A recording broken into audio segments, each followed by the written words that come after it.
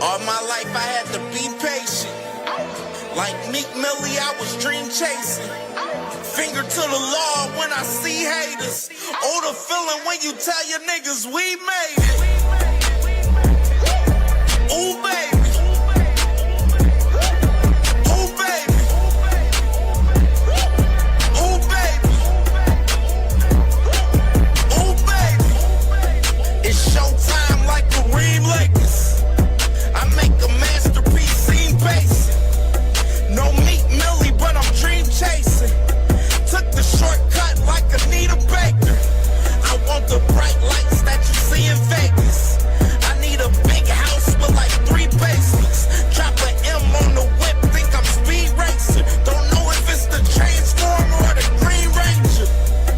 My nigga Mac got the beat banging. Young nigga selling crack as a teenager. Had fiends playing baseball out here free basing. Had me showing off the rings like a Freemason.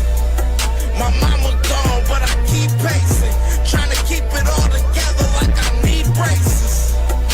Family calling when they need favors. When I was broke, they was acting like complete strangers. All my life I had to be patient. Like Meek Millie, I was dream chasing. Finger to the law when I see haters.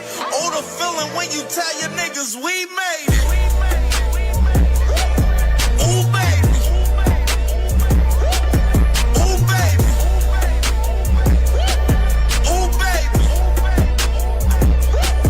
Ooh, baby. Rest in peace, the Nippy was the street savior.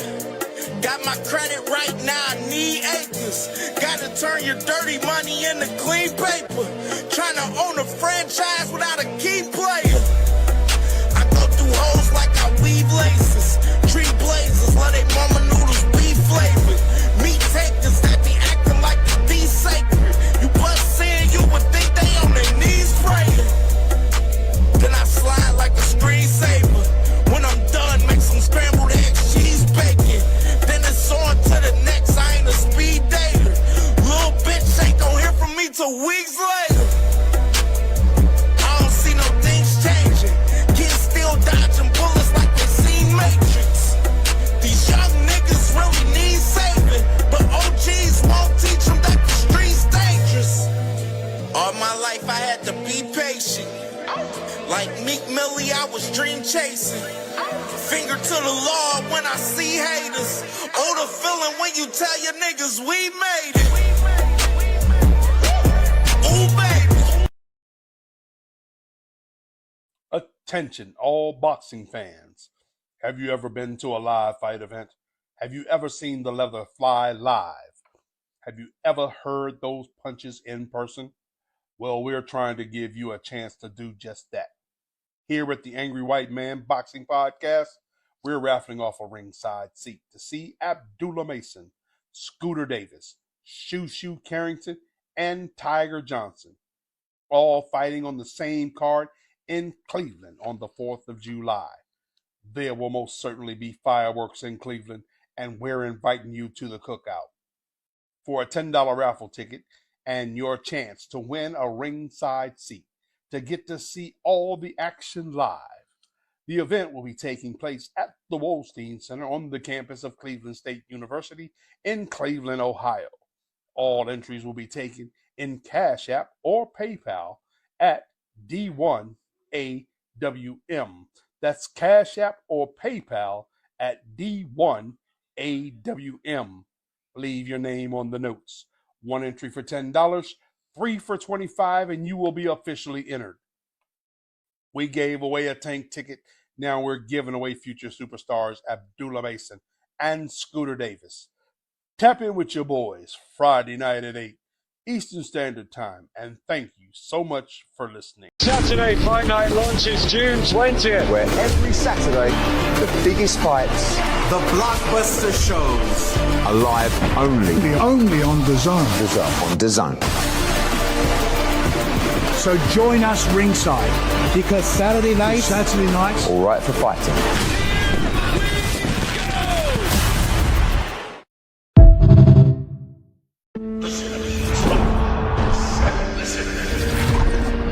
Greatness is a word people throw around like it means nothing.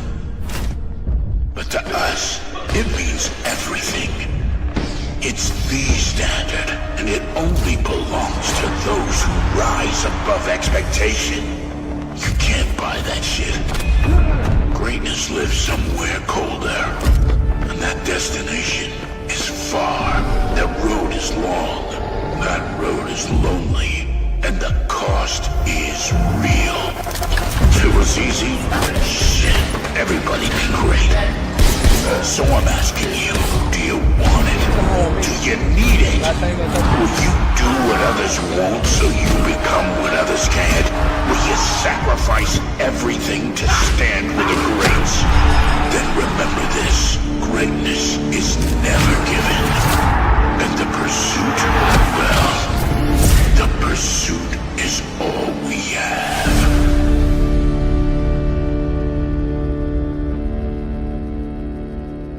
The ring. They saying that Roach is better than Kid. Like even if Kid didn't win, if Kid make it 12 rounds, his value go up. Even if he don't win, if he could make it 12 rounds with Tank, his value skyrocket. Everybody, So Tank knocked out dudes and their value went up. You know what I'm saying? They for became real, tough. And they For become going 12, it's definitely going to go up. That's Tank why. is the measuring stick. So for me, my goal is make sure my son make it out of there alive. That's the whole thing. My son haven't been hit by Over time. This nigga's scared. Yeah, with the young King Dev, I just feel like I have a responsibility to defend him as my brother. You know what I mean? Because I just know the propaganda is heavy. Devin is all of us, man. He is all of us. Anything they can do, they doing to him, they can do to us. They do to. And all this, I don't mind niggas telling me what to do, nigga. Top nigga has to. I ain't gonna lie. Shut your bitch ass up then. You say you don't mind niggas telling you what to do? Shut your bitch ass up then. That's what you need to do. What the hell is you so scared of? I got 15 fights. Like, let's talk about these, talking real shit. I got 15 fights. You got 30. I'm a young cat, right? Well, come school this young cat. Come school me. The fuck? Come on. But they want to talk about, they just keep saying irrelevant shit. Oh, me and Shakur the bigger fight. Him and Shakur the bigger fight. He's not at your weight class. That doesn't matter. You got a mandatory right here. And you talk about a nigga that's not even at your weight class. And y'all keep talking about this is not scary. Like how? Y'all niggas is crazy. Y'all. Let me calm back down. Come on, bro. Y'all gotta, bro. I am only 15 years old. It's not that much damage I can do to you, bro. I'm only 15 years old, bro. It is not that much damage I can do to you.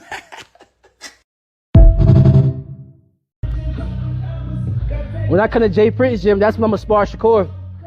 But man, nigga tried. Real shit, nigga can't don't steal it. You know out there these scopers, man. You know what I mean? Born and bred, man. On these things. You know? Out the east, man. Out the east, yeah. That notorious episode, glorious, Rich Rollin, 77 Greenside Mob. Can you dig it?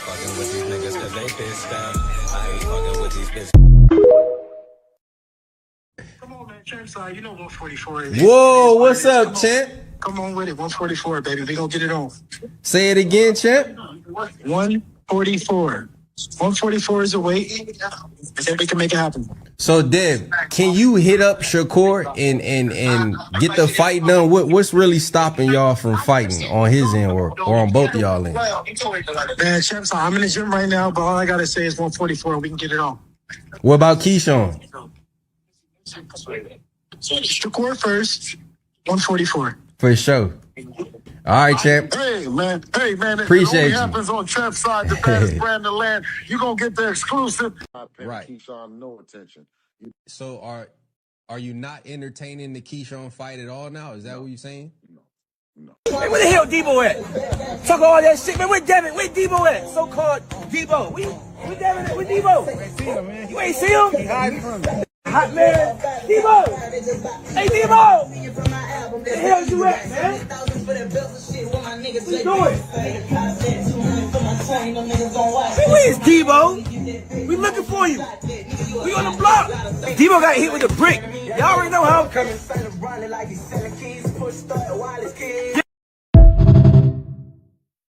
Do. Nigga, I'm gonna keep fighting, but if they do that, they know, I know they some hoes.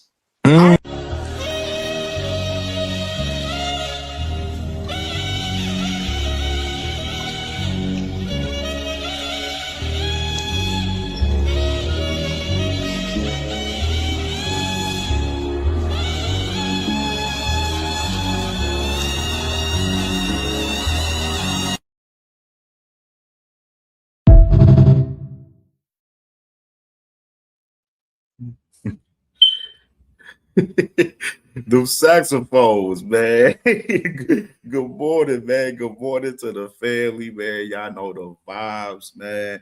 Saturday morning cook up, man.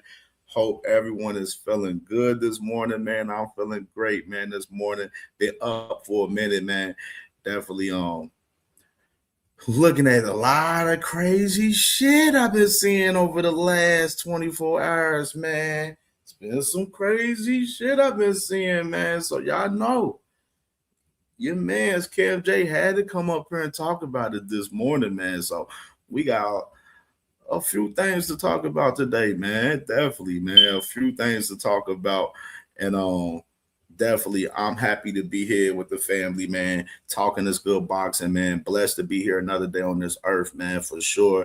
And blessed to be talking to the family, man. Another day talking this good boxing, man. We got some action today, man. It was some action last night. We're going to talk about a little bit of the action that happened with MF Pro Boxing last night, which was a dope ass card last night. Dope card, man. Some good fights last night that we watched last night. So we definitely gonna recap and talk about those fights before we get into some of the stuff we're gonna talk about today. You know, Gary Anton Russell, he got a new interview with Sean Zettel. We definitely gonna cover that for sure. And definitely we're gonna Shakur. Shakur Stevenson has a new interview out, man. It just dropped a few hours in the wee hours of the morning, man, on some weird shit. But Shakur Stevenson has a new interview that we're definitely going to react to for sure today. And seeing some things on Twitter. We gonna definitely talk about some things we seen on Twitter as well from last night, man. So definitely, man, salute to the family, man. Let's go ahead and shout out the family that's in the building so far, man. What's popping? What's popping to that game? My boy Big Supreme. Yes, it will be an open panel. Not starting off because I want to get through the stuff I want to cover first, but we will definitely be opening up the panel. And it was open the panel yesterday, Supreme. The panel was open yesterday. I don't know where you was at. Panel was open for like 4 hours damn near yesterday. I didn't get off till I almost did an 8-hour show yesterday. So definitely salute to my boy Supreme, man, for sure, man. Salute to my boy, man, for sure. Yeah, Tito Mercado, we gonna talk about him. Tito was cooking last night, man. He was cooking last night, man, for sure. Salute to my brother, All Things in the building, man. Y'all heard my brother, man. Smash that like button, man. Smash the like button. Let's get to 100 likes by the end of this show, man. We got 100 likes from the horizontal and the vertical live yesterday. Let's do so again today, man. So we're gonna definitely get it cracking today, man. Salute to my brother, All Things in the building, man, for sure. Salute to my brother Jay Will in the building, man. He said, "Is that you?" No, it's not me on the thumbnail. he said, thinking about whether you salute to my brother Jay Will. Salute to my bro Jay Will, man. Yeah, man. You know, I like to make y'all think about some of the shows that we do. You know what I'm saying? Got to make y'all think a little bit. What we gonna have come in the store? You feel me? build a little suspense. Salute to my brother D Free in the building, man. D Freezy, man. Salute to my Brody, man. Make sure y'all subscribe to my bro if y'all not subscribed, man, for sure. And salute to my brother Opulent LDTV, man. Subscribe to my brother as well, man. If y'all not subscribed, man, as well, man. Salute, Brody. My brother is Curtis Robinson in the building, man. Salute to my brother C Rob in the building for the show. My brother Cornelius Burnett in the building. Dayton, Ohio's finest in the buildings, man. Salute to my brother, man. Hope you're doing well this morning, bro. My brother Dank Father in the building, man. Salute to my brother Dank, man, for sure. Salute, bro. My brother Lee Jackson in the building. Lee Jack, man. Salute to my brody Lee Jack. My brother Kurt Hurd in the building. Said he driving, but you in the building. That's all. Hey, that's all good with me, man. As long as you in the building, that's all good with your mans. You dig, man. Salute to my brother Kurt Hurd, man. Salute, bro. Devin is all of us. Oh, man. And here go Radio Fly. You talking about shit, man. I only sleep about 4 to 6 hours a day, bro. I'm a night owl and I'm an early person. So that's why I stay up late and I get up early. So always in the building. Salute to Flyer, man. Make sure y'all subscribe to Flyer right here. See, Cornelius Burnett said Blue Bloods reporting that the WBO has made exceptions for Haney versus Shakur. Cat. He's capping. He don't know what the fuck he talking about. Per usual. Per usual. That's cat. Yeah, JoJo lost last night. Another loss on another person's resume that don't look good. By the way, Mr. Flyer, but that's a whole nother story. We're going to get into it. Salute to my brother, Big Bob Good, man. Salute to my bro, man. Big Bob Good. Salute, Brody, man. Salute. And salute to my brother Quadir in the building, man. Salute to my brother Quadir, man. Salute, bro. Salute. He said, since Debo Chum, Shakur, now, niggas want to hold the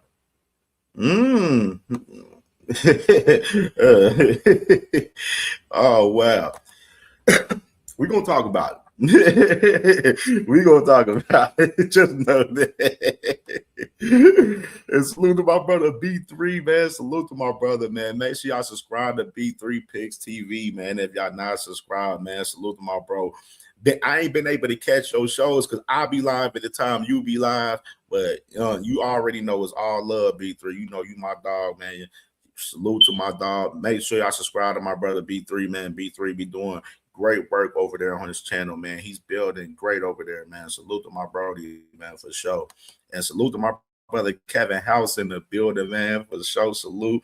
I'm waiting, ton of vision in the building. What he talking about? He said Blue Blood just lying to keep up the bullshit narrative those paid by the Haneys can continue putting out. Absolutely. Absolutely. Like, Blue Blood don't know what the fuck he talking about, bro. Like, what's it called? Literally, Gustavo literally the other day told us he's not making no exceptions for shit. He got to get that mandate and discharge first. We're going to say it in the words of Gustavo. He got to get that mandatory discharge first before he can even take any other further steps. So, it's, like I said, it's either vacate or get your ass stripped. It's that fucking simple. Like yesterday, bro. Like, you know what I'm saying? That shit stands. Blue Blood don't know what the fuck he talking about. That boy just over there dick eating Devin Haney at all costs, per usual. Per usual. So, nothing new to me. All right. Salute to my brother Trey Skills in the building too, man. Salute, Brody. Salute. Salute to my brother Trey Skills in the building. All right, man. We ain't going to hold it up no longer. Let's go ahead and talk about these fights that happened last night, man, real quick, man. The fights, great fights last night from MF Pro Boxing, Misfits, you know what I'm saying, formerly known as Misfits Boxing. Salute to my brody, man, Mr. Altruistic in the building. Salute to my brother, man, 513 in the building, man. Made me feel good, man. Ohio is in the building. So here goes the event last night, MF Pro last night, man, out there in California. It was a solid event. I ain't gonna lie, it was a solid event, man. I was definitely definitely pleased with these fights. One person I want to talk about, Kayla Gomez.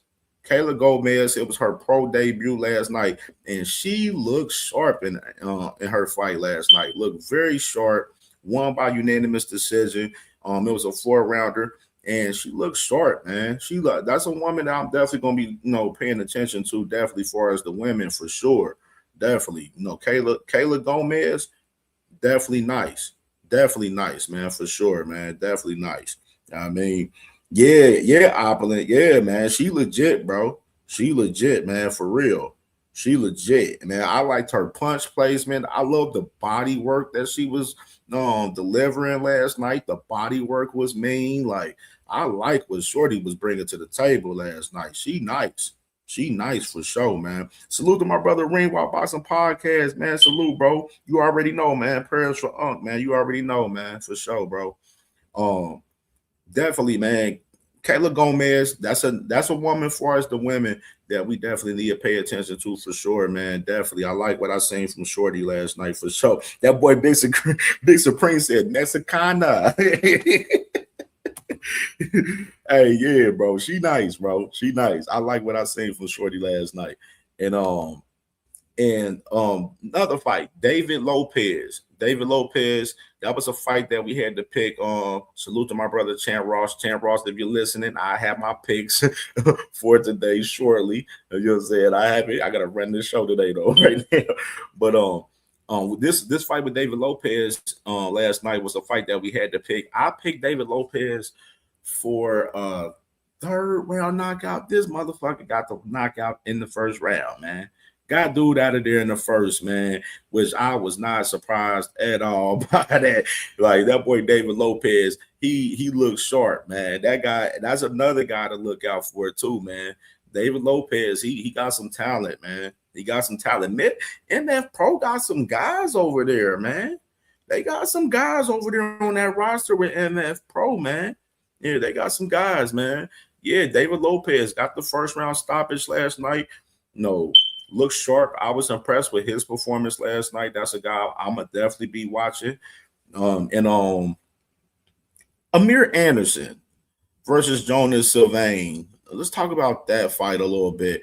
Amir Anderson, I picked Amir Anderson by knockout last night, but he got a unanimous decision win over Jonas Sylvain. Now, don't get me wrong, I felt like he definitely won the fight clear, in my opinion. Amir Anderson, I was expecting to see see him like 100% break Jonas Sylvain down, and I didn't see that from him. Don't see much power behind the punch though. Got some pop, but not much power in particular behind the punch. But decent performance from Amir Anderson last night. Decent, it was decent. I give him a decent performance for it, and definitely, another name, to watch out for, most definitely for sure. I don't see a high ceiling with him, but he's a name to definitely watch, though. You know what I'm saying? Definitely watch. Yeah, Lee Jackson, you picked Anderson by decision. Yeah, I picked it by knockout. I still got the win though, in the league, because I still picked him by knockout. You still, you know what I'm saying? But I was expecting him to get that knockout though. I was expecting that. I ain't gonna hold you. And I'm gonna go with let's talk about Tito. Tito, man. Tito Mercado versus Juan Burgos, man. Hey, cooked. That man, Tito Mercado. I picked Tito Mercado last night to stop this guy in the third round. And it was so crazy. When I was making my picks like the night before, I was sitting there thinking, I'm like, man, I think Tito might get this dude out of here in the second round. But I'm going to pick him in the third round just in case, you know what I'm saying, he give him a little leeway in the first and second, and then, he end up finishing him in the third. Nah, man, it wasn't even like that. Tito almost finished this dude in the first round. He almost finished him in the first round last night. And he got to that second round. It was just all she wrote when it came to that second round, man. That boy Tito looked sharp last night. Now, I know D1, I know me and D1 and D3, we was talking about the fight.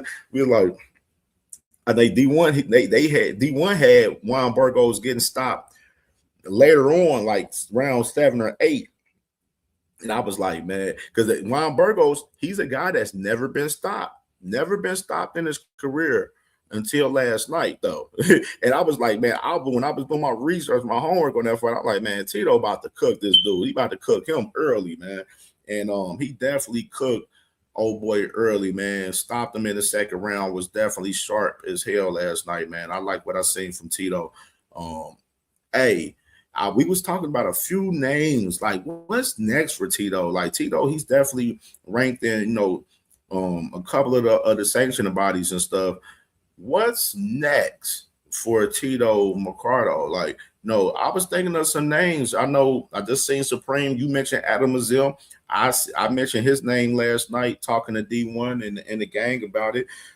Adam Azim versus Tito Mercado would be a banger. No, of course he just beat Steve Claggett about a month ago. So they both around the same timing. It'd be great to put that fight on. I don't think they'll put that fight on because I believe Boxer is trying to push Adam Azim in the IBF right now. It looks because he's highly rated in the IBF. Big Supreme, another name. I'm glad that you mentioned his name. I was gonna mention his name. Motherfucking the man, Andy Hiroka. Andy Hiroka would be a firefight with him. Definitely would be a firefight. And that was a name I mentioned. I said Andy Hiroka, and bro would definitely be a fire ass fight for sure. I see, I've seen some little weird shit. My brother calling me. I had to call him after the show. Andy Hiroka would be fire. Tito Mercado versus Andy Hiroka. Tito Mercado versus Adam Azim. I would love Tito versus Emiliano Lee Jackson. Now, that's the thing. Do you see? That's the question you got to ask yourself. Do you see Top Rank pushing for a fight like that for Emiliano Vargas at this point right now, especially the way they've been moving him? Now, I can say for myself, I don't see that happening, but he in that realm at 140. Emiliano, if he have a title, you got to see motherfuckers. You know what I'm saying? And he ain't got a title yet, but eventually Emiliano's going to have to mix it up with these other contenders, though. Like, we're going to have to see him with other guys. But I definitely like Tito Mercado versus Andy Hiroka, Adam Azim. I like all of those fights right there from Tito Mercado in particular. You know what I mean? So, Tito Mercado definitely looked sharp last night. I was impressed with his performance. And we'll stay tuned on what's next, man. Salute to my brother B King in the building, man. Salute, Brody. Salute. And let's get to the co-main. Jahan Ingram versus Devin Cushing, which I said it was going to be a fucking banger, which it definitely was.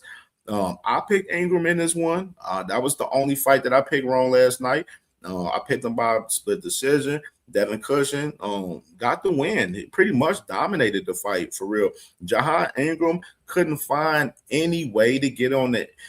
Jahan Ingram, I think this guy, Devin Cushing, was bigger than him. He had the longer reach. Like Devin Cushing was pulling veteran tactics, you know what I'm saying? Like, far as, locking his arm in and, you know what I'm saying, and teeing off on him and everything, pinning him against the ropes and stuff, making him fight more so on the inside a lot and everything. Devin Cushing had a great fucking game plan for that fight last night versus Jahan Ingram. Jahan Ingram was too small for Devin Cushing. Too small, man. Devin Cushing was too big for that guy. And Devin Cushing, kind of, guy, he was composed, throughout the whole entire fight. Jahan Ingram had, he fought better in the second half of the fight where he had, he picked his spots and had a, good 3 rounds towards the second half of the fight. But, Devin Cushing, got to give all credit to him, man. Great performance from him. Solid performance from him, man. I'm definitely intrigued to see, what's next for him, because that man, he undefeated. Devin Cushing, that man's, he's nice. He's nice, man. He's nice. He's really nice. He's really nice. And Jahan Ingram, man, this was a fight, too small. You know what I mean? A learning experience for you. You know what I'm saying? Allow you to go back to the lab on this one. You know what I'm saying? Go up and get back in the lab, and build from there, man. You know what I'm saying? It ain't over. You know what I'm saying? One loss don't define you. You know what I mean? And it wasn't a bad loss. You know what I'm saying? It was a good loss. You know what I'm saying? You ain't get your ass whooped in the fight. Like, you know what I'm saying? You ain't get your ass whooped. You know what I'm saying? But that man, Devin Cushion, definitely had his number, man, the whole entire fight, though, for sure. So definitely salute to Devin Cushion on the win, man. I definitely, Lee, man. I was so back and forth on this fight on Jahan Ingram and Devin Cushion. I was back and forth. It was like a 50-50 fight to me going into the fight on some shit. But then I was like, I should pick this dude Cushion, but I'm like, nah, I'm gonna go and fuck with Ingram, fuck around and win by decision, fuck with him. But Cushion got the win. And I gotta go off my first judgment. Like sometimes some of these fights, when I be picking some of these fights, I'll be like, man, sometimes I gotta go off my first instinct sometimes with some of these fights. But definitely good, solid shit from Devin Cushion last night. Solid shit, man. I only picked one fight wrong out of all these fights last night, so I ain't mad about it at all. And H2O, man, Ashton Silva versus JoJo Diaz, man, last night. Nasty work. Supreme, man, Supreme, stay on topic, Supreme. You talking about Jalil Hackett. We ain't talking about Jalil Hackett, Supreme.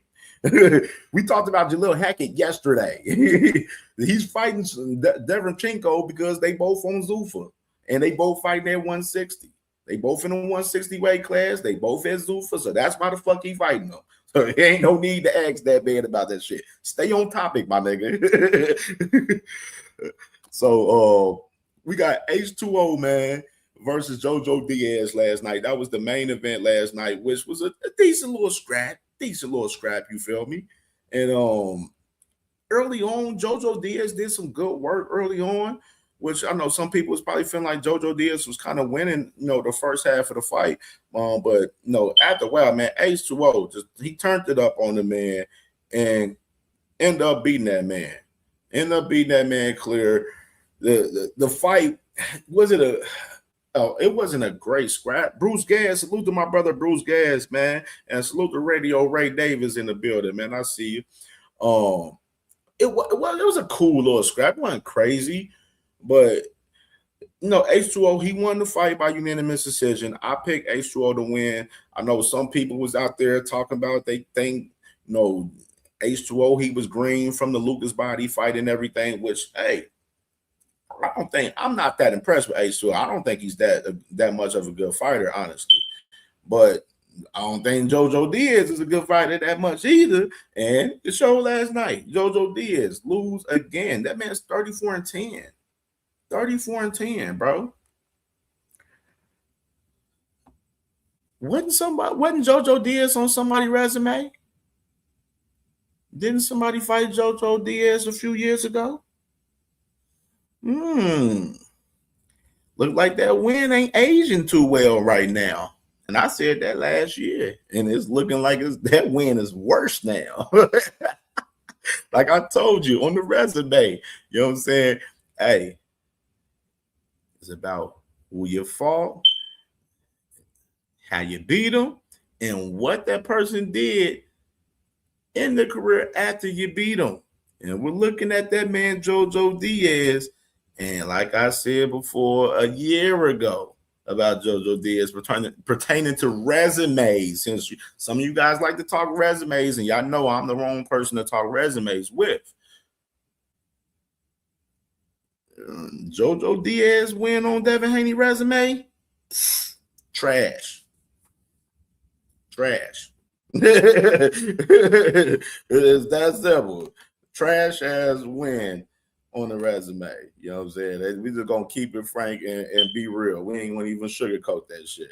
I mean, it is what it is. You know what I'm saying? We saw what we saw. One nigga AB said, we know you, JoJo.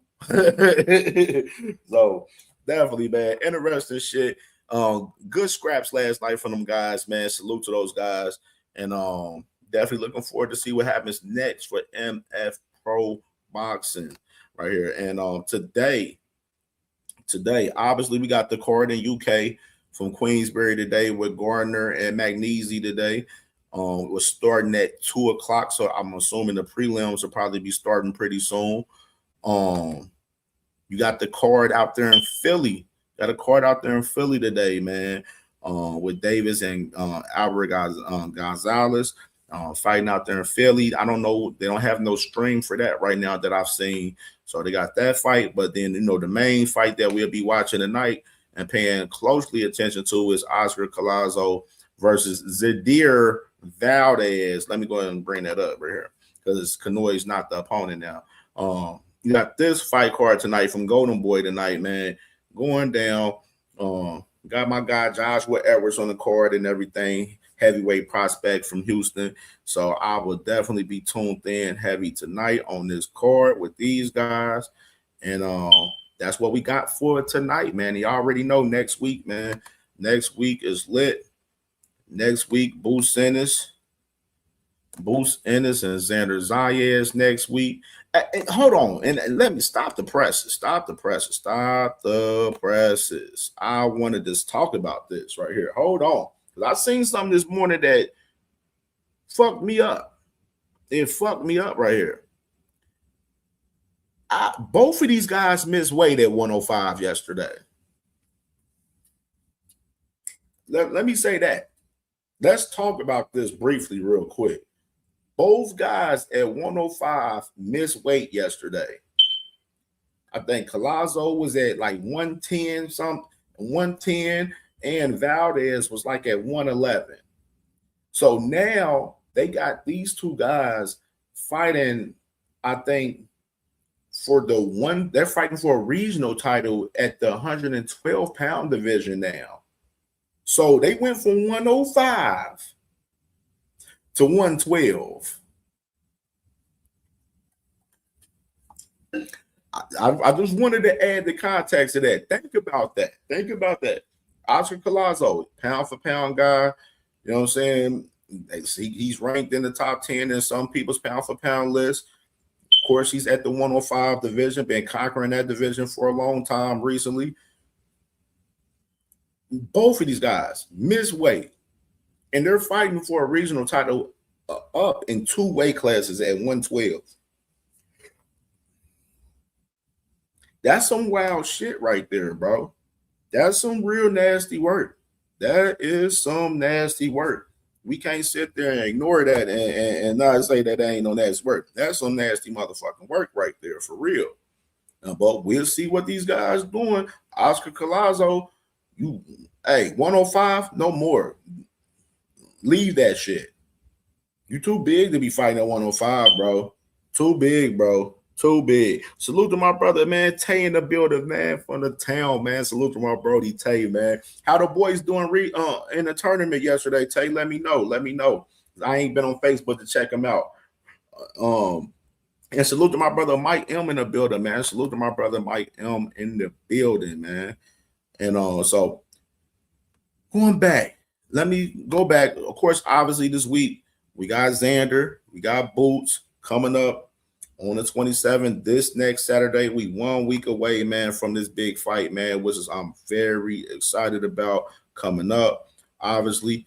And let me go ahead and run a promo video for that again real quick. Listen. Greatness is a word people throw around like it means nothing. But to us, it means everything. It's the standard, and it only belongs to those who rise above expectation. You can't buy that shit. Greatness lives somewhere colder, and that destination is far. That road is long, that road is lonely, and the cost is real. If it was easy, shit, everybody be great. So I'm asking you, do you want it? Do you need it? Will you do what others won't so you become what others can't? Will you sacrifice everything to stand with the greats? Then remember this,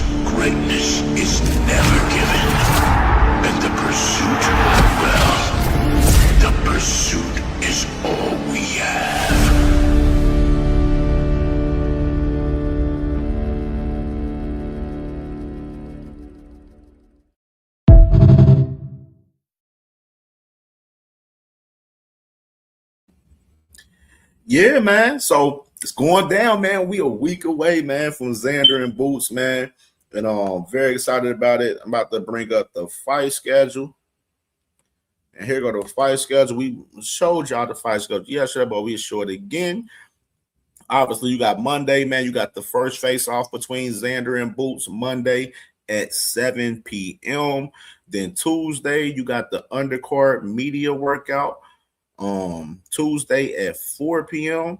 And then Wednesday, you have media day coverage right there. That's at 1 p.m. So you're going to have the media. They're going to be doing a lot of, coverage with a lot of the fighters from the whole entire card and everything Wednesday. And then Thursday is the actual final presser Thursday at 5:30 p.m. So they got the presser at 5:30 p.m. Thursday. Then Friday, obviously, they got the public weigh-in, which is at 3 p.m. at the Barclays. And then Saturday is fight day, which is you got the prelims starting at, is it 6:15? They got the prelims starting at 6:15. So going down, man, this next Saturday, man. I know all my peoples out there in the East Coast, man. I know a lot of them going to be at this fight next week, man. Enjoy yourself. This shit going to be lit. I know we're going to be having heavy coverage on this fight, exclusive, crazy this next week, man, for sure. So definitely excited about this next fight week, man. It's going to be lit. I'm excited about it. And that's what we got right here. So, all right, man. What we going to do? Matter of fact, let's go ahead and address. Let's address yesterday, kind of last minute. That kind of came during the day, during the show yesterday, which is, we talked about it briefly last night. Turki Al-Sheikh, man. Turki Al-Sheikh with his latest tweet right here, which kind of shook the boxing culture a little bit yesterday. Shook the boxer culture, where he says, I do my best to do a meeting soon between my brothers Dana White, Nick Khan, Frank Warren, Eddie Hearn, and my partners and friends, DAZN, to make peace and revolution for boxing. I hope I succeed and boxing fans see the white smoke rise from the chimney. I want to do it before losing my memory. I'm afraid in 2028 or 2029, I'll forget my name. So you got Turki Al-Sheikh with this tweet right here from yesterday, and basically acknowledging like, yo, I want to have a meeting with all of these guys, Dana White, Nick Khan, and the other promoters, and try to make amends of the mess that I created, fucking starting this whole Zuffa boxing league that we try to pull up. Yes, we're trying to make peace because we know this shit right now ain't fucking working. We know the promotion of companies and we know the sanctioning bodies right now, they kicking our ass right now. So yes, we need to get to the table and make amends with these motherfuckers, man. We need to make amends. I'm getting lawsuits left and right from Boxer, from fucking Frank Warren and Queensberry, Don King. We got cease and desist on me from DAZN and Golden Boy and everything right now. I need to clear this shit up. I need to make this right with these guys because I done created a whole motherfucking mess with Dana White and Zuffa. That's what happened. That's what's happening right now. That's pretty much the thought process of Turki Al-Sheikh right now. You know what I mean? Where he know it's a whole big ass wildfire in boxing, and he's the biggest person to spark that bitch. And that's just the fact of the fucking matter. You know what I mean? And of course, y'all got to remember too, and I mentioned this yesterday on the show, as far as Turki Al-Sheikh, where y'all remember he had last year talking about, he had like about a year or two left in boxing, and he was going to be trying to do his best to fulfill all his obligations that he has with all of his partners and everything, and then he most likely would probably be out of the way. And then you have a year later with this tweet right here where he's speaking about his health, which I don't want to get down on. We're not going to speak down on the health factor on Turkey Al Sheik. I'm a big advocate for cancer. You know what I'm saying? My mother passed away from breast cancer. So I'm a big advocate for breast cancer and cancer, period. So I ain't gonna, I won't be disrespectful for us, whatever health issues that Turkey Al Sheik has. But at the same time, it's interesting though from his perspective though, because he knows, Turkey Al Sheik knows it's a hot ass mess. You look what's going on with Zulfa right now, as far as Dana White. Like I mentioned, cease and desist from Golden Boy in the Zone on the Conor Benn and Ryan Garcia fight. No, the situation with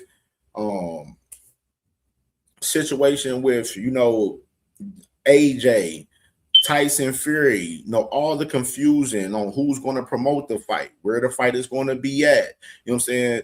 All of the division between Zulfa and the sanctioning bodies, where you got Zulfa, saying that they're not acknowledging the sanctioning bodies and stuff, but they want to work with the fighters that's in traditional boxing, the fighters that's a part of the sanctioning bodies that have titles from the sanctioning bodies. And he knows it's a hot ass mess right now on that perspective. Right there, as far as that situation with the war between Zulfa and the sanctioning bodies.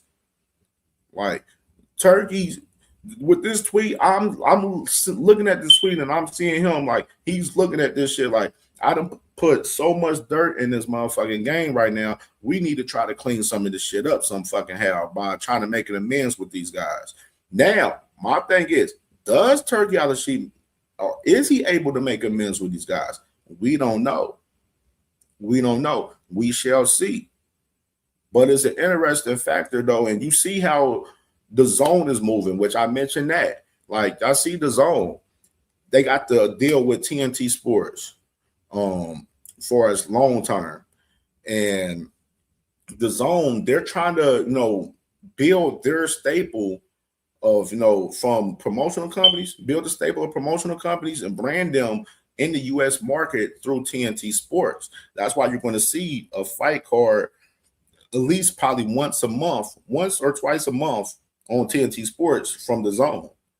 And Eddie Hearn, a lot of those guys are very excited about it. You've seen the promo video that they dropped from it yesterday. I played it on the intro, and I will play it again, man. I would definitely play it again.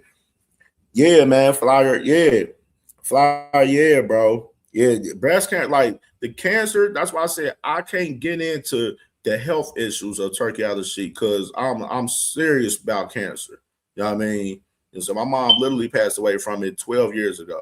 So I'm serious about any sort of cancer because cancer is definitely serious out here, man. And it's for us as us as human beings. You know what I'm saying? We got to try to keep ourselves healthy as much as possible. You know what I mean? Healthy as much as possible. And definitely salute to all the cancer survivors, all of them. And even one of my girlfriends, that I had a few years ago before I met my fiance, she passed away from cancer. Like right in front of me, right in my eyes. Like I'm asleep. I came home from work, I'm asleep, and then she had stage 4 cancer. I was about to say she had stage 4 cancer, and she passed away probably this. Matter of fact, this week it was this week where she passed away about 5 years ago, which is something that still kind of get to me a little bit. I still have my thoughts about that as well, man. So I take cancer definitely serious for sure. You know what I mean? For sure. So that's why, prayers to Turkey. Hopefully, he gets healthy. Hopefully he stays good. You know what I mean? For sure. And definitely, prayers to him. Prayers to him, man. But another little factor I wanted to, talk about as far as pertaining to this topic, though, because I seen in Ring Walk Boxing, you should have known I was going to do this. You should have never sent me that because I was going to do this. But right here, man, I see, I see little shit from guys on the internet, and I'm gonna start doing this a little bit more. I've done it in recent time, as far as like showcase what some of these people say, like on Facebook and on Instagram, like and stuff. But I wanted to do this a little bit more in extension of this. And salute to my cousin right here, Ring Walk Boxing Podcast right here. So Cuzzo was having this conversation with this guy. I call matter of fact, do y'all remember the show I did, Black Max Kellerman? Cooking the Black Max Kellerman. Y'all remember that show I did last year where that dude, it was this guy I called the Black Max Kellerman, Mike Weir. And this is him right here. This is him. So I guess my cousin Ring Walk Boxing Podcast, being him and Mike Weir, they was having a conversation and stuff on some boxing shit, and they got into talking about the PBC. Now I'm gonna go ahead and give you a little timeline with him. Mike Weir is infamous. If y'all listen, he's infamous. He don't fuck with the PBC. He will say he fuck with the PBC, but he don't fuck with the PBC. Oh, I support the PBC. I like PBC fighters, but then you see him on the internet and on Facebook and stuff, and he's downplaying the PBC at all costs. You see him in the chat or whatsoever. You know what I'm saying? He was in the chat the other day, a couple days ago. He won't hit that link because he's scared as fuck. But you know what I'm saying? Because the shit different over here. Shit different, man. You know what I'm saying? You can't. A lot of niggas ain't able to get their shit off over here on Campaign Network, man. Shit a little different over here. But you got him right here saying good fights, sad. I guess they was talking about actually the Earl Spence card out there in Australia. He was saying good fights, sad PBC ain't got enough to host it. Then my brother Bean, he asked him proof. Then Mike Weir says they went from 22 cards a year, not counting up in corners, special on Friday. Since they got dropped by Showtime, they doing 3-5 cards. It's a financial issue. All over the place for one.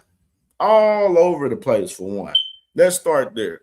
Then for two, Showtime didn't drop PBC. One. They dropped all sports from Showtime. You know what I'm saying?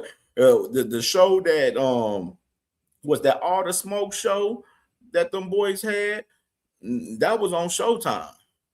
And when Andre Ward and all the boys, they was on Showtime.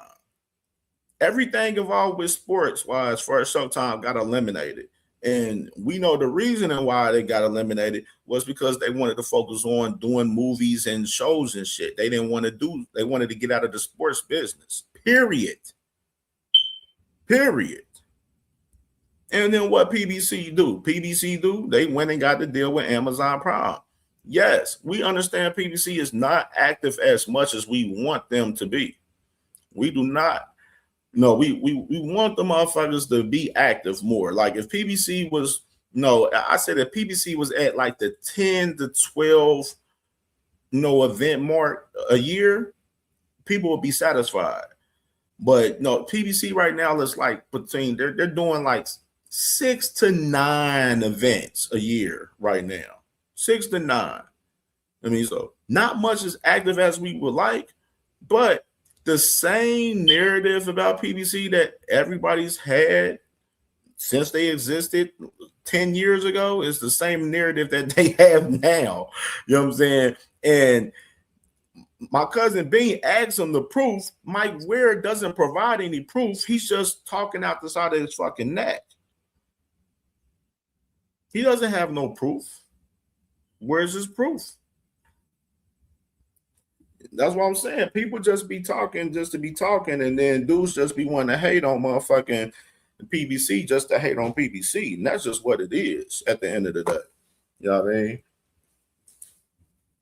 Like the dudes that be hating on PBC, and I want to say this too, and I say this out, the dudes that be hating on PBC a lot, I be seeing it, loves Turkey Al-Rashid, but don't give the pushback to some of the other promotional companies on some of the shit that's happened with them in the past. It wasn't no pushback from this guy Mike Weir on Top Rank when they didn't have a deal, when they was having fights on Tubi. Hello. It wasn't no pushback from Mike Ware when Golden Boy was up there trying to re-up their deal with the Zone recently. That's what I'm saying. Motherfuckers want to pick and choose who the fuck they want to talk about. No, talk about the variety of all of the promotional companies. Don't just sit on one. You know what I'm saying? When I see niggas sit on one and then sit there and want to shit on PBC all the time, it make me feel like Al Heyman to put dick in one of y'all bitches back in the day. That's what it make me feel like. It made me feel like Al Heyman to put dick in one of y'all bitches back in the day. That's what it feels. That's what it seemed to me. You know what I'm saying? But salute to my sister, Miss Joette in the building, man. Salute to my brother, the Butcher in the building, man. Tim Carey in the building, man. I see you in the building, brother. I see you.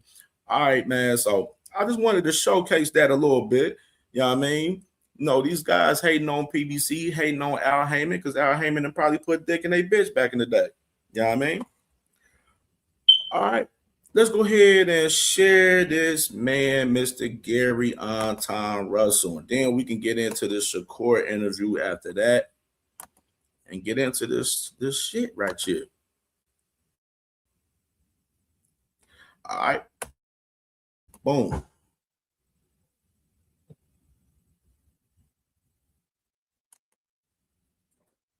IFF in the building. Salute to my dog IFF in the building.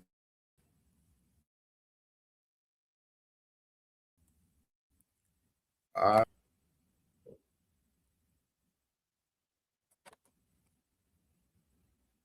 right, let me see. Gary, George. All right, Sean Patel here with the undefeated WBA super lightweight champion of the world, my man Gary Antoine Russell. Gary, George Truly. Hey, Gary Antoine Russell, WBA champion, 140 division. Y'all heard it first. How y'all doing? Having a good time in Vegas for the Benavidez fight? Man, yeah. So far, you know, I'm spreading my wings. Hopefully I'm wishing I can run into Teofimo Lopez or somebody else in the 140 division, because at this point, I'm wondering why these guys are running from me. Either you scared of me or you just trying your best to stay away. Hold on, T.O.? You said T.O. running from you? Wrong. Rewind that back. Rewind that back. Rewind that back. You just trying your best to stay away from me. Either or, it's all love. Just let it be known. That's right. Tell me, or you just trying your best to stay away from me. Either or, it's all love. Just let it be known. Because one thing I don't want to happen is the people to throw dirt on the Russell family name and legacy. Like the Russell family, we are staple to the boxing industry, period. You know, but I'm here for David Benavidez and seeing whatever talent that's there that's going to be on the card. You know, so I'm just here to enjoy myself. But I do got some things that I want to deal with while I'm here. Who's on the radar alongside Teofimo, man? Other than Teofimo, Teofimo, he got to win this belt, this vacant IBF belt. If he can get that IBF belt, like I've always been telling everybody, I'm looking to unify. I'm trying to be undisputed. I'm getting into existence. I believe in my talent. A lot of these guys, really, they're trash. You know, Teofimo, he gave back to the boxing community. He's good. Can't fuck with me. Who else? Shakur Stevenson, he's good. He got his credentials. For me personally, can't fuck with me. It's not me. It's pumping myself up. So Gary Anton Russell's expecting Teofimo Lopez to go over there and try to grab that IBF belt. But at the same time, T.O., he's at 47. So I don't understand why he's mentioning Teofimo Lopez's name, because T.O.'s not fighting at 40 from what we know of. So go ahead and dub Teofimo Lopez out of the equation, because of the fact that this man literally isn't at 140 anymore. That man's fighting at 147. So Teofimo's out of the equation. Africa. Ed Zuffa vacated the 140 IBF title. He's at 47 now, where he'd probably be at 150 fighting over there at Zuffa. Shakur has a title, We don't know what the hell Shakur going on. We gonna listen to what he says on this interview, but we don't know what the fuck going on with Shakur. We don't know if he gonna fight motherfucking Devin. We don't know if he gonna fight somebody else. We don't know if it's gonna be a Shockey Foster at 35, at 40. We don't know what this man Shakur gonna do.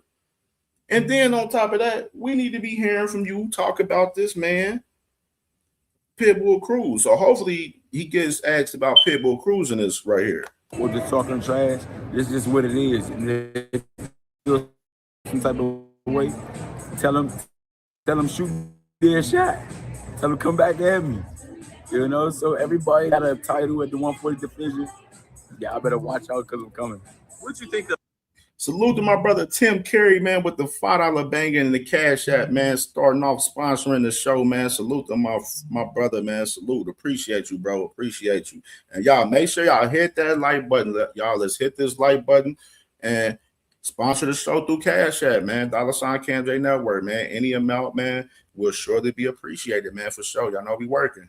Of the boxing fans talking after you beat Andy Hiroka, and they're like, why is he saying let the Shakur fight build up? Why not want that smoke ASAP as soon as humanly possible?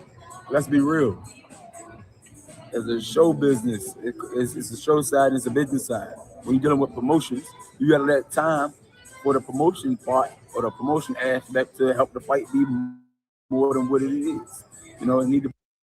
Salute to my boy East of the River right there, man. Salute to my boy East of the River, man. Salute, Brody. Salute, man. Build up so everybody can tune in. Right now, that back. I feel like it's too soon to help the fight be more than what it is. You know, it need to build up so everybody can tune in. Right now, I feel like it's too soon to hop on a fight like that. It's not no fear. It's not because. I disagree, Gary. I disagree. What is what is the wait for? What is to wait to press that fight for? You're a champion at 140. He's a champion at 140. Obviously, you're not unifying with anybody else. You should be going after unification. Go after the best. You say you the best, and you say these motherfuckers can't fuck with you. So you shouldn't be pushing to fight the best. You shouldn't be pushing to want to fight Shakur last on the menu. The fuck is wrong with you? I don't like that energy from Gary. And I fuck with Gary heavy, but I don't like that energy, bro. Like, I think that's kind of that's weak to me. If you the best and none of these dudes can't fuck with you, you need to be pushing to fight the best. And it sounds like to me that you ain't that crazy about this Shakur fight as much as you pushing it for real. Because you talking about you want to fight him last. Right now, Dalton Smith, Alberto Puello, he got business to handle right now. IBF title vacant. Landolfo Delgado's about to fight that fight with Arthur. I ain't gonna say his damn name, but he's about to fight for that vacant IBF at 140. You got 140 at the WBA. Shakur got 140 with the WBO. Come on, Gary. Read the room, bro. Read the room, Gary. I feel like I fuck with Gary heavy. I'm a big fan of Gar. But I don't like that. I don't like that energy, bro. That's just me. I don't like the energy. I wouldn't be. SBG Mello, man. Salute to my brother SBG Mello in the building, man. Salute, brother. Prepared or anything like that. And salute to my brother T Hill, man, the commissioner, man. Salute to my brother T Hill. That's like and I want to stop the presses real quick. He talking about fighting T.O. And I already mentioned that. He's at 47.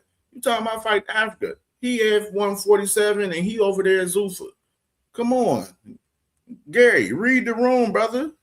Read the room. Never the case. I'm always ready. I'm solid right now. You know, so that's not the case. Just on a business tip, I'm just saying, let the fight build up. Let it get some noise and buzz before I take that fight so we can both have. You don't need no build up and buzz for that fight. It's a unification. I don't need you guys to build that fight. That's just me. That's just me. If it was me, myself, if I pay, I don't need you guys building this fight. I need y'all to get in the ring and get it cracking. The fuck? Have a lump sum when it comes to the outcome, financially, but he wants to build the fight so it can be a bigger fight financially. And this is the first time I've ever heard Gary Russell even say anything remotely like this. So this is different for me to hear Gary want to be on some business shit with the Shakur fight. Like that, I'm just saying, it's a little different for me. A little different. Since that's not happening, no. Gary Russell posed to me the guy that was wanting all the smoke right away. Whoever it is, whoever in line, whoever it, you know what I'm saying, they put in front of me, that's what we want. You know what I mean? Which is, it's still that, but at the same time, for the Shakur fight, a little hesitation on this shit. I don't like it. I'm soon. I'm definitely looking forward to get a Dalton Smith when he get back in good health. Fighting Alberto Puello, right? That fight was canceled. Oh, so now that fight is canceled, Dalton Smith, you need to come holler at me. I'm calling out Dalton Smith. And Dalton Smith is going to be fighting Alberto Puello in the fall this year. So it's not canceled. If I can get any of them right now, I'm calling out Dalton Smith. I come over to UK to whoop on that guy. And I take that belt immediately. Okay, yeah, you go over there for it, yeah. Yeah, why not? Yeah. Why not? Yeah. These guys not on my level. I'm always humble. But at the end of the day, I feel like a lot of people been talking a lot of recklessness, and I just got to set the record straight. Dalton Smith, I'll clean him up real quick. Clean him up. Honestly, I'll knock him out. I would knock him out. I wouldn't even let it be no fight that get dragged into no 6, 8, 10 rounds. I would get him up out of there. He did good with Matias, man. That was a good knockout against Matias. Matias, listen, I've been calling out all of the boogeymen. Yeah. Everybody they said was a boogeyman, I called them out, and they all was ducking me. I was this close to getting Matias. He turned the other cheek. He went the opposite way. And honestly, Matias supposed to get knocked out. Look at how he fight. All his fights is he's walking guys down. Yeah. No head movement, where he just literally lock his hands and just walk at people. Somebody was smart enough to pivot around it and make him pay for his stupid mistakes. And that's what Dalton Smith did. Yeah. That's just simple tactical movement. And he made him pay for it, but it was bound to happen. I would have knocked him out too if he would have fought me. But now he's out of the rankings. So Dalton Smith, come holler at me when you get in good health. I pray for a speedy recovery just so I can stick foot in your ass. Shakur, he dazzled people with his sense of distance and how hard he was to hit, and how accurate he was with each punch he threw against T. He outclassed you, Like I said. And we saw your sparring. Like the sparring was great work. The little clip we saw. Some old ass sparring. It was good work though. I didn't even see the whole clip. That's the thing. I didn't even see the whole clip. We did like 12, 13 rounds that day. What year was that? And I was in the middle. I was the only one. I never hopped out. Yeah. I did rounds with Shakur. I did rounds with 2 other guys, and I stayed in the middle so I can have endurance and just get my IQ up. But don't get it twisted. That was a film that looked compatible. It didn't even look like he got out on me on that film. It was just compatible. Like I said, he nice, but I feel like he can't fuck with me. He can't fuck with me. What is it about the matchup that you could beat a guy that a lot of people fight? We want to see if he can't fuck with you though, Gary. We want to see it, Gary. We want to see it, bro. Fighters experts feel like he's the guy. No one can knock him off right now. That's it. Opinions are like assholes. Everybody got one. Right. But that's why I mentioned fighters. To answer your question, is that I'm built for this. Yeah. I'm built for this. Like, I got all the attributes in me. I could be a pressure fighter. I could be a puncher boxer. I could be a defensive fighter as well. Mm-hmm. I just choose to pull out my arsenal, what I got to pull out to get the job done. That's it. That's all. My last fight against Andy Oroka. Something people really didn't see for real. I hit the shoulder roll on him. I really didn't want to do it because I don't find it to be fully efficient. But because I'm trying to show people, like, look, I can do different things. I choose not to do it because once you got a game plan, you're supposed to stick to that game plan and not deviate. You don't deviate and you execute things that's being told, 9 times out of 10, you're going to come out victorious. You know what I mean? But I showed a little bit of flair. I was on the back foot, moving around. Defense was good. I hit the shoulder roll a couple of times. You know what I mean? Liberty That boy Mutual crazy. helps. Yeah, that Andy Roca fight. Some people be believing that you don't be listening to your. All right, so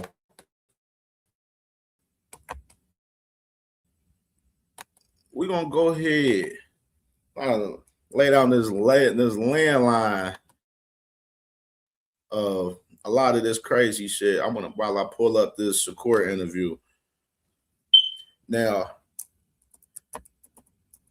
it's been some wild shit I've been seeing, like I said, man, with these guys. And I definitely want to take notice of some of the stuff I've been seeing on Twitter from these guys right here. So, I mean, obviously yesterday, Shakur, and Shakur's playing, like what I'm seeing, this is what I want to say. What I'm seeing right now is Shakur playing a lot of games with the Haneys in this process of this whole fight discussion shit. And all I say, you just got to listen to these guys. Listen and pay attention closely to what's been going on. I mean, of course, just starting off the story with Shakur and Devin, obviously, first reported, Ness was the guy that reported that Devin and Shakur was in negotiations for a fight, possibly on Netflix with Zuffa and everything. And Shakur came out immediately and shut it down. Then you have Mike Coppinger. He came out. He said pretty much that Shakur and Devin was in negotiations for a scrap. The man Shakur came out and turned that down. Then you had the conversation about Devin and Shakur with Zuffa, which is first person that reported that was Chris Mannix. No turn down, no word from Shakur when Chris Mannix made that report. But then when Eddie Hearn made his report talking about that Devin and Shakur was heading to Zuffa, he came out and said that he didn't know what Eddie Hearn was talking about. That's what Shakur said. I don't know what Eddie Hearn's talking about right there. But then we had Chris Mannix come back out and report again during the O'Shaquie and Ray Ford fight, saying after, them boys was, in the ring facing off Shakur and O'Shaquie and everything. And Chris Mannix told us that Shakur is going to Zuffa and that is zero chance of the fight with Shakur and O'Shaquie Foster happening. So we had that. And then right after that, we had immediate, talk for as, Shakur and Devin.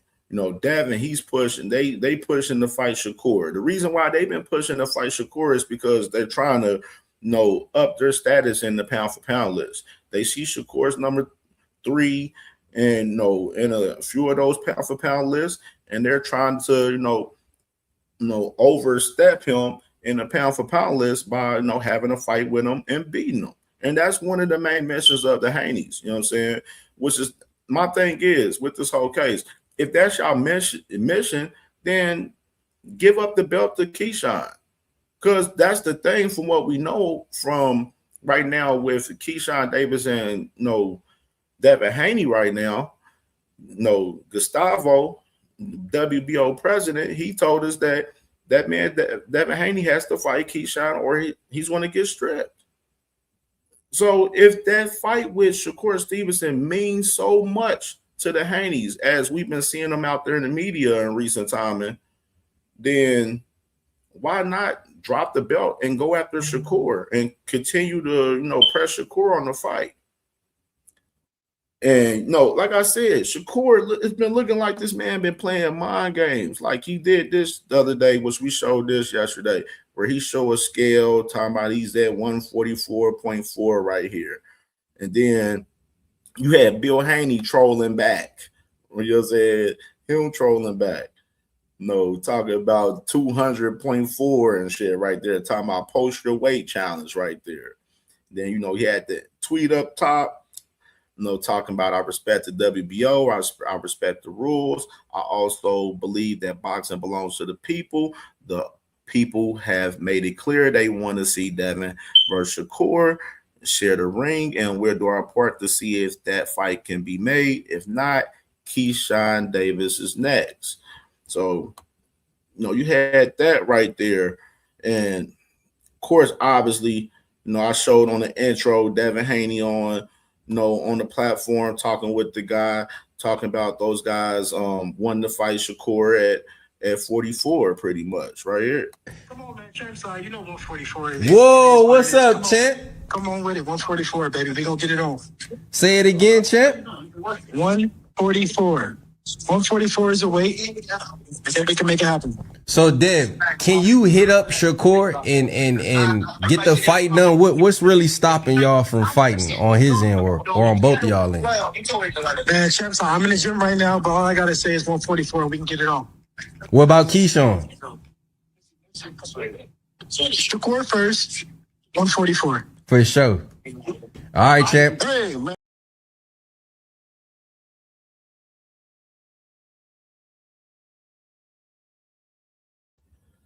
So you got those guys still putting the full court press on this Shakur fight right here, even through the whole mandatory that they have with Keyshawn. And I want to address something. Salute to my brother Frontline and my brother Sakel, man. Salute to my brothers. Flyer, you should have known I was going to address you. You should have known I was going to address you, brother. See, this is the issue, Flyer.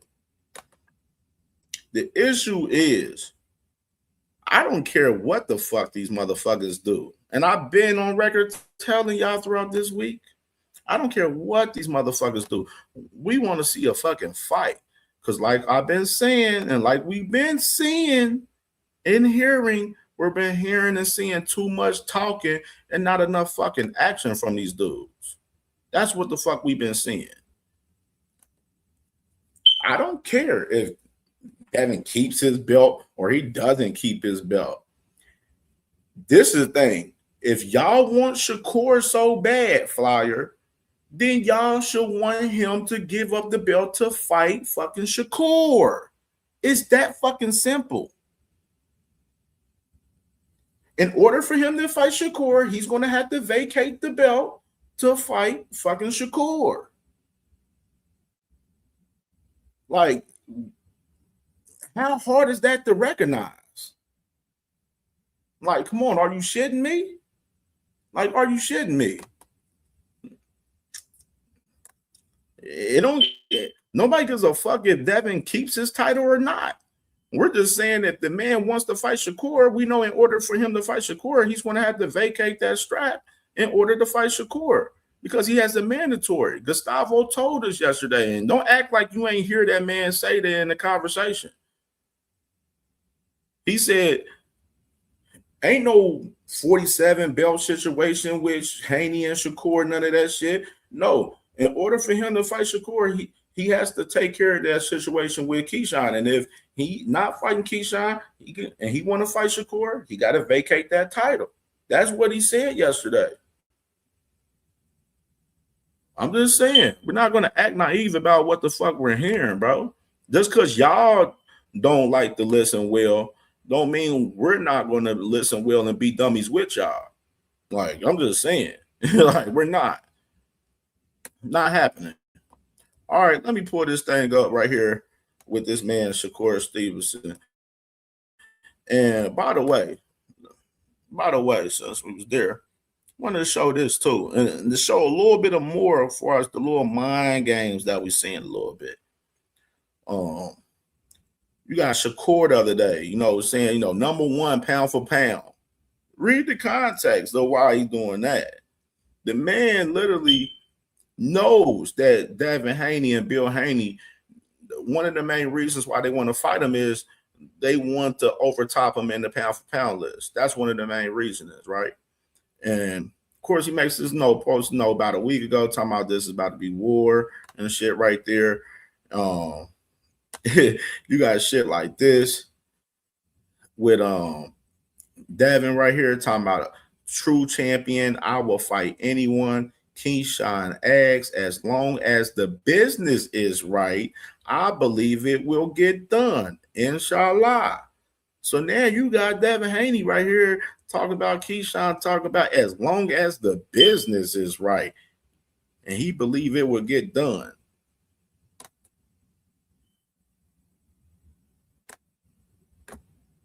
Stop the cap. Stop the cap right now. Stop the cap. No bullshit, bro.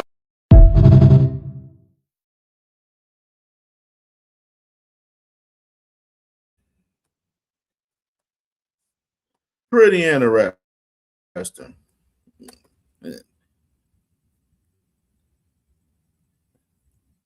Pretty motherfucking interesting. Salute to my brother Shell, man. Salute to my Brody, man. Shell, man. Let me pull this Shakur interview up. Let's hear what Shakur got to say in this interview. Let's hear what this man got to say in his interview. 30 minutes in his interview with Daily Mail. With Daily Mail this time. No, I told y'all Shakur be fucking doing interviews at these weird spots, bro. Let's listen to him. Let's go ahead and like this and let's go ahead and listen to him. They life on the line. Like I'm in that doing that dolo. So promotionally, where do you stand now? For me, like with Zuffa, right? They got one belt, right? Just one belt. How would that not help clean the sport of boxing? I'll put it to you and you can tell me whether it's accurate or not accurate. But online, it's saying with Zuffa that you've got a multi-fight deal worth $15 million per fight. Damn, that's a lot of money. What do you think of him as a fighter?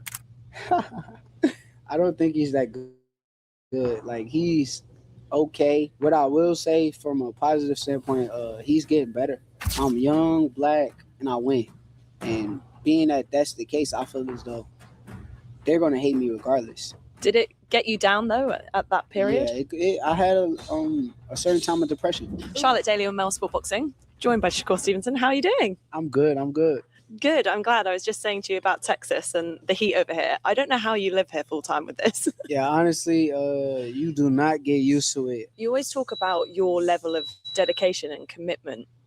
Do you find that you love the aspect of kind of getting into the hole in training, into that dark place of pushing your body through the limits? Or would you rather not have to do that, but it's just part of the game?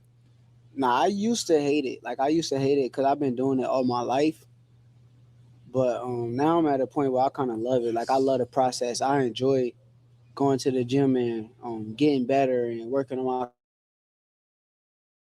craft. If I watch something and sparring and I see what I'm weak at, I'm like, well, I got to correct that. I got to go get on the bag and get on the pads and correct that mistake or that flaw that I keep making. And a lot of things really be habits. And me fixing my habits, I enjoy it. Now I'm at a point where I enjoy the process. Like, I love the process. Before we talk about you watching lots of tape and kind of studying boxing, you said there about how long you've been boxing for. You're about 5, weren't you, when you started almost being introduced to this way of living? Talk to me about those early years and how you got into boxing originally. The early years, my grandfather, he was a boxing coach, but he also played like baseball, like not no high level baseball, but like at a lower level. But he used to leave the house every day, and I used to always wonder where he went. And when he used to leave, one day I just asked him like, "Can I go?"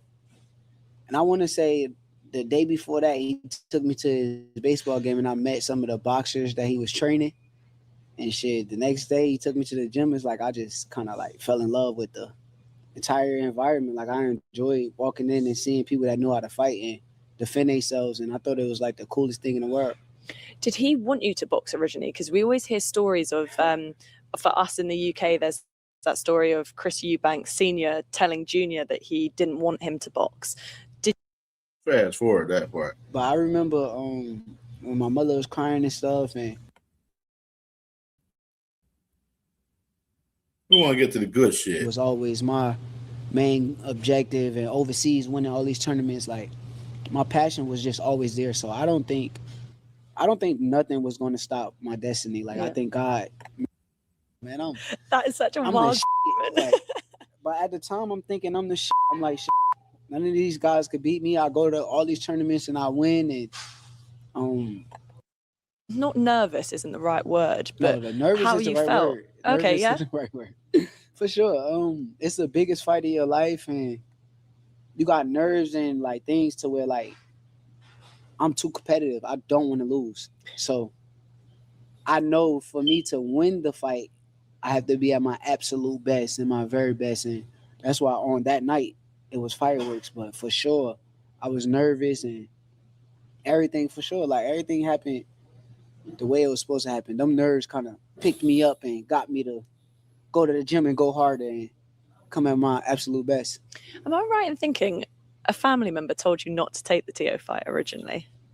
Nah, it was somebody that said, I don't know if it was a family member, but a family member for sure was like questioning. That's what it is. Like they question like whether you should fight this guy because Tio is dangerous and Tio is this good, and that's how everybody feel. Like everybody felt like Tio was a hell of a fighter, and he is, but I just was the better man. Was there any part of you that let that doubt from people saying that creep in at all? Or were you steadfast? Hell no, I'm not built that way. Like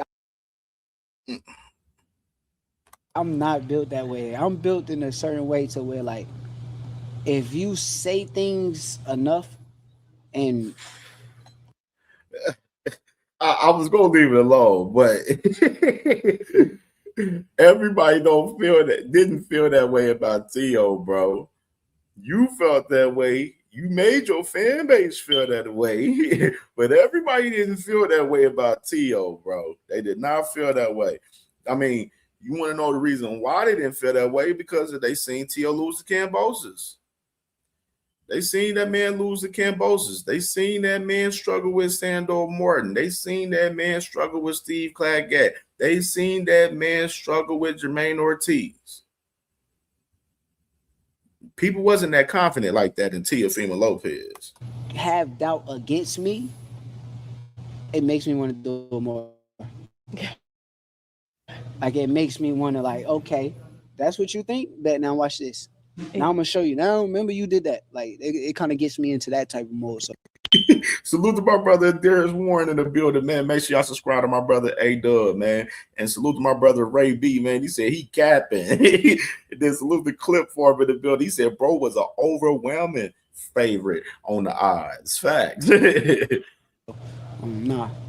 We spoke about it on Fight Week in the build up to that to Tio fight, and we were discussing about the fact that people don't always give you the credit that you deserve, or they talk about that narrative of running, but if you actually watch your fights and being in the pocket and stuff like that, Facts. You're underrated at that in the public.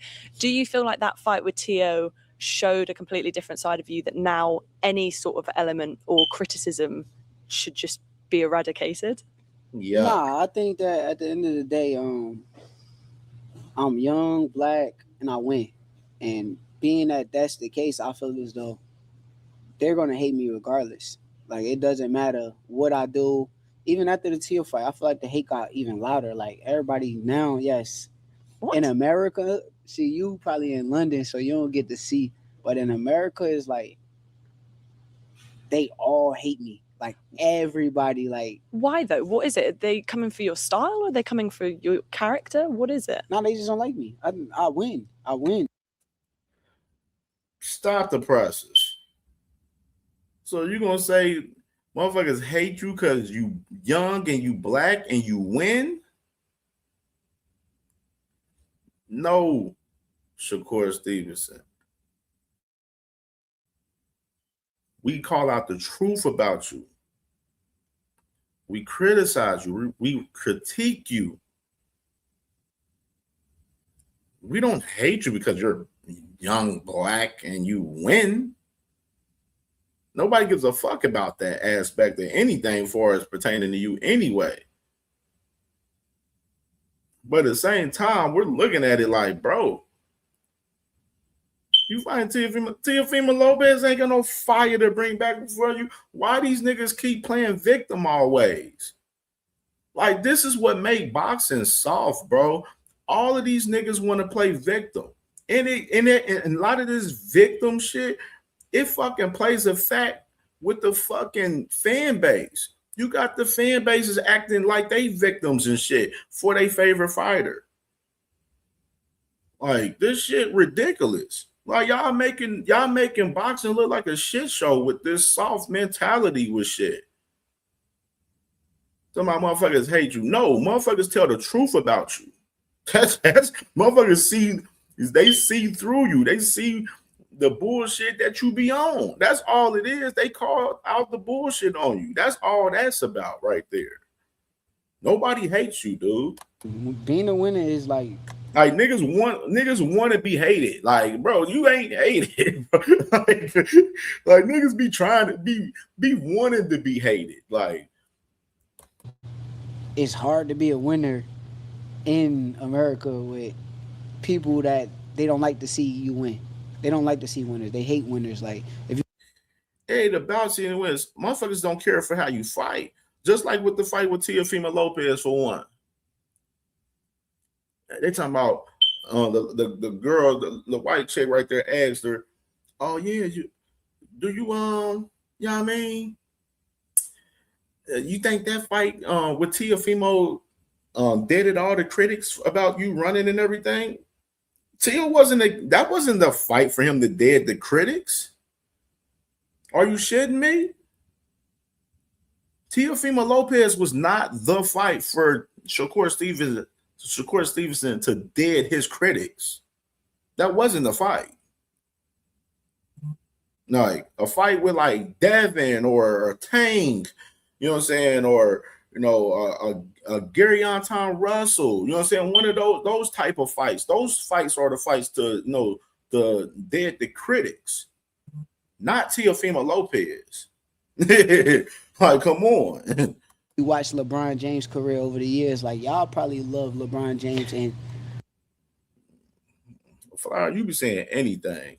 London, but a lot of people hated LeBron James through the years, but he was one of the best players. Like Flyer, you can't continue to be on the it's like either you like Shakur, you fuck with him, or he's a duck to Devin Haney. Like, which one is it for you? Like, you know what I'm saying? You like in between, like you're supposed to be Big Haino's clan, but I'm seeing you be Big Shano's clan. Like, you're torn between the two on some LaToya Luckett shit. You on some Radio 2 Rich shit. Torn between the two. Because both of these guys like your favorite fucking fighters pretty much. Like, pick which one. Pick a side, Flyer. The Flyer, pick a side, my nigga. You know what I'm saying? I got to ask you that now. Pick a fucking side, my nigga. Like, to ever do it. He one of the greatest of the people that I done ever seen play basketball. So I think everybody hates a winner, especially when you make stupid comments. Expect me to address you when you say stupid shit. Expect it at times. Expect it. You black. Has it been a process to kind of accept that? Like, early on, did you want everyone to love you, and then was it hard to deal with the hate? And are you at a point now where you just don't care? Yeah. Laughing at this shit. I'm like, boy, these boys can't pick. We got 35 likes and 52 people in the building. If you ain't hit the like button yet, hit that damn like button right now. Hit the like button right now. That is unacceptable. 52 people in the building and 35 likes. Hit the like button. Hit the like button. Hit the like button right now. Hit that like button, bro. If y'all ain't hit that like button yet, hit the like button yet. It's 53 people in the building. It should be no reason why we ain't got all 53 likes right now in the chat. Like, if y'all watching, even if you watching out there and not saying anything in the comments, hit the like button. All the hate watchers. We know people, it be a lot of people hate watching and shit too. You know what I'm saying? They only want to pop up in the chat when I say something they don't like. You know what I mean? You know, y'all motherfuckers, hit the like button. If y'all want to hate watch as well, hit the like button, bro. It was a different, I went through so much things in my career to where it's like on and it's off, then it's on and it's off. And I feel like when I fought Edwin De Los Santos, I feel like the whole world kind of like turned against me. I'm like, damn, like, this shit is kind of weird. But I think now, like, I'm at a point where it's like, it's whatever. It comes with winning. Like, y'all just got to sit back and hate me even more because I'm going to keep winning. I'm going to beat the guys that y'all think that I'm not going to beat. I'm going to show why I'm the best, and I'm going to stay. Flyer, pick a side. The Flyer, that's what you need to do. You pick a side. Which side you on? Haney or Shakur? Pick a side, because you look like you want to be on Shakur's side right now. You pick a side. You got to figure that out. Big Shanos clan. Focus and stay dedicated to my craft. So for me now, I really don't give a like, I don't care. Did it get you down though at that period? Yeah, I had a certain time of depression. Like, I didn't know it during the time, but when I look back on it, I'm like, damn, I was depressed. Like, when you just sit up in your room all day and you don't want to leave out your room, you don't get a haircut, you don't get a. So the Edwin De Los Santos fight made him depressed to where he didn't want to come out his room? Whoa. Intriguing. Very intriguing. Very intriguing.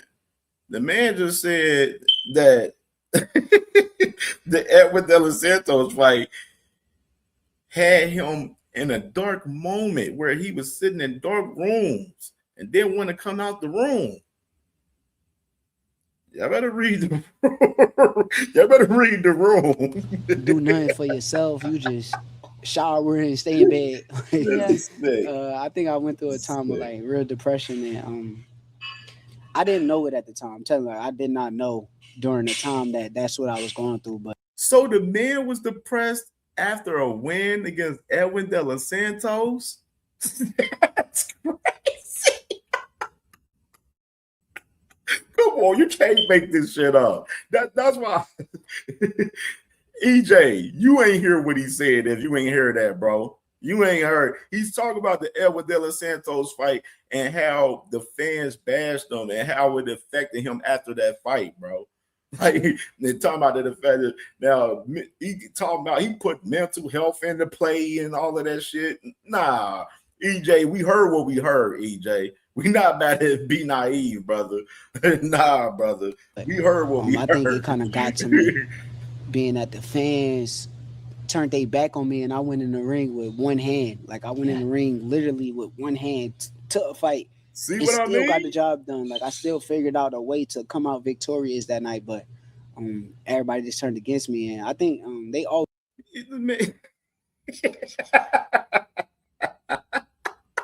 This is sick. Why? This, like, why? Why are you doing it? I ask this every time. Shakur, why the fuck are you doing interviews? Why? Why, bro? Why? Like, every interview is bad. Every interview is bad. It is bad. Oh, Lord Jesus. Hey, Flyer, did you hear your other favorite fighter say that he was depressed after the Edwin De Los Santos fight?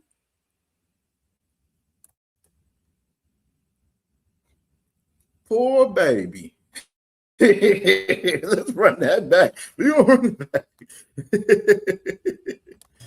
And I feel like when I fought Edwin De Los Santos, I feel like the whole world kind of like turned against me.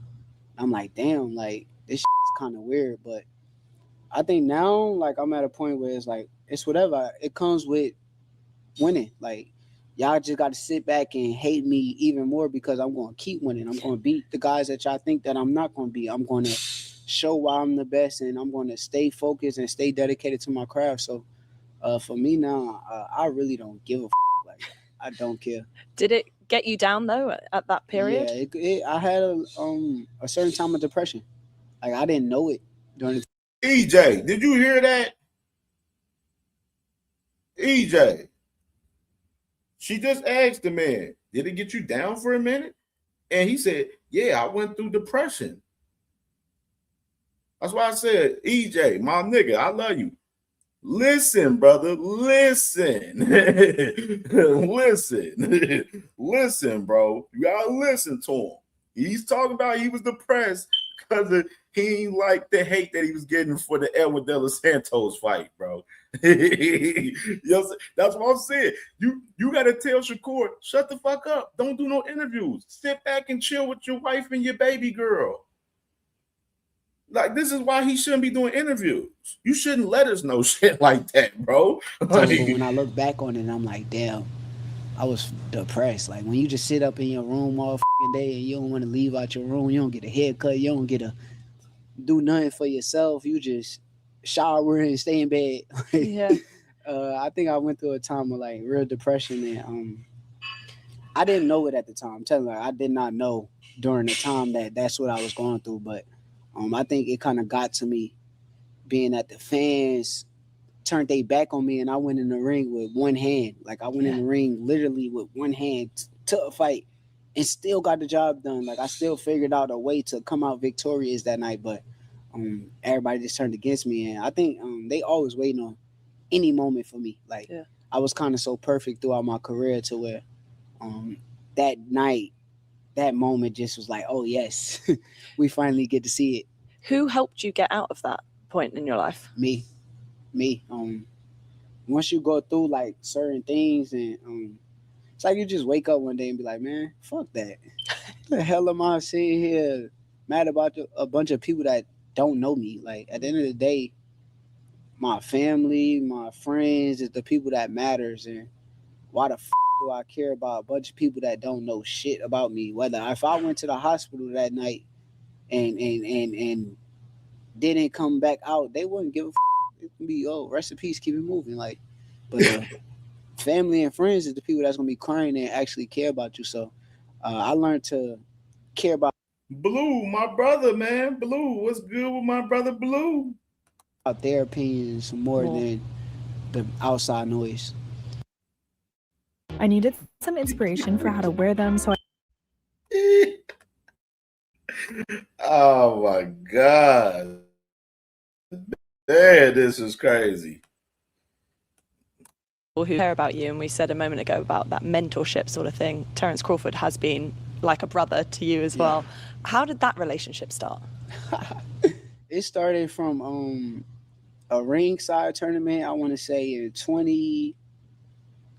when did I go there? 2013, 2014 probably. 2014, I want to say. I seen him and I knew who he was. And when I seen him, I'm like, yo, Terence Crawford, I'll whoop your ass. But mind you, I'm a kid at the tournament, like I'm fighting. He like, what? We go back and forth. And then it was like a cool interaction. And then I told him like, yo, come watch me fight. Like, I'm the best fighter in the tournament. I'm better than everybody here. And he came and watched me fight. Oh my God, I showed out that day. I turned up, and after that, I went back to the Colorado Springs. That's where he do all his training camps. But I was already on the USA team, and from there on, I kind of like, he invited me to his camp house, and I got to be around him, and he showed nothing but genuine love through the years. And honestly, he's probably one of the realest persons I ever met in my life. Yeah, you could see it on Fight Night as well, watching him and also Clarissa Shields as well. They were both on their feet, like shouting different things to you at different points in the fight. You could see like that they really cared, sort of thing. What would you say the biggest thing that you've learned from him, having him around in camps and stuff, would be? Believe in yourself 100%. There's so many people that went against him throughout his career. And I feel like with me, I'm going through some of that same similar process of people don't believe and don't understand how great you really are. But Terence Crawford, he believed in himself and he put the work in. And for me now, I want to reciprocate the same thing he did. Go put the work in and grind super hard and make sure that I come out on top against any of these fighters. Yeah. You said before the fight between Terence and Canelo that you wanted him to retire. He has retired.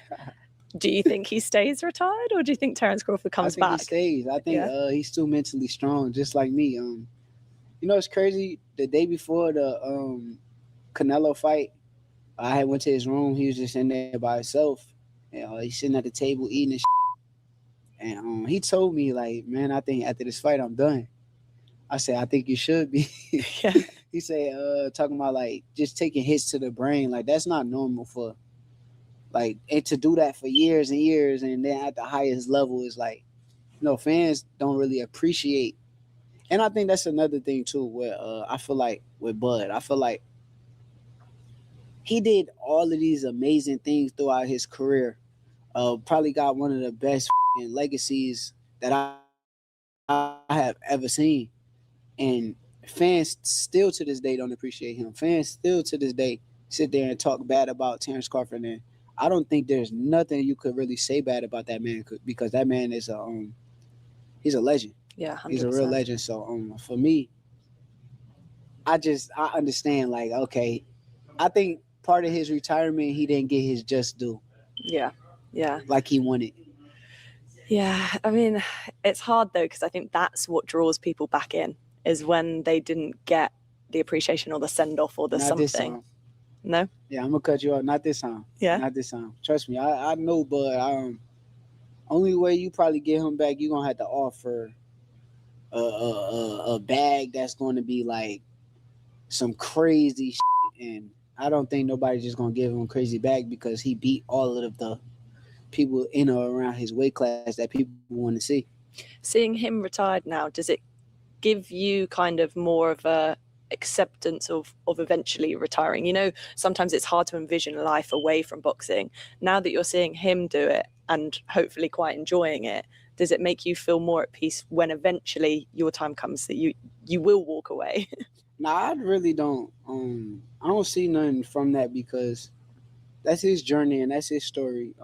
With my journey and my story, I feel like I don't even want to be boxing as long as he did, with all due respect to him. Like, he boxed to 38 years old, and I want to be done maybe like 33. So for me, I'm glad he did it. I'm proud of him for doing the things that he did his way. But for me, when I get there, I'm going to be done with it. I'm just going to keep it moving, because I'm not trying to have like brain problems and all of that shit. Like, I'm in this sport to make my money and become one of the best and show people how great I am, and then I'm done. Like, I'm cool. Ow. Like, I'm cool. Fuck it. Like, I'll be in or around the sport because I love boxing with all my heart, but nah, I'm good off it. Yeah. Well, the competition side will probably keep up between you and Terrence, because after your Be king. fight with Tio, didn't you go to play ping pong straight away, table tennis against each other? No more sleepwalking. Slogan one, salute. Me and ping pong for years. I ain't gonna lie to you, but it's weird though, because, well, it's not weird, but he's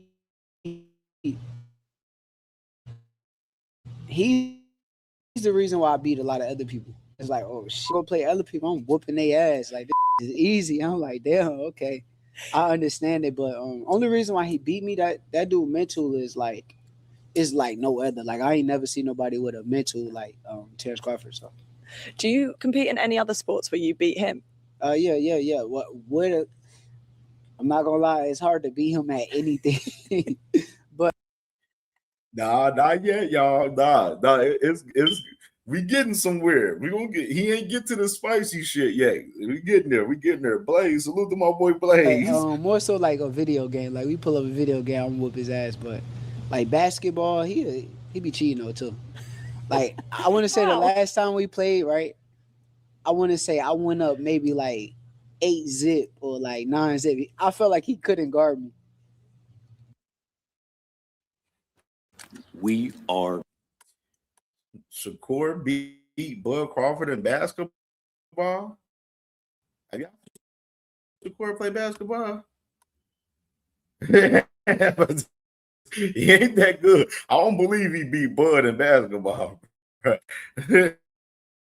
He's bigger. I do not believe this man beat Bud Crawford in basketball. I think both of them guys who. Me. So what he does, he's going to try to like bully me and like go to the paint, use his size on me, and I feel like it ain't cheating, but it's like, okay, bro, you just took a cheap way out. Yeah. It's so we always see these videos. Salute to my boy Body Work, man. Salute to my brother Body Work, man. Salute, Brody. on social media, whether it's like you and Terrence or Andre Ward, when you three are like together, it just automatically starts turning into some sort of Competition. like, Yes, it's crazy. always. Always. But I mean, my everyday life is like that. So it ain't nothing new. Like I do this with my brothers and we sit there and argue and fight and all types of shit on a daily basis over competition.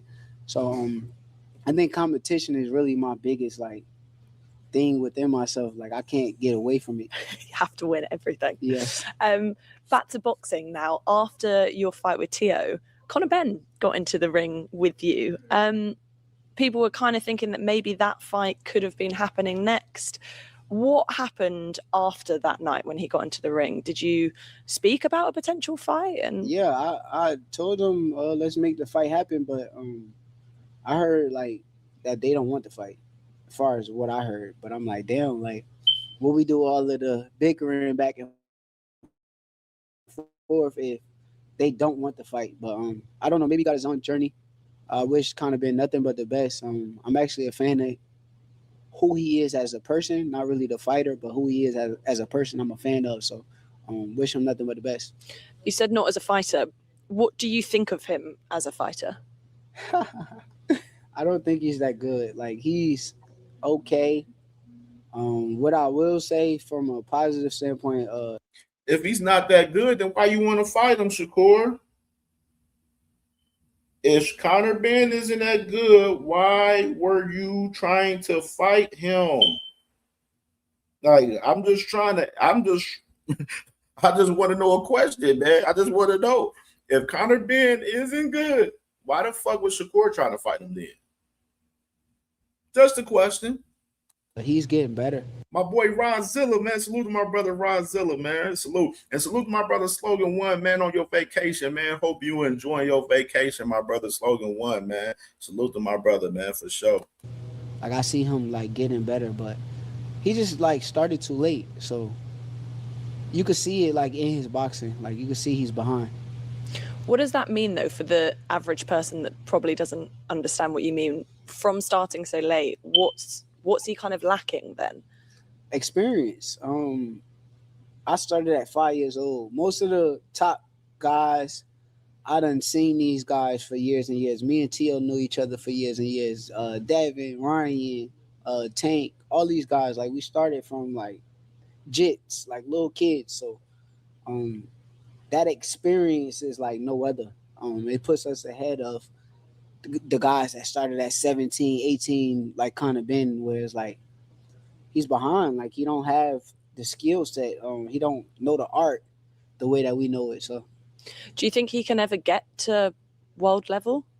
Yeah, probably when he's like 40. When you guys have all retired, is that right? Yeah.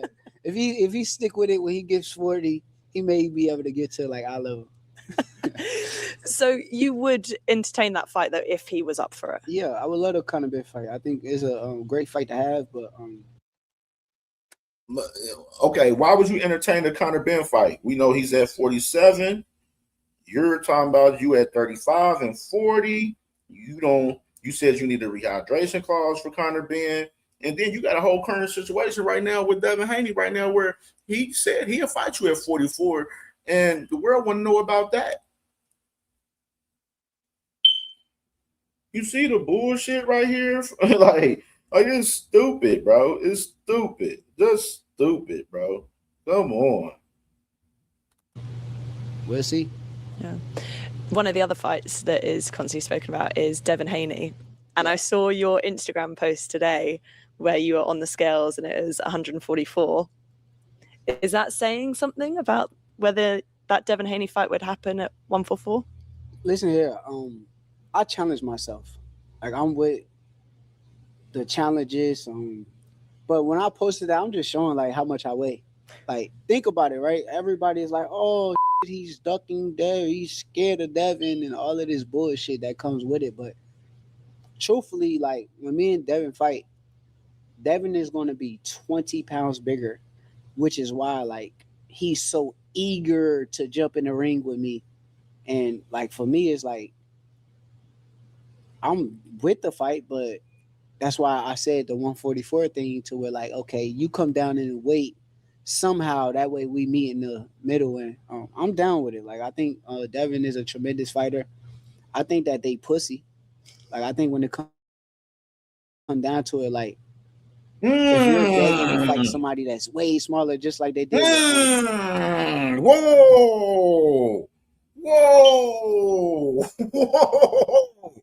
Whoa! Jeez! Whoa! Whoa! He said the man Devin Haney is pussy because they trying to fight the smaller guy. Whoa! Whoa! Flyer!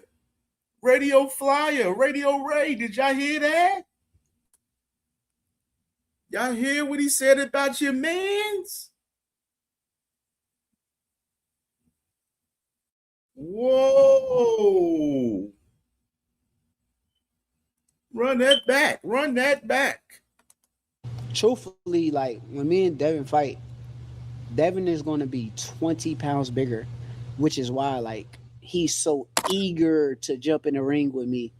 And like for me, it's like I'm with the fight, but that's why I said the 144 thing to where like, okay, you come down in weight somehow, that way we meet in the middle. And I'm down with it. Like I think Devin is a tremendous fighter.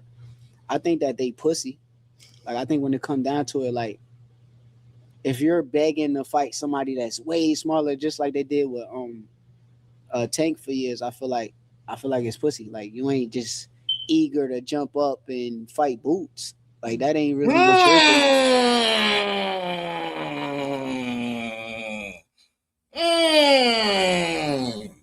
Whoa! Whoa! Stop the presses! Whoa! Whoa! Whoa! Whoa!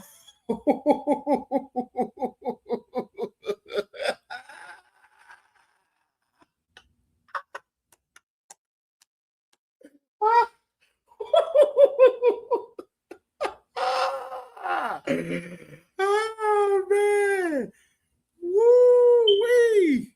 Woo-wee! Hey! Hey!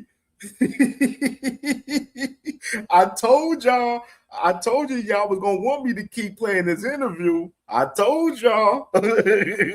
Hold on. We gonna run that back. We gonna run that back. D1. Damn. Whoa. We gotta run that back, brother. We gotta run that back. Gotta run that back, brother. Fight.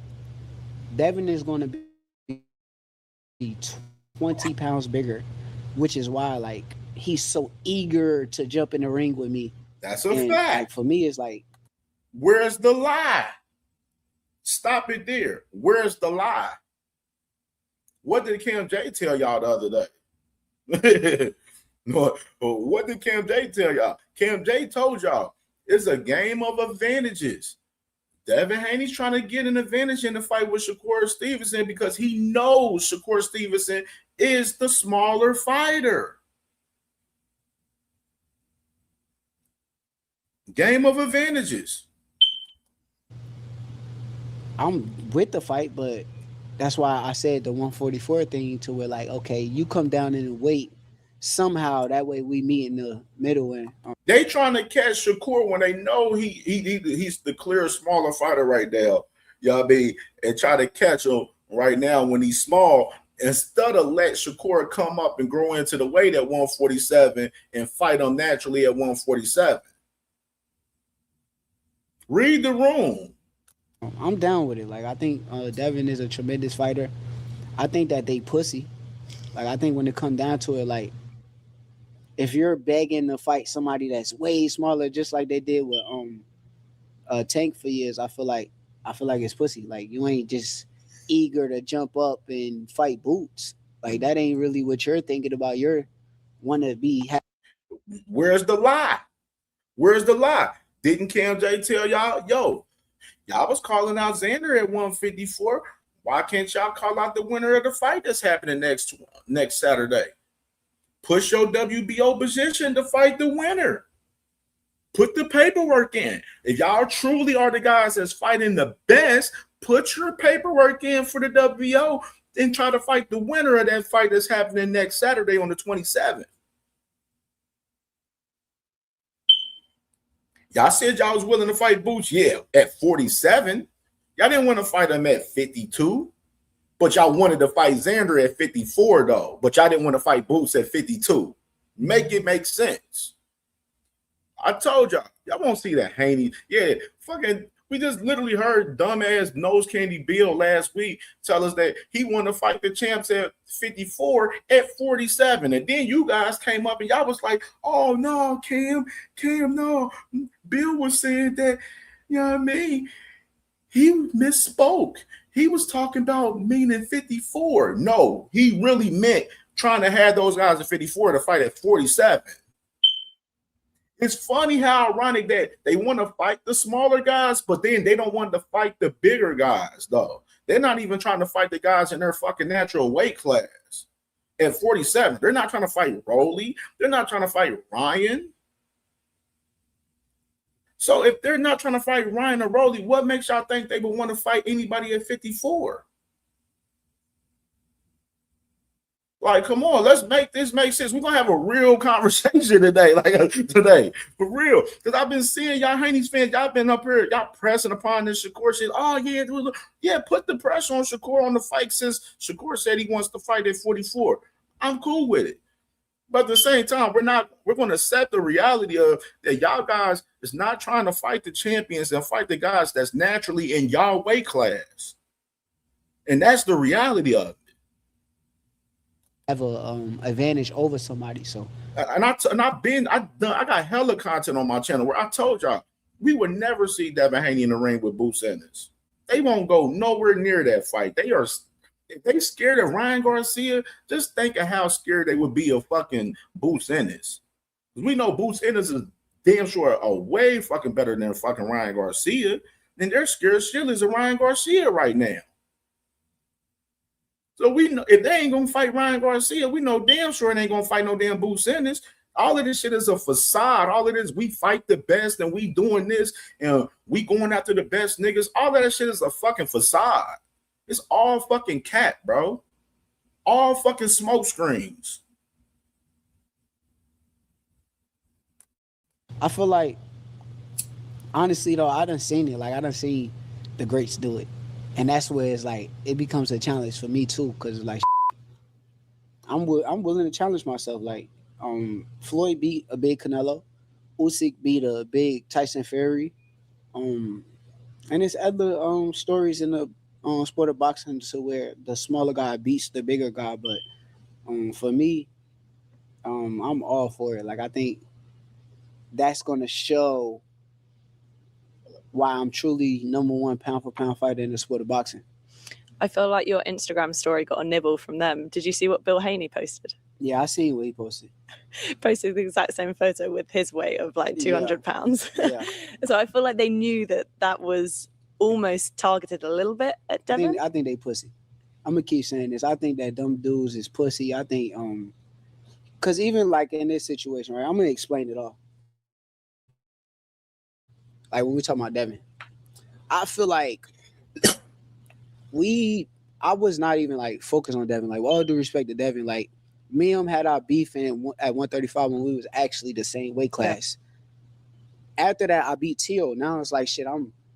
My campaign mainly is like 140, 135. Yes, I will fight Conor Benn because for me, I think Conor Benn is like, it's just like a big bag to go get. Like, you want to go get a. At least he being honest right now. He being honest right there. He tell us the reason. He's honest with the Conor Benn. Like, he would go fight Conor Benn for the easy bag. This is crazy. This is an insane interview right here. What is going on? Oh my God, Jesus Christ. Big Bad go to I'll leave it fucking Carter alone. B. I'll He's leave it easy. alone. But Sparkling ice flavor last. Oh my God, Balance this shit speaking. is amazing. Bro, I just gotta sit back and laugh at this shit, bro. Real shit. A lot of this Damn. shit that's going on with these guys, bro. You just gotta sit back and just laugh. I've enjoying, bro. Literally, Jay Will. I've been enjoying this shit with Devin and Shakur the last 2 weeks. I've been enjoying this shit. This shit's been fun for me. This been fun. Seeing both fan bases go at each other's shit. It's been hilarious. I've been loving this shit, man. This has been amazing. This has been great content the last 2 weeks. Thank y'all for doing all of this, capping and chatting, man, for us for the last 2 weeks, man, and entertaining us with this bullshit. I'm doing my thing. Now y'all just go on every platform. Shakur. Yeah. Like, God damn, y'all so obsessed with me. Like, Yeah. leave me alone. I'll just go about my business. But now look, you called on something and y'all just fiending for it. So now let's do it. Let's do it. Now I want to show now, like, I'm home. Are there actual negotiations going on for that fight, or is it just? All right, here we go. Listen clear on this part. Listen clear on this part right here. Listen clear. I need y'all, and I'm letting y'all know, I'm forewarning y'all. Listen clear on this part, bro. It's what we're seeing, kind of the back and forth on Nah, social.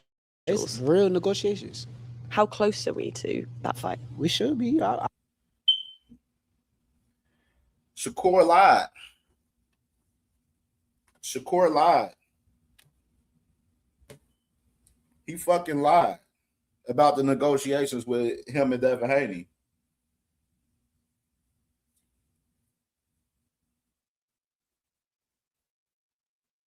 He lied.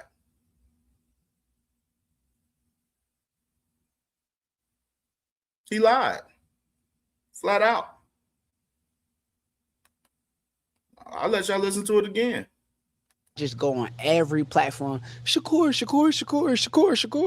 Like, God damn, y'all so obsessed with me. Like, leave me alone. I'll just go about my business. But now look, you called on something and y'all just fiending for it.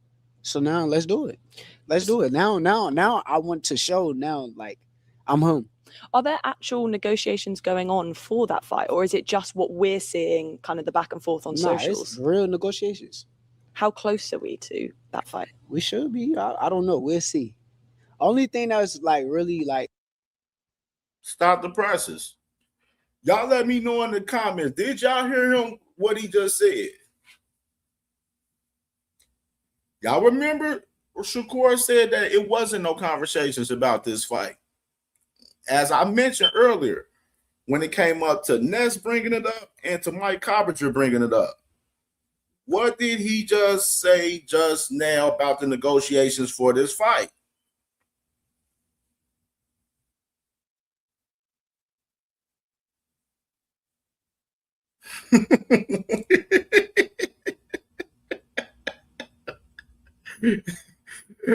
Oh my God, bro. Crazy. Nasty work. Nasty work. Nasty work, bro. Nasty work. Why lie? That's my question. Why lie about the negotiations? Why? Lie. Why lie? Like, we all know that you guys are heading to fucking Zuffa. And this even confirms even more possibly of what Kim J was saying yesterday, why Devin Haney and Bill Haney's riding for this fight so fucking hard. Because I told y'all, it seems to me that their Zuffa deal depends on them fighting Shakur Stevenson.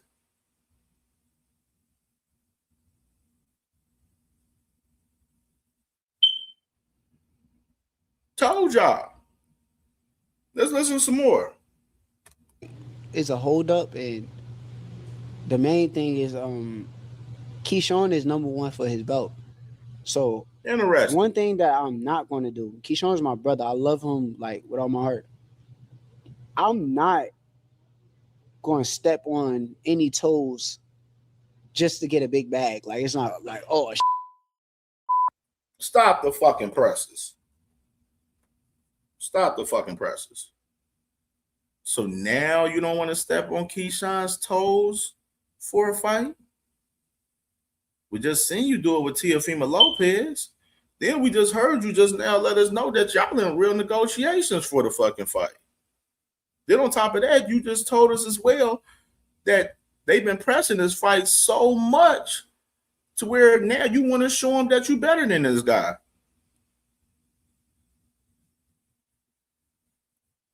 Continue. I need this money. I need to. No, I'm not going to up what I got going on, my brother. Over. So if Keyshawn is first in line for the fight, Keyshawn will get the fight first unless they vacate that belt and let Keyshawn fight for that belt. And if they do that. What did Cam J say earlier, though, Flyer? What did Cam J say earlier? If Devin Haney and them really want the fight, vacate the belt and go get Shakur. Go get him. Vacate the belt and go get him. Y'all said y'all don't give a fuck about the title like that recently, too. So if y'all don't care much about the title, then fuck it. Vacate that title. Let fucking Keyshawn Davis fight Brian Norman for that vacant WBO at 147 and go after Shakur. And then you can spin the block on Keyshawn for that title. If you beat Shakur, you can come back and spin the block on the title for the winner of that fight and get that title back, which is what Gustavo said. Here, if you was to vacate the title, then go after Shakur, and then they will put you in that super champion status. If you beat them, they'll put you in that status, and they allow you to come back and fight for that 147 title for the WBO.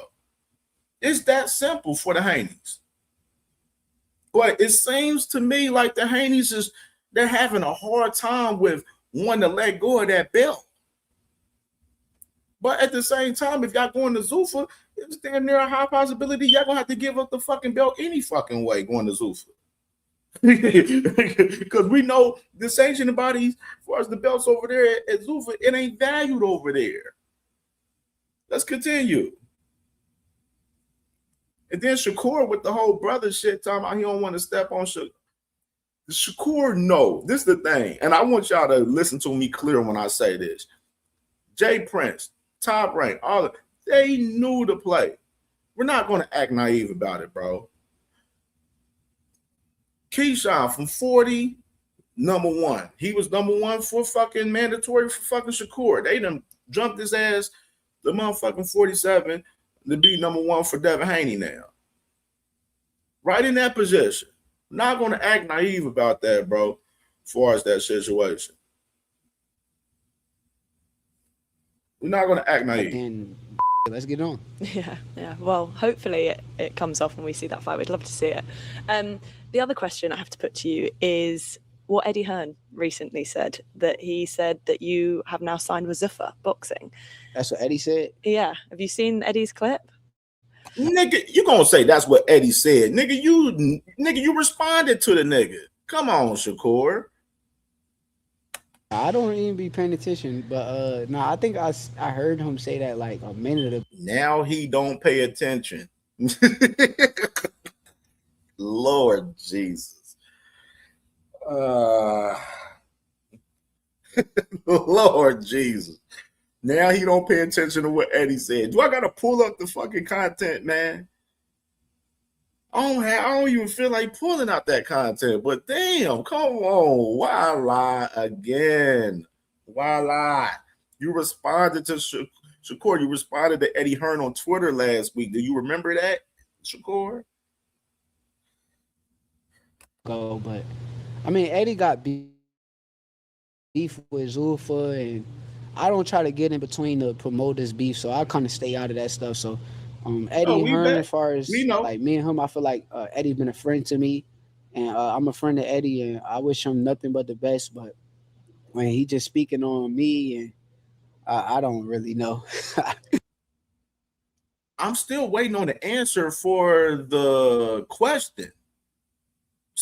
Still no answer. Are you going to Zuffa or not, nigga? What the fuck? I can't tell you like what's going on, why he say what he say, but we will see. So promotionally, where do you stand now? Promotionally, where do I stand? I'm a free agent. Does the idea of Zuffa tempt you? Because I know after your fight with Tio, there was all the stuff with the WBC, and we've seen what happened with Crawford as well. Does that sort of stuff make you think, oh, do you know what? I don't care about the belts as much anymore, and I could be interested in going to a Zuffa? The belts. Dunkin's $6 Great meal question. deal. Hey, this girl asked us some decent questions. I ain't gonna lie. She asked us some good questions. She asked some good questions on this interview. I ain't gonna lie.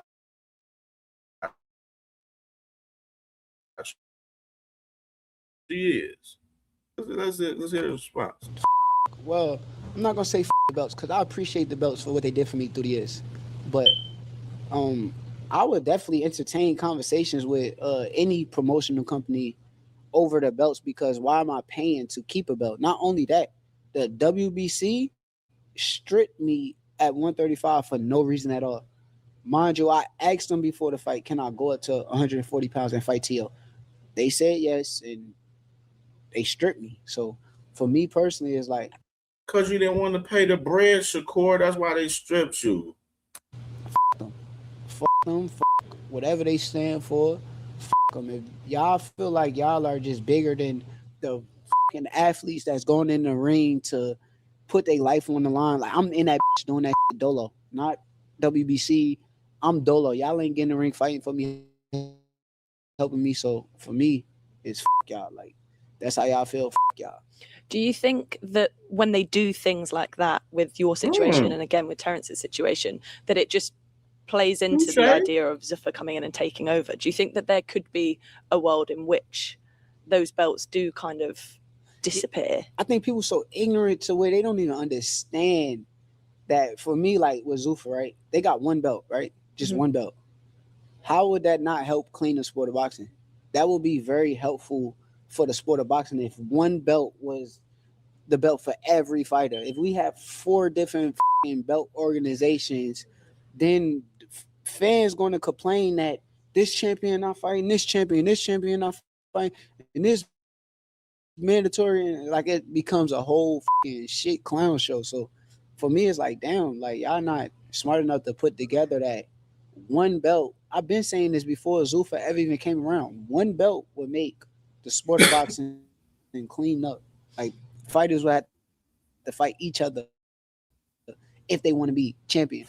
Do you think though it would have a trickle down effect that people wouldn't get as many opportunities? Because obviously at the moment there's so many different belts that people get opportunities. I ain't never think of it that way. That's a good way of thinking about it. Yeah, they probably do, but at the end of the day, I think you earn opportunity. So if somebody won't get an opportunity, they just need an opportunity with the number 5 or the number 6 or the number 15 fight the number 14, and like all of that kind of shit will make the sport of boxing good. But I agree, like it would take some opportunities away. But if you fight the number 15 guy and you number 20, you should be moved up to number 15. Yeah. And then it should keep going, and I think everybody will fight each other that way. Yeah. He's fully on schedule for Zuffa. If y'all don't know, if y'all don't see it, bro. With the last one on Zuffa, one of the reasons why some boxers have said that they wouldn't go to Zuffa is because of the fact that it states there's only one belt and they wouldn't be able to fight for the regular kind of ABC titles. So that wouldn't be a concern for you. Or would you want to be like a Conor Benn who went to Zuffa and said, I'm going to Zuffa, but I still want to be able to fight for the WBC? Would you want it open or would you not mind? At this point in time, I was like, I'm not going to take out all of my frustration that I had with the WBC or the WBO or the IBF or the WBA. So, yeah, I would love to fight for them belts. But if it don't present itself that way, then cool. I'm cool without it. Okay. I'll put it to you and you can tell me whether it's accurate or not accurate. But online, it's saying with Zuffa that you've got a multi-fight deal worth 50. This nasty. We gotta rewind that part back, bro. You gotta rewind this part back. I gotta go back to that part. How would that not help clean the sport of boxing? That would be very, very helpful for the sport of boxing. If one belt was belt organizations, then fans going to complain that this champion not fighting, this champion not fighting, and this mandatory, and like it becomes. Stop the presses right here. This is my thing about that, as far as his thought process, as far as that. Yeah, it can be confusing on a certain shit, but at the same time, y'all guys were the guys that was valuing unifications and undisputed and all of that shit. Now you got Shakur having to change the heart on the titles now, pretty much on some shit saying, you know, hey, fuck the WBC, fuck them. If I don't fight for any of the sanctioned body belts, then fuck them. You know what I'm saying? It's too much confusion because it's too many belts. Now you got Shakur saying this now. When Shakur was one of the main guys chasing unifications and undisputed and all of that shit. Now he's saying fuck the belts. Even further lets me know you going to Zuffa and y'all know you and Devin, y'all boys ain't going to Zuffa with those fucking WBO straps, and it lets me know and fucking confirms what I've been telling y'all the whole fucking entire time. Just confirm what I've been telling y'all. It's a whole fucking shit clown show. So for me, it's like, damn, like y'all not smart enough to put together that one belt. I've been saying this before Zuffa ever even came around. One belt would make the sport of boxing clean up. Like fighters would have to fight each other if they want to be champion. Do you think though it would have a trickle down effect that Radio people wouldn't get as many opportunities? Because obviously at the moment there's so many different belts that people get opportunities. I ain't left, never right, think center. of it that way. That's a good way of thinking about it. Yeah, they probably do, but like this is my thing. And I want to say this too, because this even further thought. And which I don't even think y'all had the thought process of this. He go to Zuffa, him and Devin fight right away. What's next after that? What's next? If both of y'all don't have no titles and y'all over there at Zuffa, what is next after y'all fight each other? The clown show that's happening is from you motherfuckers. That's what's happening. Y'all are the clown show. Y'all are making this shit in boxing a fucking clown show with a lot of the bullshit that y'all doing. at the end of the day, I think you earn opportunity. So if somebody won't get an opportunity, they just need an opportunity with the number 5 or the number 6 or the number 15 fight the number 14, and like all of that kind of shit will make the sport of boxing good. But I agree, like it would take some opportunities away. But if you fight the number 15 guy and you number 20, you should be moved up to number 15. Yeah. And then it should keep going, and I think everybody will fight each other that way. Yeah. With the last one on Zuffa, one of the reasons why some boxers have said that they wouldn't go to Zuffa. And even stop the presses again. Thanks to Top Rank, they put, like I said this other day, they put you in a position to be champion fighting Joet Gonzalez. They put you in position to fight an Oscar Valdez and fight an Edwin De Los Santos for those titles and everything. Like they put you in position to be, the guy that you are today. And now these guys want to go to Zuffa and they want to fight for one belt. They're not even fucking care. They don't care. You think Shakur care about the Zuffa belt? If he doesn't care about the sanctioned body belts, what makes y'all think Shakur care about the Zuffa belt?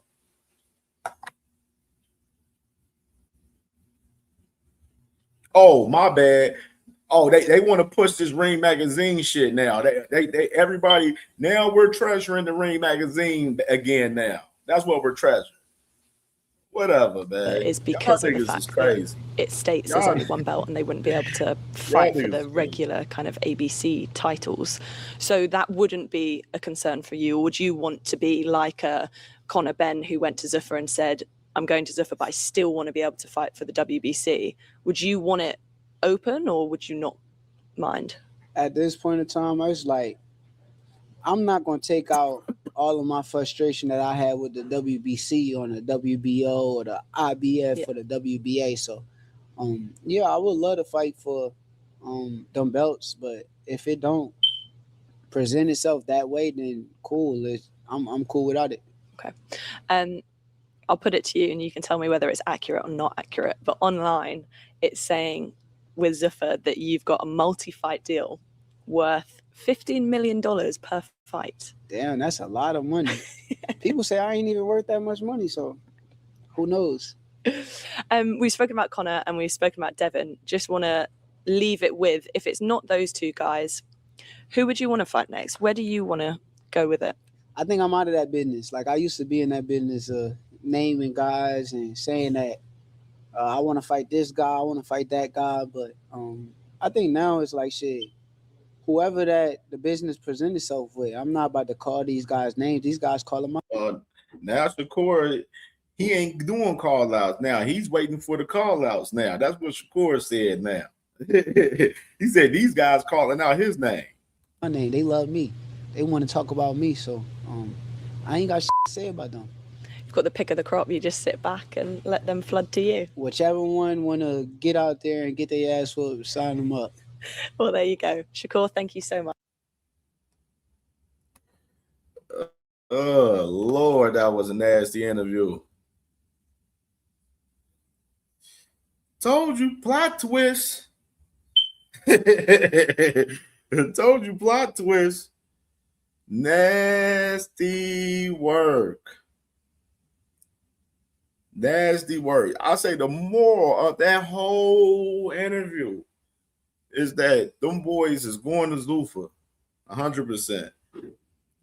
Shakur and Devin is definitely most likely headed to Zuffa, most likely. And the thing is, I still ask the question, what's the holdup on announcing it? I guess the holdup is them negotiating a fight, which Shakur lied about. He clearly lied and told us that they weren't in negotiations. And he told us in this interview that they're in negotiations, that it is real negotiations going on with him and Devin Haney. So Nose Candy Bill wasn't lying after all as far as that situation with Shakur. Nasty work, Shakur. Nasty motherfucking work. And the crazy part,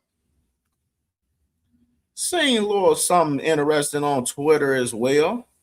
You know, I was just browsing this morning, and then I seen this. So you got this guy on Twitter right here. He says, Tank Camp. So I'm assuming this is a Shakur fan. He said, Tank Camp so terrified of Shakur, they won't even think about fighting him. And then obviously we know this is the burner of the man Tank Davis right here. And he says, well, you're hearing it personally from me. We gonna see each other soon.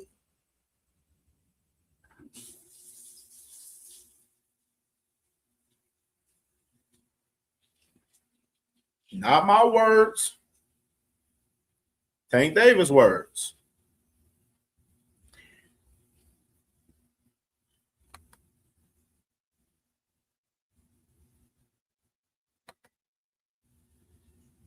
And I think we can go ahead and open up the panel to that. All right, man, let's open up this panel, man. Let's see what's the vibes, man. I want to hear y'all thoughts about all of this right here with Shakur Stevenson lying about the real negotiations for Bill Haney. Gary Anton Russell talking about Shakur last, and he want to build that fight. Your thoughts about the tweet from Tank right there. You know what I'm saying? Let's get y'all thoughts about all of this, man. Let's hear y'all thoughts, man. Y'all already know the rules of the panel. I don't need to really explain the rules. You know what I'm saying? Make sure y'all definitely respect the platform, though. Don't talk over me. You know what I'm saying? If I say stop the presses, everybody stop what you're doing and allow me to speak. One mic, everyone. Please, I need one mic. I don't want to fuck up the playback value. You know what I mean? We don't need 5 people shouting at each other at once. You know what I'm saying? One mic. You know what I mean? And hit the like button, man. Let's get these likes up. Where we at? Let me see where we at. We at 60. Oh, hell nah. We 73 people in the chat in the horizontal. And let's get these likes up. Let's get these likes up. Hit the like button. Hit the like button, bro. Like, it shouldn't be no reason why we can't get 78 likes right now with 78 people, 80 people in the building right now. So if y'all ain't hit the like button, please hit the like button, man. Hit the like button on this content, man. Y'all know your boy Cam J be working hard on this content every day for y'all. You know what I mean? Appreciate y'all. You know I love y'all. You know what I'm saying? Show support through the Cash App, man, for sure. Let's get a couple of donations, little sponsorships to the Cash App, you dig? You know what I'm saying? For this grind. And we good, man. We good. Let's open up this panel and let's talk about this, man, for sure. So there go the link. Let me go and pin it. The link is pinned to the chat. My boy Ace Austin. Salute to my brother Ace Austin and my brother One Hitter Quitter, man. Salute to my brodies, man. I throw it in there one more time. And I guess we can do a little commercial break. Little commercial break while we at it. Little commercial break. Let me pull that out real quick. Little commercial job. Man, what's up with this meeting? Why are we here? Guys, I have brought you here today to propose my plan. I don't like to lose. This is my plan to prevent all of us from losing. Let's pretend we are brothers. We won't have to fight each other. I made a contract to make sure we all agree to not fight each other. Each other. Yo, that's a good idea. Let's do it. But Shakur, we are in the same division. What will we do if we're forced to fight? Listen, I will get all of the belts for us. You tell everyone you don't care about the belts. That way, no one can force us to fight, brother. But Shakur, what if I outgrow my division and I have to move up to yours? Listen, little Ray Ray, when I move up, you move up. And come train at my gym so that we will never fight. What about us, Shakur? We are both champions at 140. Gary, tell him you want to fight me last. When the time comes, I will move divisions, little bro. Shakur, what about when you move up? I don't want to fight you, bro. Richardson, sign to Zuffa so that we won't fight. Before you sign, call me out so that it is not suspicious. Now sign the contract to be boxing brothers. Why they want me here so bad? We are not friends. Man, I'm going after all of y'all. There's no friends in boxing, clowns. Abdullah, no, please. I won't let these frauds ruin boxing. But let me tell you something, D. Yeah, brother? Why don't you come closer? I am not your damn brother.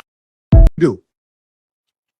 Nigga, I'm gonna keep fighting, but if they do that, they know, I know they some hoes.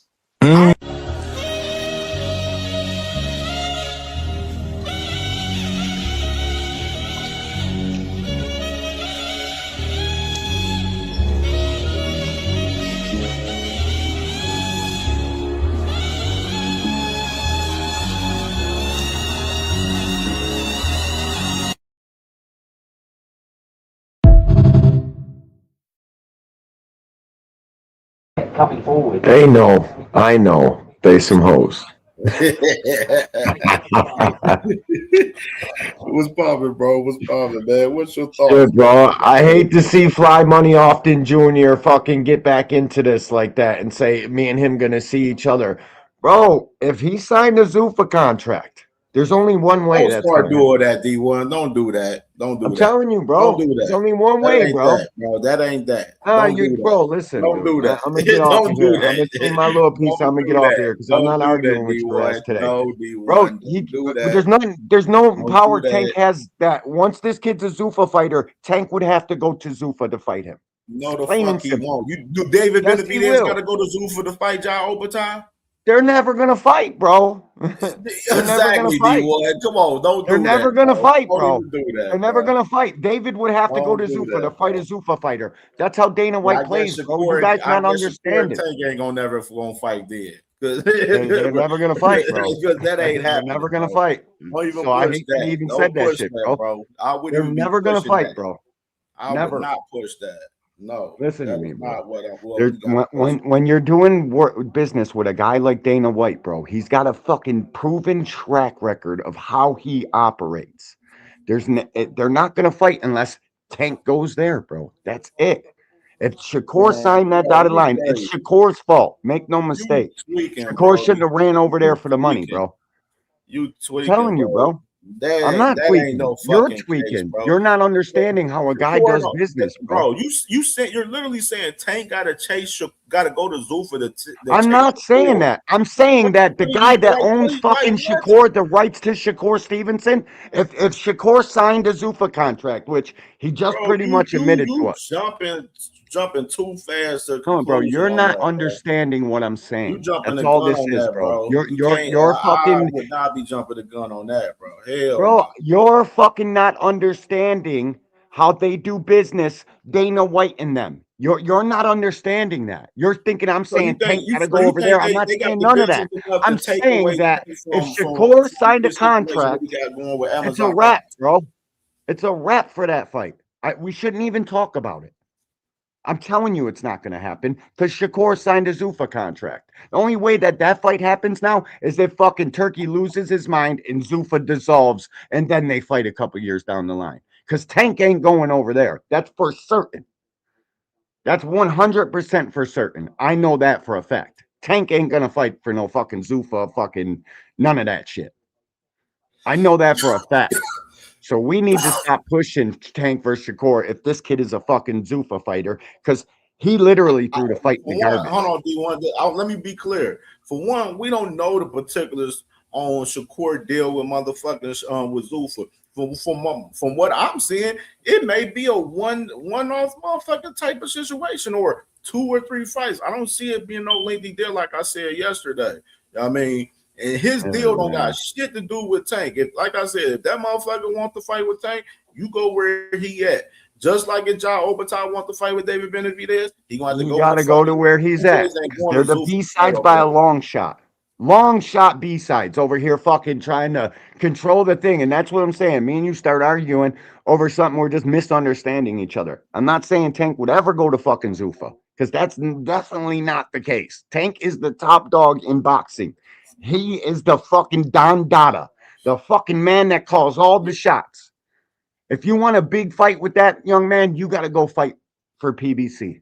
Plain and simple. It's always been that. It'll always be that. And until Shakur thinks he got some sort of drawing power or money to bring to the table, maybe then it'll change. But he just doesn't have what the fuck he thinks. That's why I said you got to be careful what you say on that shit, bro. Nah, bro, you guys just misunderstand, bro. These motherfuckers in the chat listening and all that shit, they'll flip some shit what you saying. So they don't know what the fuck. I don't care what they can flip anything I'm saying, bro. You know what the fuck it is with me. You know how I rock, bro. I know. I'm just fucking what? I don't care what You people know, calls in I the know. chat that are scared to You click know, links and fucking all they do is type all the time. I don't give a fuck about what they're talking about, bro.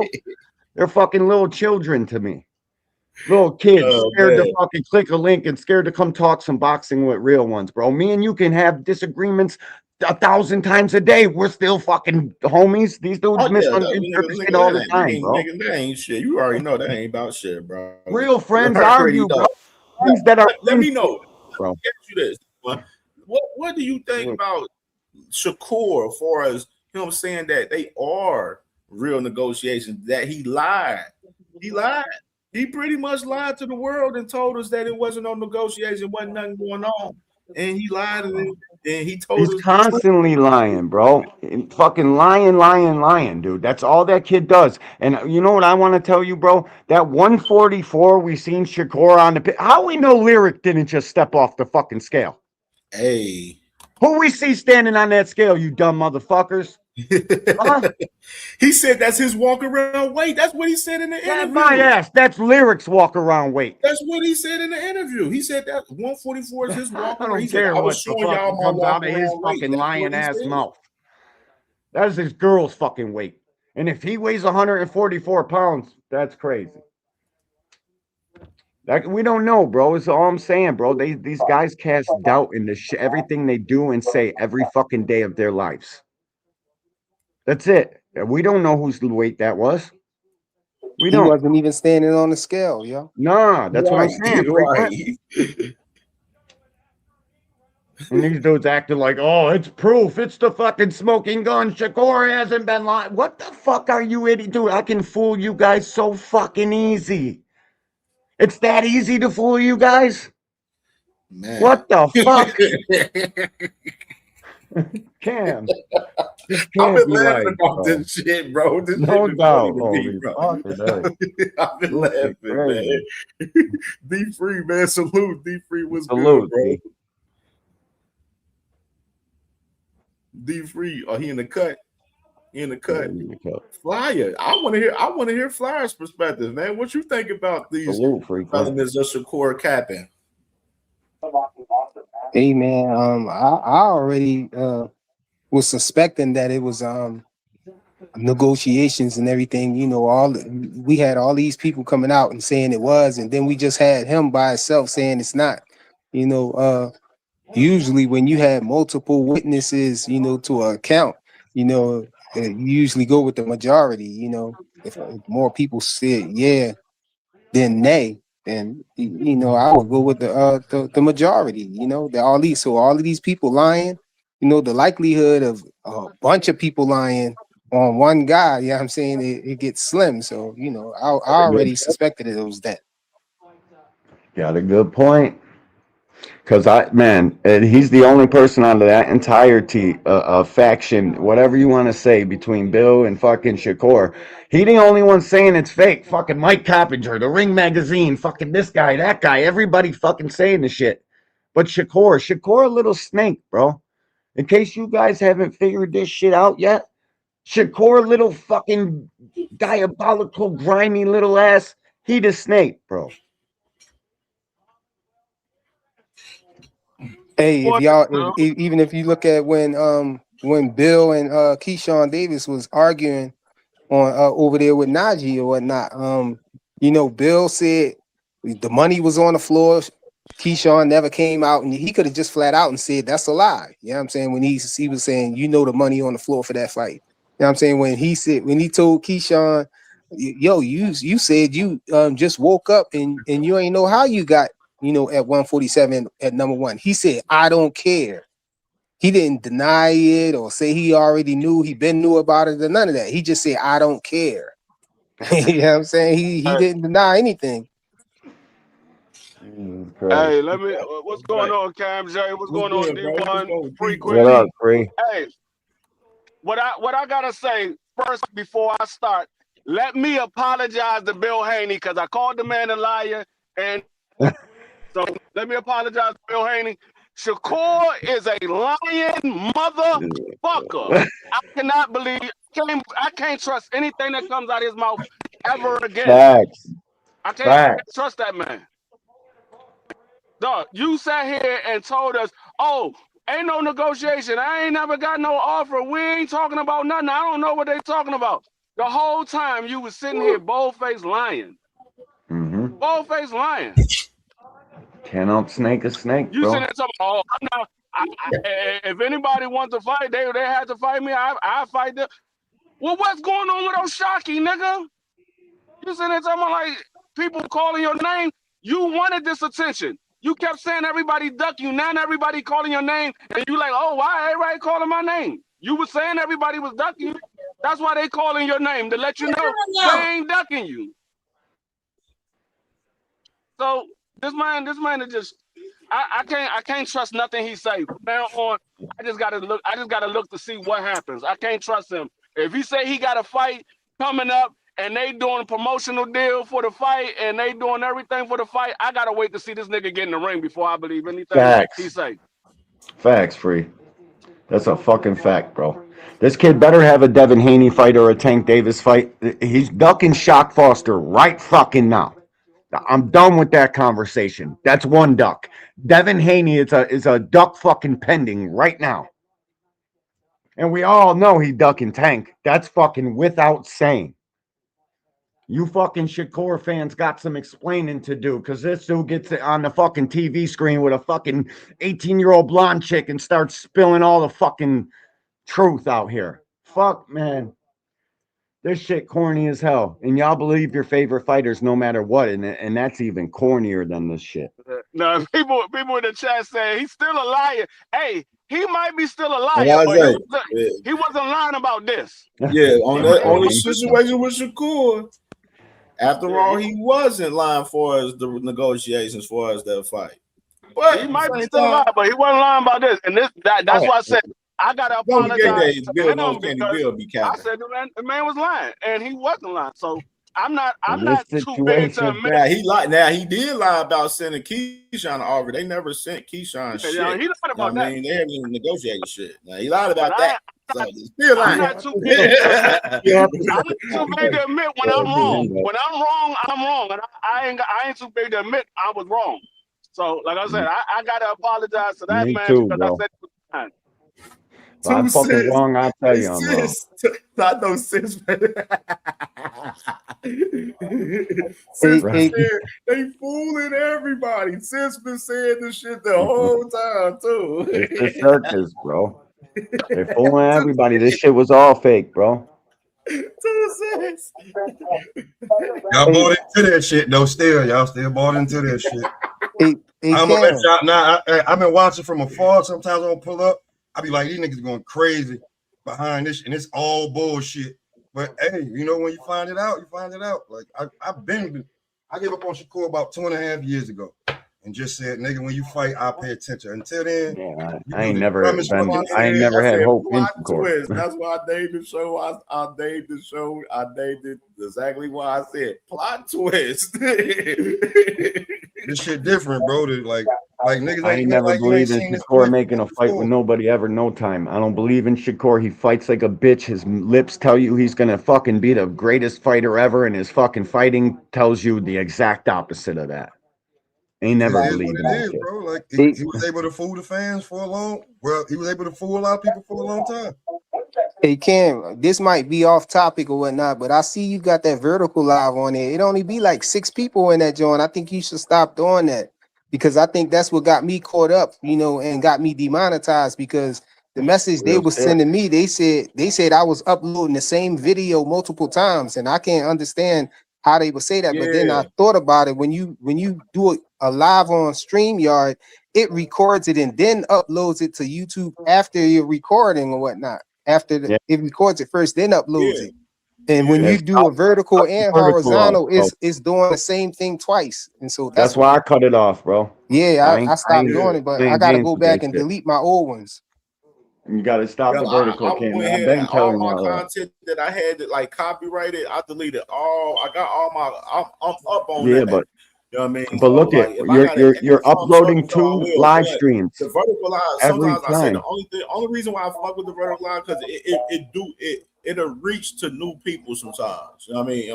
It only be like 6 people in there though. Stop though. Listen, and those 6 people will come to the horizontal, and you're uploading 2 live streams at once, identical live streams. Every time this live cuts off, you're uploading 2 live streams to YouTube. Yeah. Double fucking live streams. That's the same content. You can't upload. Yeah, 2 I back think to that they kept YouTube. sending me that message. You know, And they'll when I get got you every time they demonetized, I want think to that's demonetize why. I ain't gonna lie, Fly, you right, because the ones the That's shit why I that don't do they it. had you edit would be the vertical. It won't be the horizontal. Hey, real quick. What We missing somebody. Where the hell is Big Dog Willie at? Wait a minute. Good question. He went to the Blue, soccer hold on, game where Blue yesterday. at? He ain't Hold gonna on, be around today. Blue was here.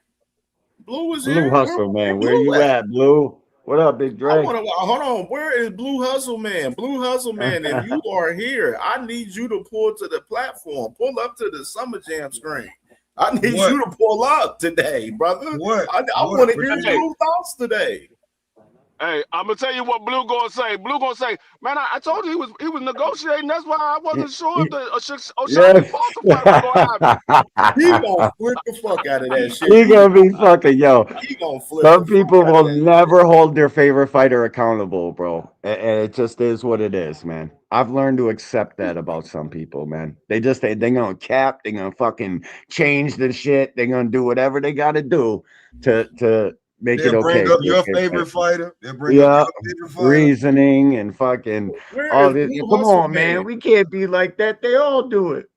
They all do it. He on the West Coast. He on the West Coast. That's where he is. Where the hell is Blue Hustle, man? I want to speak to East Coasters don't be doing that I need some shit, answers bro. today from Blue. He on the West Coast, bro. That's where he at. You know what I'm saying? He on the West Coast, bro. Like, hey, bro, there's no way that you can be like a Shakur fan like that. Like I said, I gave up 2 years ago after I forgot what interview. But there's no way you can be a Shakur fan like that and watch that shit and be like, nigga, why don't you just shut up? Like, spend some of that money on the PR team and tell you what to say. Just shut up, bro. You just contradict yourself, lie. You talk shit about Conor Benn, but then say you would love to fight. Why should we want it if you said he won't be a champion until he's 40? Then why the fuck should we want it? Hey, Sauce did on bullshit. He said add Devin to the list of people Shakur dug. Damn. He on there. He on there. He on there.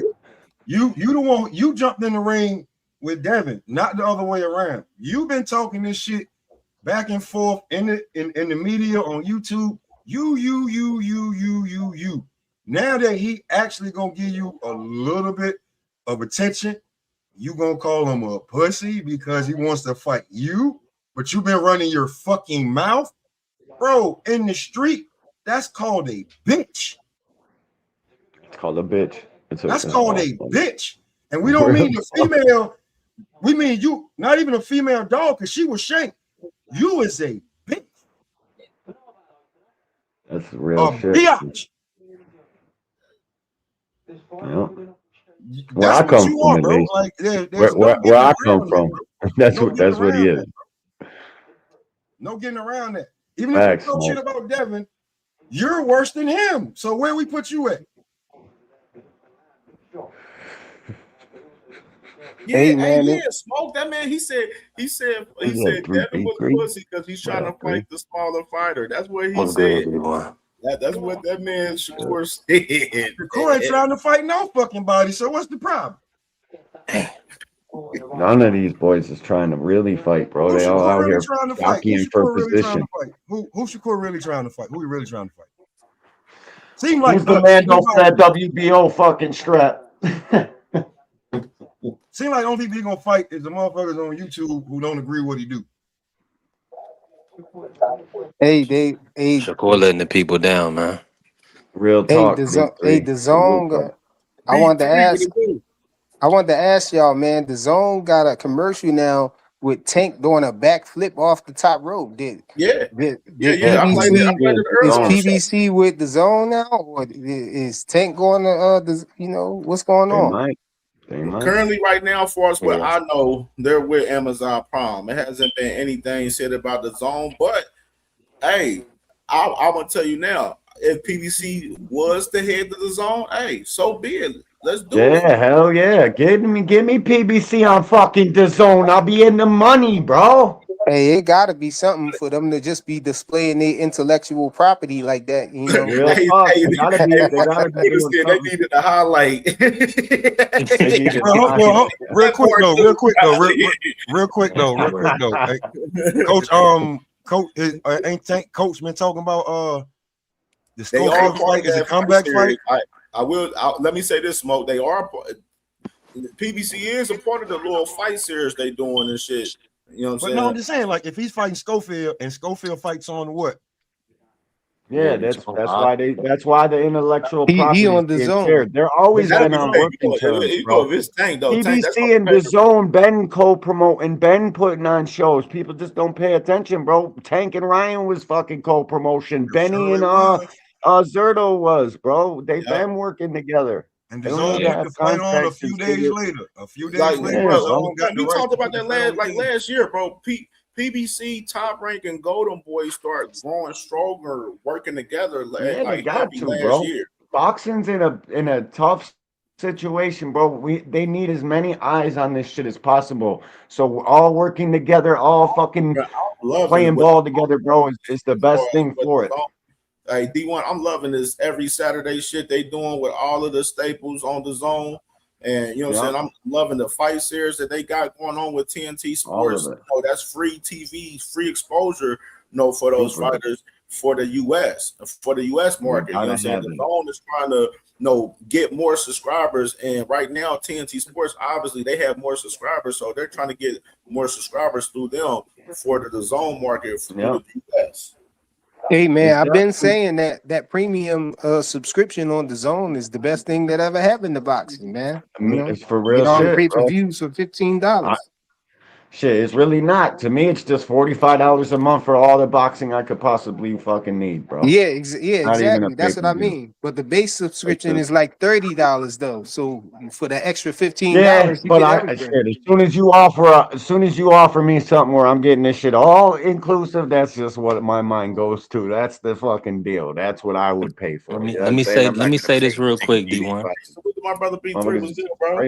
Hey Cam, appreciate you pulling me up, bro. Hey, you already know, man. Fire panel, fire show always.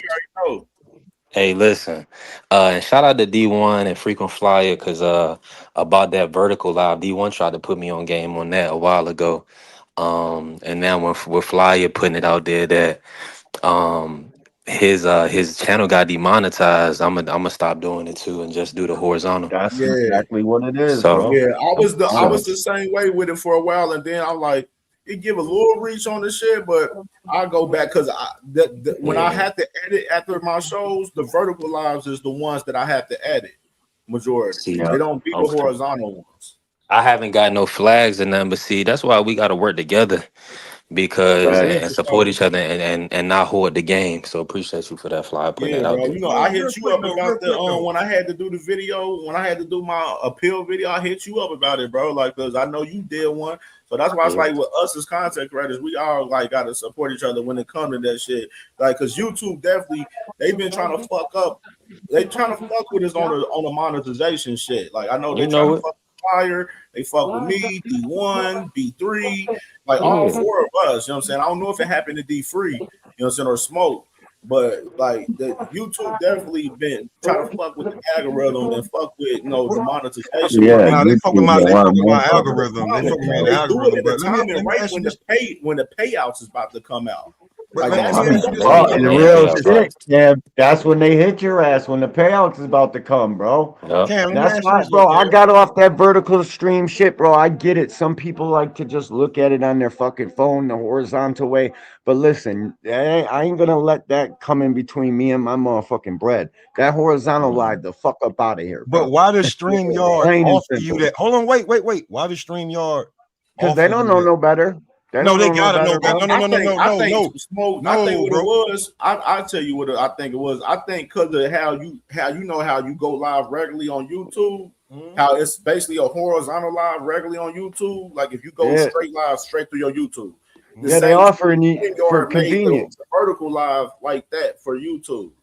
Yeah, because if you want to get the people off YouTube to, you know what I mean? Because when you do the regular YouTube live, there's more, they'll offer it to more people. So it's either one or the other. They're not telling you to do both. They're just telling you can do both. But let me just say this. Let me just say this real quick, Fly. It recommends it though on StreamYard. It say we recommend you doing both. That's what I'm saying. Yeah. You know what it is though. That's why it doesn't, because they want you to stream to more platforms than one. If you that's all that is. If you on TikTok, you know that's the way the TikTok lives go. It's vertical. And so YouTube is trying to compete with TikTok. You know what I'm saying? That's why they even came with the shorts. You know what I'm saying? To compete with TikTok. And so when you on the shorts, it's easier for people to come across your live. So that's the only benefit to that. If you're going live with the vertical live, it allows people who just scroll in those shorts to come across your live. So you know it is a wider reach and all of that stuff. But I feel like it ain't worth it though if you know you do both of them at the same time and you uploading the same content twice. You know what I'm saying? Listen, and you YouTube can stream in both. it ain't worth it. You can stream in both all you want. It's just when you go to upload it, don't upload both. That's it. But That's it what the uploads problem is. it uploads automatically on mine. Nah, I don't know you how can to stop it. stop it. You can stop it from that. Yeah, I mean, shit. I'm I gonna know have to when I figure that upload, shit out. when I delete one of them today, when I'm before it done with the actually show today, uploads. like Yeah, it'll delete 'em. upload both lives at the, you know what I'm saying? Yeah, Right it do it on automatically, there. right, Cam? Yeah, and then I can. No, yeah, but all you do is get off of here and go delete one. Sometimes, like if the Okay. vertical live don't get too many views, I delete them. Now, if I get some decent views on it on the vertical live, I'll keep them up. Yeah, But if it don't get too many views, I usually don't keep the vertical lives up. I don't give a fuck what the views count say, bro. But I yeah, got like in 10 that million case, views. D1, Don't like for fucking real, need like no more. it's like D1, like I told you, like after my show, this when I like I be having a whole bunch of clips and shit. And if it got like a certain clip from like the zone or some shit with a fight or some shit, they had you want to edit that bitch and Yeah, copy yeah. for that shit. But YouTube got grace with that. It's just when you go upload both of them at the same fucking time to the same platform, that it's clearly states in YouTube rules you cannot be re-uploading content, and that's what they take that as. When you're uploading both of these streams to the fucking platform, you're literally uploading the same content twice. So just delete one, whichever one you guys want to keep. Or you don't have to listen to me. Yeah, Keep I getting mean, demonetized. bro, we all in the same, you know what I'm saying, same boat. Yeah, bro. I would. So I just do the horizontal or or Yeah. whatever horizontal. My bad. Horizontal is what I do. I don't even bother with the other one anymore, and I don't care. If people gonna come watch, they're gonna come watch. If not, go fuck yourself. I don't care. For sure. Well, thank you, D1. What's up, Big Dre? But I Big just hate Dre and with us on the monetization like that, bro. Like when they hit us with the monetization, like when the payouts about to come out, that shit be Yeah, bro. That shit hit you at the That's knees, bad, bro. bro. Like, god damn, I've worked this whole fucking month. I had a big ass check coming, and now you motherfuckers just take this shit. Bro. Oh, fuck that vertical stream. That's Bro, I got all my money from YouTube on hold right now till July 31st right now. Like, like, and I'm Dang. like, just imagine all the shows I've been doing like every day, like, bro, like hella hella people want to super chat and stuff. They can't even super chat me right now. Like, It's $1,000 easy per month. Cash All the App. bread you're missing. The No Cash problem. App. Cash App right there. It's the Cash App. $ Cam J Network. Hit the like button. Hit the motherfucking Yeah. Cash App, niggas. yeah, that's what we rocking with right now. That's what we rocking with. That's, you know what I mean? Hit the Cash App, hit the notifications, hit the like button, subscribe to the channel. Word up. Hey, Cam. Hey, you Yeah, this fucking dude about to get beat. Ready to get a drop for you. That sound like a commercial right there. Man, Big Y'all Dre, watching this man, Frank I Warren card? gotta get some. Man, me and Big Dre. I'm gonna get with Big Dre on some shit because now the fight about to come up July 4th, man. I've been playing my guy D1 and my brother Big Dre playing the, you know what I'm saying, the drop, man. And y'all gotta tap in with D1. The raffle for the Abdullah Mason, Joe Cardina up next. It's almost a wrap. It's almost a wrap, bro. There's a couple spots left, but it's all good. So I only got a couple spots left, man. So it's almost done, man. So you doing the drawing on Friday, D1? I try to tap I'm doing the drawing out for the Boots fight during the Boots fight. You're gonna do it Saturday during the Boots fight? Yeah, right before it or after. I don't know. I haven't Okay, made all up right, my mind. well, cool. I wanted to do it. I wanted to drop another, do another drop for it. All right.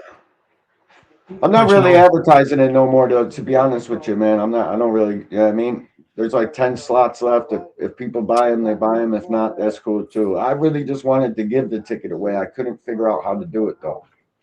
So I made people buy that. Let's see. Next time you have that conundrum, I can tell you how to do it. How? Just give your boy Big Dre a call and say, Dre, I got a ticket for you. That's one way. That's Let me say this real quick because y'all was talking about the ultimate package. And I remember last year I was on it heavy and I was talking to Free and Free ended up signing up for it.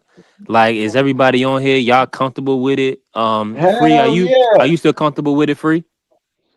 Or you feel like it's worth it?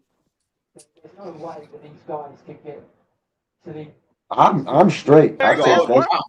I'm running my shit on the 45 joint, man. So I'll be good. I'll make my $45 work. They've been having like They three. ain't They getting no more had money out of like me than what? that. About 6 pay-per-views, 6 or 7 pay-per-views. Yeah, they Yeah. had like 6 We or up. 7 pay-per-views this year, so it's definitely worth it because I don't know if all the one fights really pay-per-view qualify is as worth it. pay-per-view I fights, done had but like 6. they trying. Which one, D1? Break it down, because I know the No, first I'm talking one. about the ones that was pay-per-view. They didn't. A fucking Shakur Stevenson fight should never be a I'm pay-per-view talking about the fight. ones Ever. that was Devin Haney fights? the I don't ones know, that was bro. promoted at as a base. You had Chappelle. There Free go going D in and Free out. driving Free. through DC. Yeah, you going in and out. You going out free? Damn, my dog Rich Harris slow. Oh yeah, I'm in Baltimore. Yeah, I'm in Baltimore. Yeah, you cutting up. Yeah, he in the car, man. He must be driving. What's going, Big Dre? What's going on, man? Who you think Xander gonna upset Boots? Talk to us. Oh hell no. Can't believe you fixed your lips to say that shit. I'm sorry. I wasn't supposed to shout out like that, but you know. Oh hell no. No, you gotta ask the question though, man. The fight's a week away. You gotta ask that question. Real talk. Well, Hey, you know, this gonna be a fire week. Listen, I watched a Scooter interview this morning that I didn't know was out there. But yesterday I did a sit down with Scooter, and I waited till we were off camera to ask him about that fight. He says, you know, I fought him, you know, in the amateurs, you know, before he just grew up and got big. You know, I was like, you and Xander. He said, yeah, we were in the same weight class, you know, in the amateurs. I'm like, damn. He said, that's how the fight came out. He said he lost 3-2, but you know, he wanted to get his get back, but he turned around and next thing you know, Xander's 150 pounds, and they just kind of took him out the running. Yeah, I remember my first interview I had with Scooter. We talked about him having that amateur fight that he had with Xander, man. He said that was a good scrap, man. He lost the scrap, but he said it was a good scrap, though. Yeah, I had a good sit down with Scooter. We got a few minutes in, and if everybody can swing by my channel, you know, Big Dre 6'2", 250, and you see the boxing gloves there, because it's live, it's local, it's boxing, and I want to Most keep my definitely, focus man. on local fighters. So stop by, you know, give it a like, give it a share, you know, and if you scroll back a little bit, the link's in the chat. Big Dre, Scooter gonna be in the building here Monday. He gonna be here in 2 days, man. He'll be back, man, here Monday at 4:00. Let's go. See? So Scooter be here live and direct 4:00 on CamJ Network Monday. See, I need to learn how to do some shit like that. Cause see,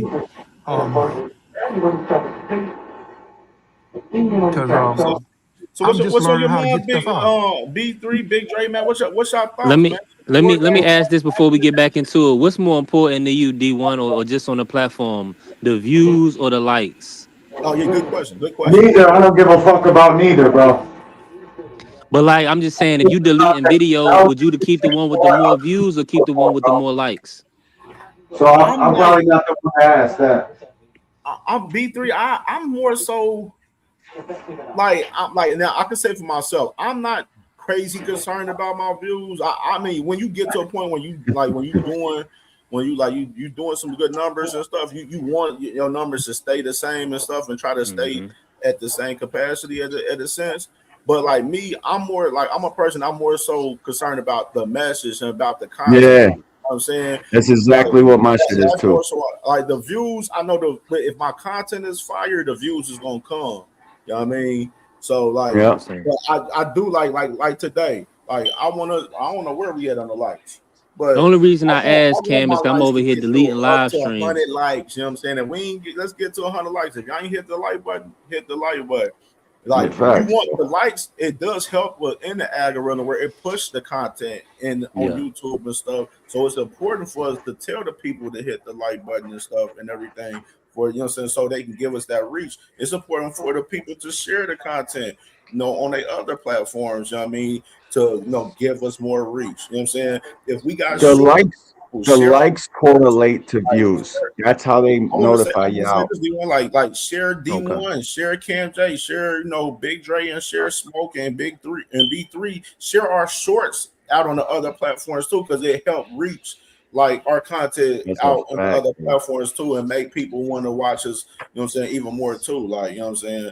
Like that's the thing too. Like it's other things too you got to do outside of YouTube to push, to bring more attention to people to watch you here too. Like you can't just rely just on the YouTube following. And you know what I'm saying? We got to get more people out there on Facebook, Instagram, Twitter, you know, fucking TikTok. You know, I know B3 is big on TikTok right now. You know what I'm saying? So I gotta do it all, man. Like, gotta get more people from the other coasts to come over and vibe with you over here on YouTube too. Like, you know I got a couple little thousand on TikTok, but for me, it's more about the message, bro. Like Cam said, I don't really give a fuck, bro. I'm just here to tell people what really going on in boxing. If you don't like me, if you can't fucking take what the fuck I'm saying, it don't really matter to me, guys. This is my fucking hobby. I'm gonna talk boxing with the people I love and appreciate anyways, bro.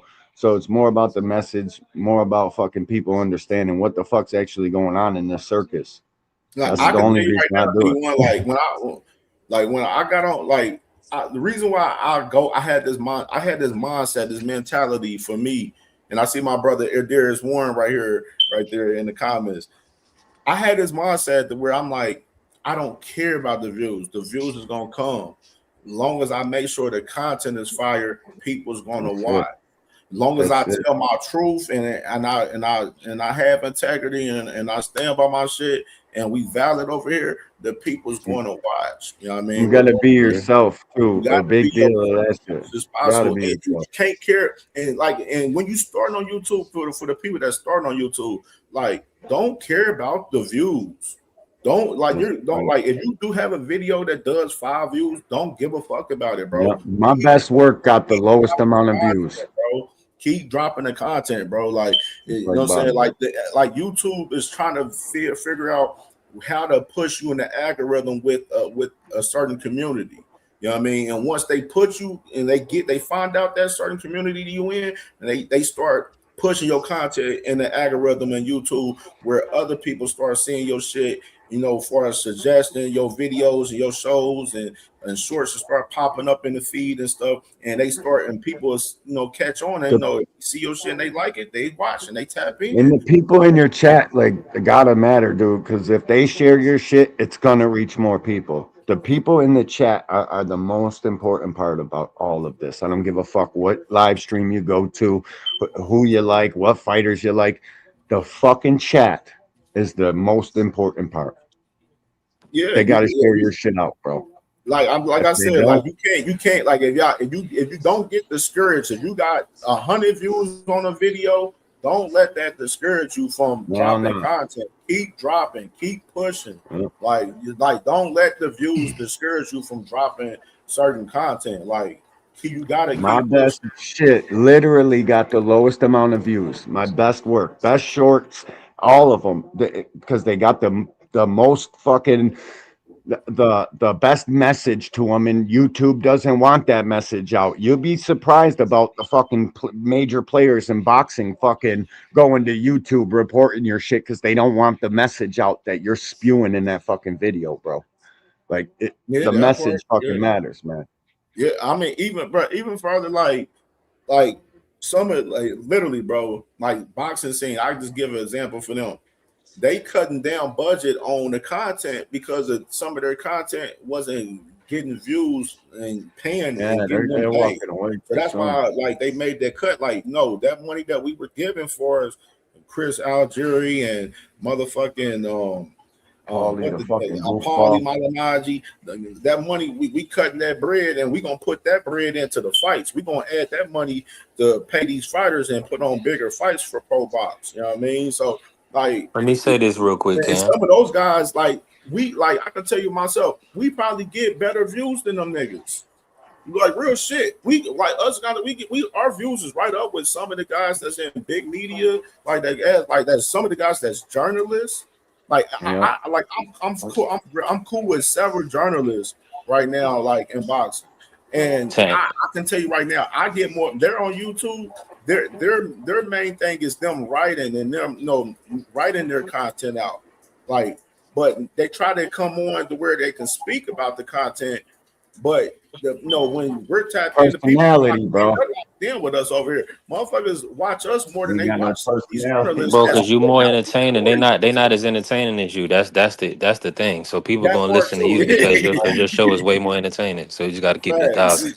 And just to answer Miss Joette for first, so like once you get monetized, that's good. It's gonna pretty much all be like supporter based income that you can generate. But you gotta get at least 1,000 followers to start getting ad revenue for when people watch your views. But to get real money on the platform, you need thousands of views. I mean, from the ad revenue specifically, you need thousands of views on your videos, so that way you can get income from that. D1, you probably know more about that, but you got to at least have 1,000 followers.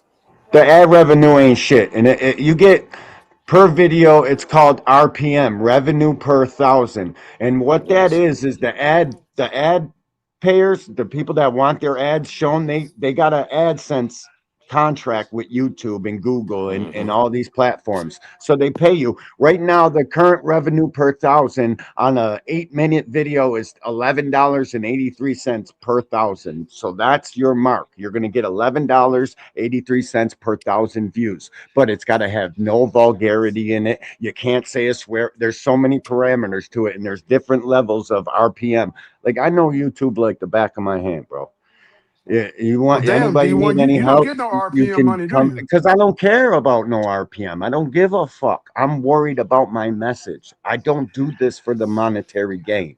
I'm good. I'm just messing with you, D1. I'm just saying, bro. It matters You the to me. angry white man. You can't. No, you it's can't not go about 2 seconds brand. It's without not about cursing. none of that. It's about the message, bro, that I'm trying to get across. Because most of these fans are fucking fooled by the circus. I'm trying to let them know what the fucking real point of the circus is. I don't care about $1. I don't care about a fucking super chat. I make the shit. It goes good. I give back the money to the people. If you guys haven't seen that by now, this shit is not for monetary gain for me. It's not.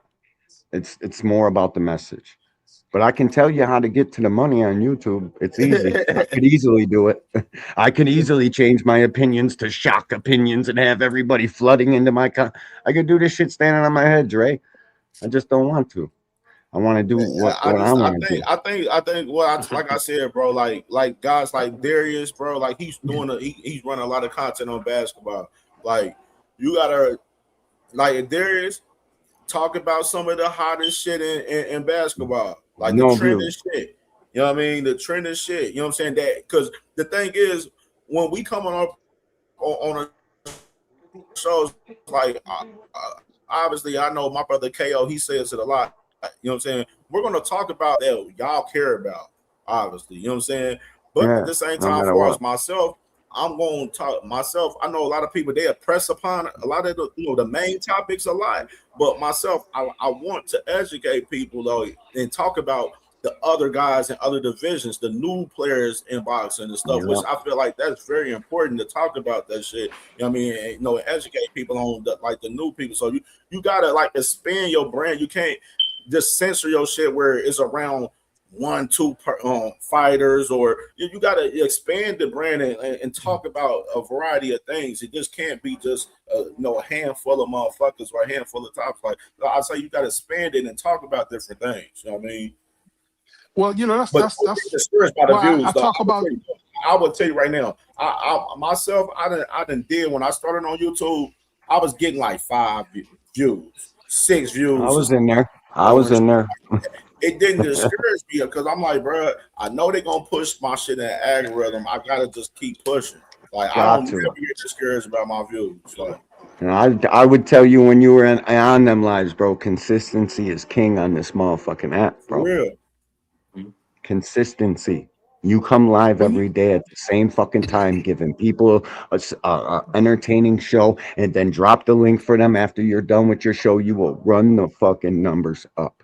And you're currently in the midst of doing that, and you're doing a great fucking job. Just stay consistent. Real, matters most. When you talk about having a differentiated topic, because some people out here talking about the same 5 fighters, the same 10 fighters, all the time. And that's why I shifted my focus to fighters that I can go see, fighters that I can, now that I'm actually doing this, I can sit down and talk to them because they within driving distance. Big Dre, I want to piggy off that because one thing I'm kind of big on, and I don't know if y'all noticed, I don't like when it comes up to like interviews and shit. I don't reach out to like the big guys in boxing for as interviews and shit because sometimes some of the guys they probably want to get paid for the interview for one, then for two, what I'm saying, a whole different case where it's hard to reach those guys. So I'm gonna ask them guys some fucking important questions they don't want to answer. Coming up, like when you build, that's why I like my rapport with like Scooter. Like Scooter's coming up in the game. We're watching Scooter's journey and watching him do his thing and keep pushing and building upon what he's doing over there at Top Rank and stuff. And it's beautiful to see because you seeing him from his journey from start. And then you will see him go into being a champion, a world champion, and everything. Like, and that's a beautiful thing to see when you're seeing somebody on their journey growing. You know what I mean? And that's what I love to see out of some of these fighters out there. Like, I like last night. What sparked my eyes was the girl Kayla Gomez on the card. She was amazing in her fight last night. Her and David Lopez. Like I love seeing these new fighters come in the game, bro. Like it's something refreshing to me to see some of these new fighters come in the game and see their growth.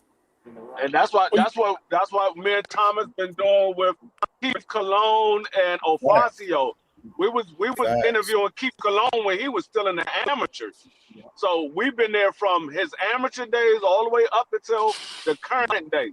Because when you get these young fighters, once they become big, it's not hard for you to get an interview with them. Like the guys nowadays, it's hard to get an interview. And a lot of times, these interviews that they are doing for these platforms, they getting paid to do those interviews. Those are not free interviews for the most part. Every once in a while, you'll get free interview here and there, but majority of the time, like Cigar Talk and those guys, some of those times, those guys are paying for those interviews. That's a fact. Well, like I talked to Scooter the other day. I'm gonna get to talk to Sugar Shee Smith probably on Tuesday. I was trying to get him yesterday, but he had to leave. And he just signed with Zuffa, so that's gonna give me not only an interview, but it gives me a topic. So, and he another one that's got 10 fights. I'll react to that because I want to hear what she says about his signing with Zuffa for sure. Well, I got a couple quick questions for him because I want to know about the the NIL, your name, image, and likeness, and the outside your name, image, and likeness is gone. Yeah, that's finito. For the most part. But one thing I want to say this though, bro, like when you grow in and you do fuck, it's easy to fuck with the up and coming guys as far as interviews. If you're trying to get an interview out of people, like try to fuck with some of the up and coming guys. It's easier to kind of get with those guys compared to the big name guys, unless you got a connection with them and got a good rapport with them and everything. You know what I mean? That's the case I would say as far as that. But that's the angle. Like you see D Free and TD, they do a lot of interviews with a lot of the people that's up and coming in the game and stuff like that. Y'all seen it from me with myself. I done interviewed Scooter Davis, Joshua Edwards, Albert Bell recently. You know what I'm saying? My guy, Nico Davis out of the DMV. I interviewed him recently. You know what I'm saying? But a lot of up and coming guys for the most part. You know what I mean? Which is kind of easy to track, but I love doing it though because you seeing they rise in the process. You know what I mean? So it's dope to see they rise. I get my boy Joshua Edwards. He fighting tonight. So I get to see my dog get it in tonight. You know what I mean? Oh yeah, my dog get it cracking tonight. Nah, I'm ready for that. You already know. Hey, but you already know Blue Hustle in here. Blue Hustle, man. Everybody wanted you on the platform today. Yes. Blue, what's good? I'm here. Hold on, y'all. Hold on. Let me say this, man. Oh, yo, let me catch the court real quick. Let me say this. Blue. We've been waiting on you, Blue. Blue, I got a question for you, my brother. How do you feel about these new developments, man, with the man Shakur coming out saying that the negotiations is real with Devin Haney? But it was fake. No problem with it. I told you. Told you. So let me say this. I don't have no problem with negotiations, man. Yeah. If the man had to stay quiet just to basically save face, because Shakur don't talk about nothing unless he's coming to the table. Now unless it's realistic. So Devin and his been out there talking, man. Lord. Oh my Lord. Hey, Blue, he was talking when he put out that when he said yes, he was gonna fight Devin at 144. He was talking then. Yeah. Well, you talking about when he put the weight? You talking about when he showed the scale? No, I'm talking about when Devin said, if I come to 144, do we have a fight? And Shakur said yes. Okay, yeah, he responded to him. That's 100%. But he also so that said, fight is on the that fight is on the table, Blue. Oh no, hold on. Y'all act like that's a problem. Is that a problem to y'all? Dude says, the boy. No, well, the problem is the nigga was lying. The problem was he was lying. The man said they wasn't negotiation. He don't know. Hold on. No, he wasn't. No, he wasn't. Hold on. Let me say something, man. He was lying. Y'all got it. Hold on. He was lying. Listen. He knew he was not. Y'all don't have to say it 3 times. Y'all don't have to say it 1,000 times. You know what I'm saying? I ain't slow at all. So let me say this. This is what it is. Just like everybody should know, when it comes to negotiations, the man put it out there and said, look, y'all talking out here on the internet instead of talking behind closed doors. He didn't want to talk about the shit. He wanted to make sure everything was solidified. That makes common sense. Is that a problem to y'all, realistically? He should be out there just running his mouth. But you said he's lying, though. So what he did is, hold on. So what he did is, the Nationals right there. You guys are talking about that. Because it's simple fact. Talking about that. You telling me you talking about something totally different. The man literally said that they was not negotiating. Because he didn't want to talk about it, bro. No. You told me not to cut you off, so don't cut me off. Let me finish saying what I'm saying. Then you can say what you other people were talking. That's the only reason why I stopped talking.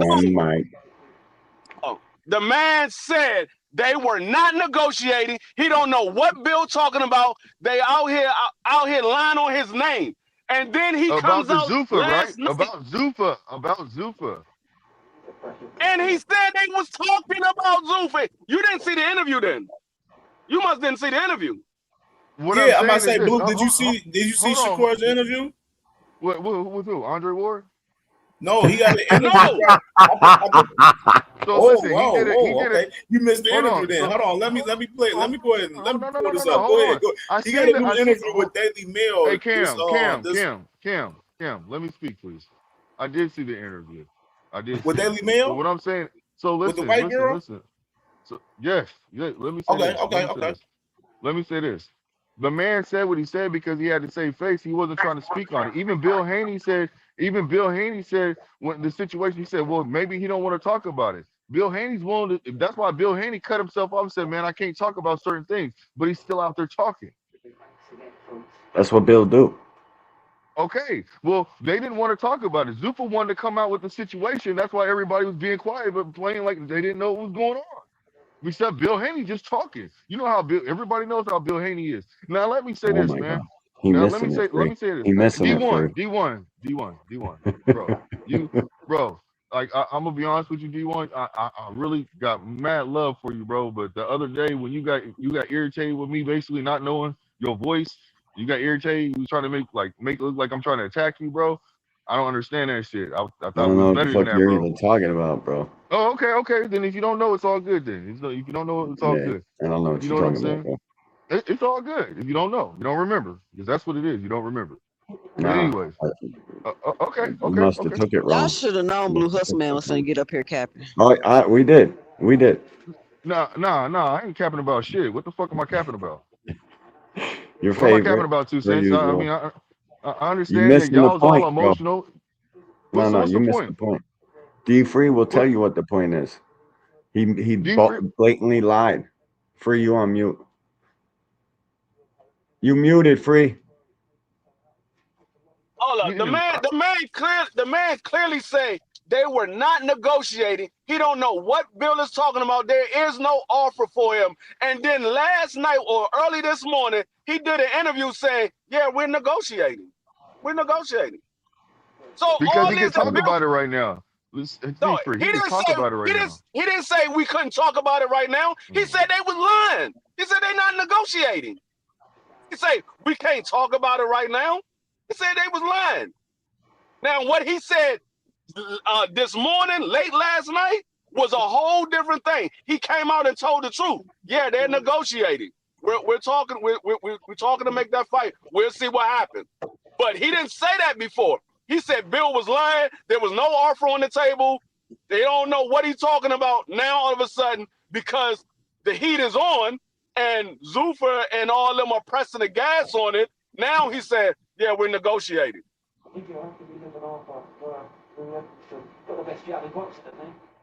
He got caught in a lie. That's all.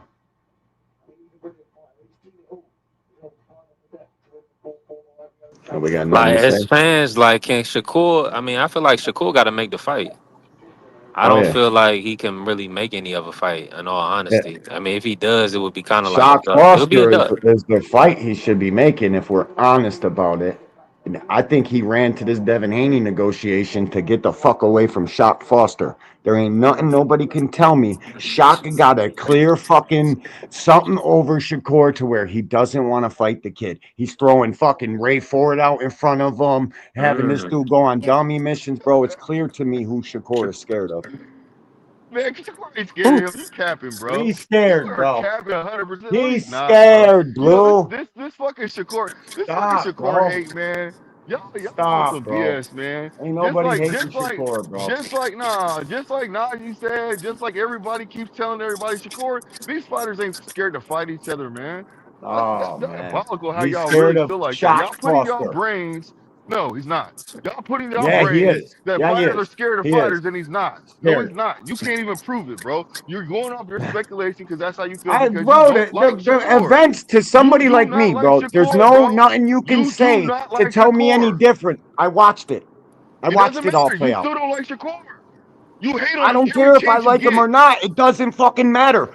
But it That my doesn't matter. You're personal incorrect. He feelings ain't towards scared, bro. what just played out on the fucking internet with Ray Ford, How Shock, the and fuck is a fucking man scared Shakur, of and somebody now when he gets in Shakur a running fucking away ring from with him, that, bro? going to getting And he Devin tells him Haney. you ain't shit. You a It's fucking clear. bum to his fucking It's face. clear. He Bro. talks mad shit to him, telling him from the side of the ring. He's talking to him. Stop, He bro. don't even give a fucking get in the ring and talk shit to him. What are you He's talking about? talking shit How is because that man security scared right of him? there. And Shock was just in a Get the fight. fuck out of him. That bum ass nigga fucking Shock was telling him, oh, don't talk to me like that. Yeah, And you he guys still are talks to him like that, bro, and disrespectful. the fans How are the fuck is scared of that him being too. scared of somebody, bro? Damn. How the fuck is that being scared of somebody when they're Man, still fucking disrespectful worry you when about you're Shock told to Foster. stop? Nah, I'm not feeling none of that shit. That's Well, a fight. That's we that know. shit where people really We talk. know. That's hate, bro. I don't hate Yeah. on no fighter. I Stop want to the see fucking every cap. fighter What do are some you, shit. fucking No, 20-something you're years capping, old? bro. Calling everything hate? Calling everything hate when people Fucking point out the hate. What are you facts to you, talking it's about? hate? D1, you just said on there, oh, I Why? don't want Because to I see that see it for Shakur the fight. truth. Because I I don't want see to see that Shock Shakur Foster fight. is fucking scared to death of fucking Shakur scared to death of Shock Foster, bro. Yeah, There's you no got it reason he right. You shouldn't be got it making right. that fight next. I know. Man, fuck that shit. He ain't making that fight. It's not even And the worth way it he right now. fights, it It tells ain't me worth it. I he's hope he fights scared. him next year, but he ain't fighting him right now. That shit ain't happening. Why not? Why not? Because That's naturally the grudge match that everybody in boxing should no, fucking want. there's a lot of But you grudge guys matches want to that are fucking supposed to see happen Devin that don't Haney and happen. Shakur D1, fight at a D1, catchweight. you tell me the grudge Those matches are that happen scary. instantly when they're supposed to happen. You tell me one grudge match that happened instantly when it's supposed to happen. When Floyd fucking put somebody in front of his ops, You Floyd took said the fight Floyd, bro. immediately Look afterwards. what you just said. You Immediate. brought a fighter. That Immediately. was from name a fighter this era, bro. Listen, Oh, Terrence hold on, versus fuck it. Canelo, Motion man. Fine, do huh? Win on something different for marination. Fine, sure huh? now, bro. Name a What you fighter this scared era, about? D1. You can never Name a convince fighter me, this era, Blue. D1. Back up what you're saying. You can't do it. Every fighter Back does up that what I'm shit. saying, bro. Blue, Yes. you're up here capping for Shakur, per How the usual. fuck am I We capping? You literally can't laid even out the fucking answer a narrative, question, said bro. exactly what you're gonna do, You and can't you're even up answer a here question, doing it. bro. You're look what you're You're doing. You're already cooked. deflecting right now. You're deflecting. You're talking about shit we're not even talking about. Cam, I'll be You're right back. deflecting, bro. You're already I cooked. got you right now. You're squirming. You're squirming. You're squirming. You can't even answer the question. You're already cooked, bro. We said what the fuck you were gonna come up here and do and say for Shakur Stevenson, and you don't even know it. You deflecting, Hilarious. bro. Name a fighter this era that basically fought a rematch he was supposed to fight. Floyd fucking Mayweather, bro. His fucking idol. His idol. You're fucking. Bro, D1, what the fuck are you talking about? I said this fucking era.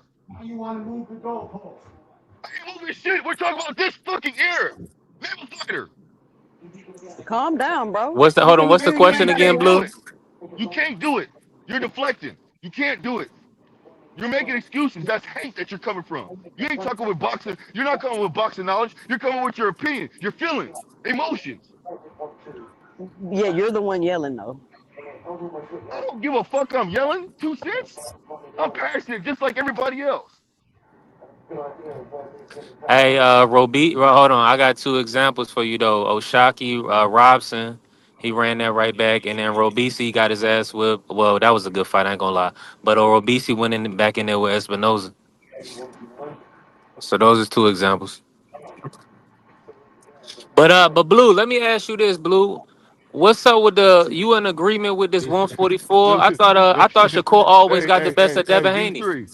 Shout out What's to you, going on, Blue? D3. I haven't talked to you in a while, fam. Yeah, Shout it out was to you. good, family.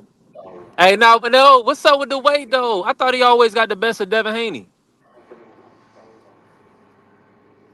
Why he need that 144? Why can't he just go and be a 5-division champ? Talk to me, Blue. I can give you the answer to that one. I have no issue with the 144. Now, what's the name agreed to it? Now you see that he's interested in it. He's partaking in it. He showed the weight of 144. You 0.4. He showed the weight. So obviously he's interested in it. So let the negotiations keep happening because obviously they're negotiating. You know, capping ass fucking Bill said he's been trying to negotiate with Shakur for 3 months. We all know that's cap. We all know that's cap. Yeah. Only thing I'm gonna say is this: Devin options for a big fight kind of thin. So I feel like he needs It's Shakur. either But the fights I want, the best fights for me, I want the Keyshawn Devin, and then I want Oshaki. Give Oshaki an opportunity, Shakur. That's those two fights. Make those two fights. If they not gonna line it up at 144. Listen, D3, my nigga. I want that fucking Oshaki fight, and I believe that fight's gonna happen. It just ain't gonna happen right now, bro. It's just not. It's not gonna happen right now. I want that fight because he can shut everybody up. I want the fight. Come on with that hate shit. Here we go, man. Here we go. That hate shit, bro. It ain't coming with logic. It's just pure hate, bro. Get the fuck out of here, bro. If you came with logic, then I'll listen to you and accept what the fuck you're saying. But you just talking with hate, man. That's what I'm saying. Yeah, I was Blue. Was you surprised how they was treating Shakur in Houston? Hey, well, you know what? It is what it is, bro.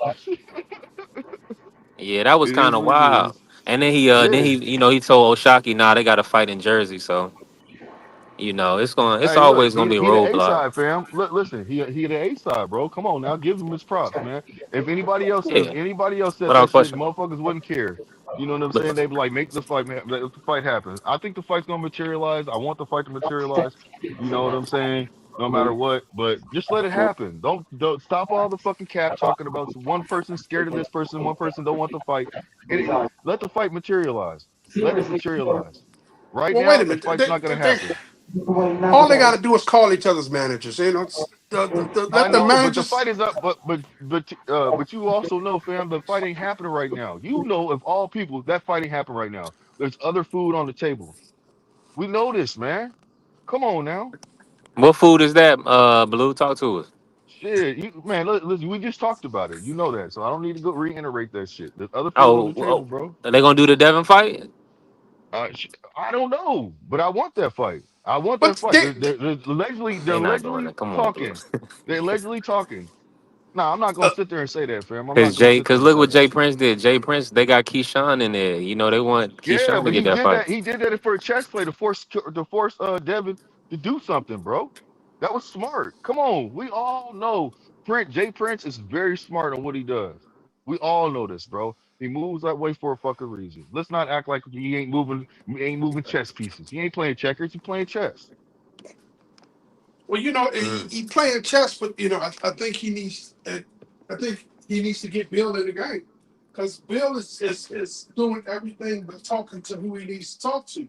He going online But and that's Bill's fault. Bill lying, bro. Bill's putting up a front. He wants to he's playing that PR role. He wants to have the talk until he can fish around, figure some shit out. Bill don't know what he can do because I can say that Bill right now they scared of fucking Keyshawn. You know what I'm saying? Because he is a mandatory now. So why keep trying to throw Shakur in the fucking way when you can fight Keyshawn? He's at the weight division right now, and then you fight Shakur. You see what I'm saying? You scared to take a loss? What is it? of course he's scared And to take a Shakur, loss. but hold on, listen to what I'm saying. Shakur already said, man, I'm not gonna move forward with this fight, not unless he gets his blessings from fucking Keyshawn, because Keyshawn in his feelings right now, talking shit, which he needs to shut the fuck up. He needs to shut up. That's what I'm trying to say. He always talking something. So I want that fight to happen between Keyshawn and fucking Shakur. Because the simple fact is, this nigga Keyshawn always be popping off, and Shakur always has to be the big brother and accept what this little brother is saying, talking out of turn. That shit's bullshit, bro. Slap his ass up and put him in check. Shakur is Check his the ass. troll. Check his motherfucking Shakur is the ass. biggest troll in boxing right now. He's he gonna Yeah, he say he ain't need fighting nobody, but Keyshawn he talk. blessing to make a fight. That's crazy. Nah, that's not. No, that's called respect Cause for his look, little why bro. he didn't Nah, need it when he went V3, up and got V3, that 10 million to fight stop, Tio. V3, Hold on. Did he V3, need you his stop. blessing when he Nah, went up nah, to nah. fought Tio and got all that money? I mean, I'm pretty sure they talked about that, bro. Let's not do that. I'm pretty sure they talked about that. Yeah, Listen to what I'm saying. They talked about it all the way, Listen to what I'm saying. Listen to what I'm all the way to saying. the ATM. Listen. They talked about Right. that, bro. Like right now, with Keyshawn doing what he's doing, I think that's PR shit. Keyshawn's trying to make it seem like they beefing a little bit just to keep the fucking story rolling and to keep the narrative going, man. That's smart. That's smart. Everybody's getting attention that they want. Because if it's negative, it's still smart. If it's positive, it's still smart. Everybody's still staying relevant. Just like no matter what Bill Haney's doing, it's smart because he's still staying relevant. People are still talking about him regardless. It's smart. Yeah, they talking about it, but he ain't doing nothing. It doesn't It's matter. He's still staying relevant. I don't know how relevant you can be when you're not in the ring. It doesn't because When everybody's talking about. Well, let me ask you this: everybody's talking about it because he's not in the ring. but he's still. Everybody's So talking, hold but on. he's So is not he in the still ring. relevant? Hold on. Is he still relevant? No, he's not relevant. He is the big blowhard on the corner. Fam, how is he not? How is he not relevant if he's being Because he's talked the about? big You don't blowhard on the make any corner. sense. No, He's the you big don't make any blowhard on sense, the bro. corner, man. It doesn't matter. He's in the corner. He's still relevant, bro. No matter what you say, you He try to out there deflect and make selling. it seem like. Listen, what good is it to selling wolf tickets if ain't nobody out there buying them? What good is it to sell Hey, wolf people are tickets if buying ain't it, nobody bro. buying them? So let me ask you this: did you guys talk about Devin today? I didn't talk about Devin today until you brought him up.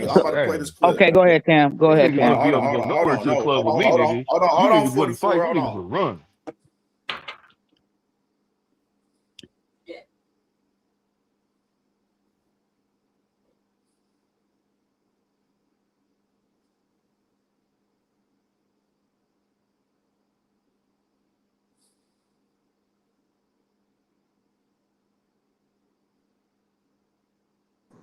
And I had the audacity to say you love that man with all your heart. That was nasty work. That was disgusting. That nigga's a bitch, bro. Every time that nigga talk, all I hear is pussy talk. Every time that nigga talk, bro, he says nothing but bitch ass shit coming out his mouth, bro. I can't. He's a parody boxer, yo. He's a parody boxer. It's like watching Key and Peele motherfucking do some commentary before a goddamn fight. Cause this nigga's a joke, bro.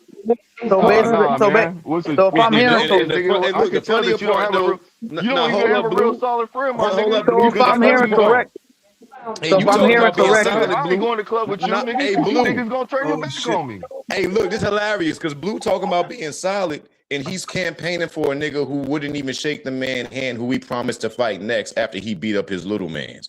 What the fuck are you talking about, Blue?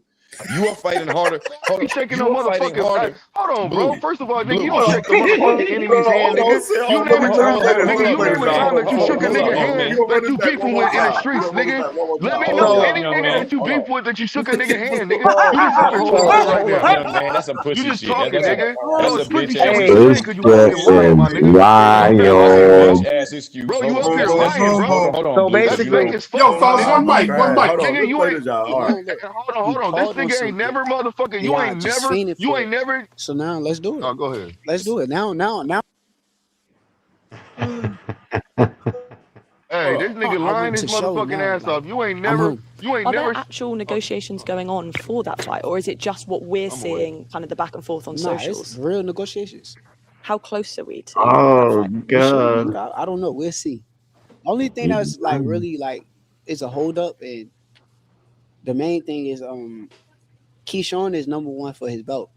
So one thing that I'm not going to do, Keyshawn's my brother. I love him like with all my heart. I'm not going to step on any toes Hey, yo. just to get a big bag. Like it's not like, oh shit, I need this money. I need to. No, I'm not going to fuck up what I got going on with my brother over.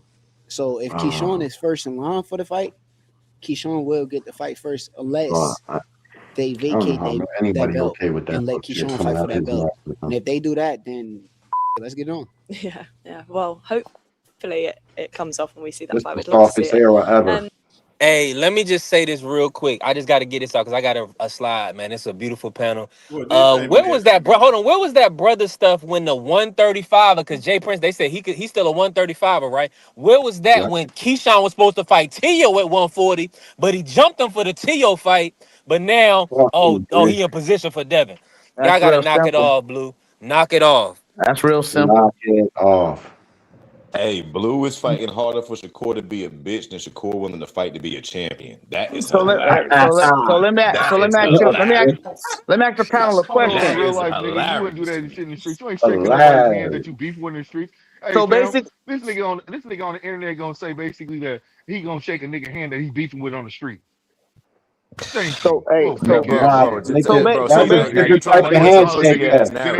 So for the panel, but you gonna shake a nigga hand.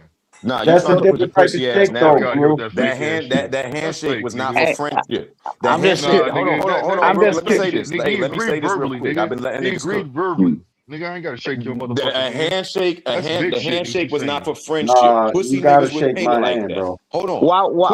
Hold on. A bitch ass nigga would paint it like that. That handshake was not for fucking Nah, friendship. bitch ass nigga would paint it like nigga, like you gonna be fake and shake a nigga hand, nigga. You ain't never fucking fake. You ain't never shook nobody hand in a bar fight, I've been letting you cry. I've been letting you. We don't let you cry for 30 minutes. Fake ass for this bullshit, bitch ass nigga. Ain't nigga. nobody crying, Hold nigga. on. You cry all the time with the hate. You know what I'm saying? Hey, let you cry for this bitch ass nigga, bro. You just completely glitched and crashed out over this whole ass nigga. So basically, keeping it real for a nigga, I got a question for the panel though. Hold on, brother. Before your question, I just want to make it clear so that everybody else don't get it fucked up that live in this bitch ass world that Blue coming from. Nigga, a nigga shakes hands. He would not shake his hand.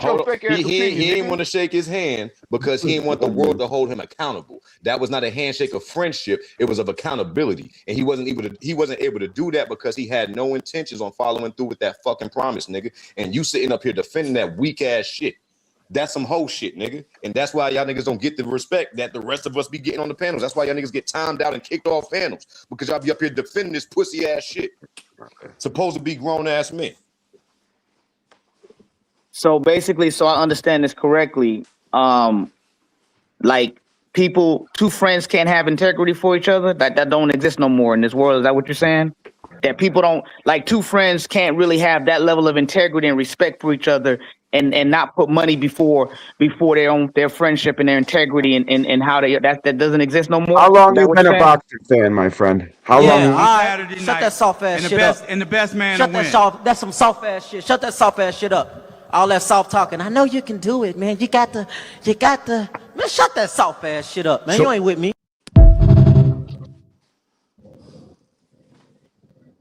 How long have y'all been boxing fans with this friendship bullshit? I need to know. No, I'm just asking a basic question. How long you been here, bro? It's a simple question. I got friendships with niggas I almost killed before on some real shit, nigga, and we don't never plan to go there. And we had to shake hands even at the space of disagreement.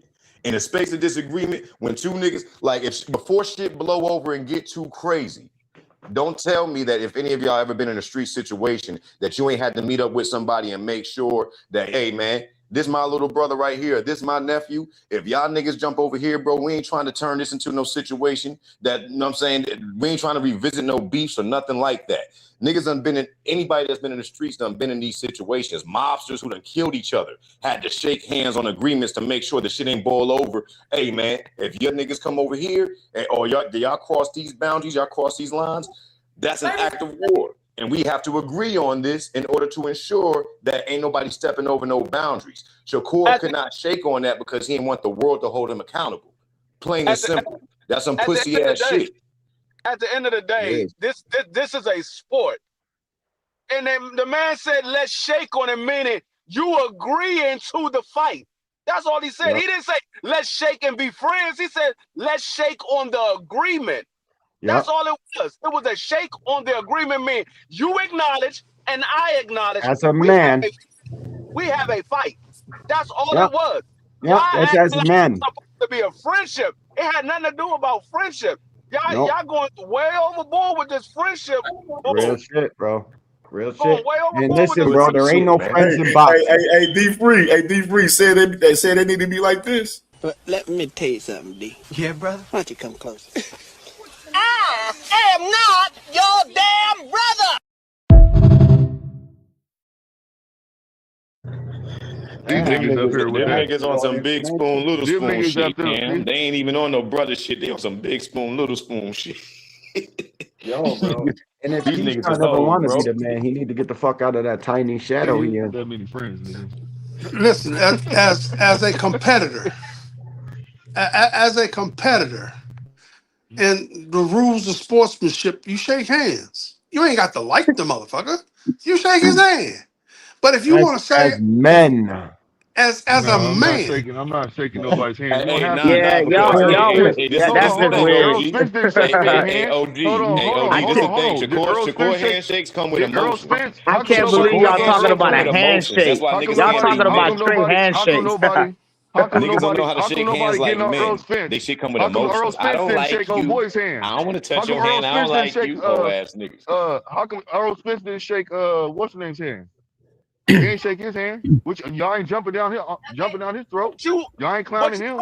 Y'all ain't I don't know. It wasn't backing out of agreement, weak ass nigga. That's what I'm talking about. Now you said trying to make it. It wasn't backing out of an agreement, weak ass nigga. He said we'll shake after the fight. We'll shake after the fight. What he said was they didn't have an agreement, dude. He said I was shaking. He said we'll shake after the fight, nigga. And you try to paint it as the same situation. No, nigga, keep the same concept. He's trying to shake his hand as a fucking gentleman, nigga. They say they fight, nigga. Hey, Blue, either you related to this nigga, either you related to him and you ain't telling us, or you from New Jersey, bro. But ain't no real men would get up here and say the shit that you saying right now and think that they actually make sense. You sound corny as fuck, nigga. You sound I probably do to a weak ass nigga. I probably do. Nigga, you weak, nigga. You're the fucking nigga that you would shake your enemy's hand, nigga. You sound you don't shake your enemy's hand, man. Y'all weird on that one, nigga. You won't shake your enemy hand. Who you talking about? Nigga, that's weird shit, nigga. I gotta agree with Blue on that one. If I say I'm gonna kill you, I'm gonna beat your ass. One mic. Hey, y'all, one mic. Nigga. What the fuck you talking about? Too many people talking. One mic. One mic. Blue, go ahead and respond. Blue, you speak and say respond.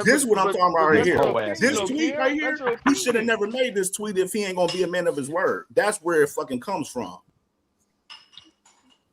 Yeah, read that shit out loud. So you know what I'm saying? So niggas can understand this bitch ass nigga always doing this shit and they acting like we picking on him. And all I'm trying to say, Cam, is that statement right there still stands to be true, right? Because the reality is this: did he put a date in that message? Did he say when? There's no need to put a date if you don't acknowledge it. He never even acknowledged it. He just dismissed it. He did acknowledge. That's the problem. He acknowledged it, guys. No, he didn't acknowledge it. Yes, he did when he got in the ring and he told him.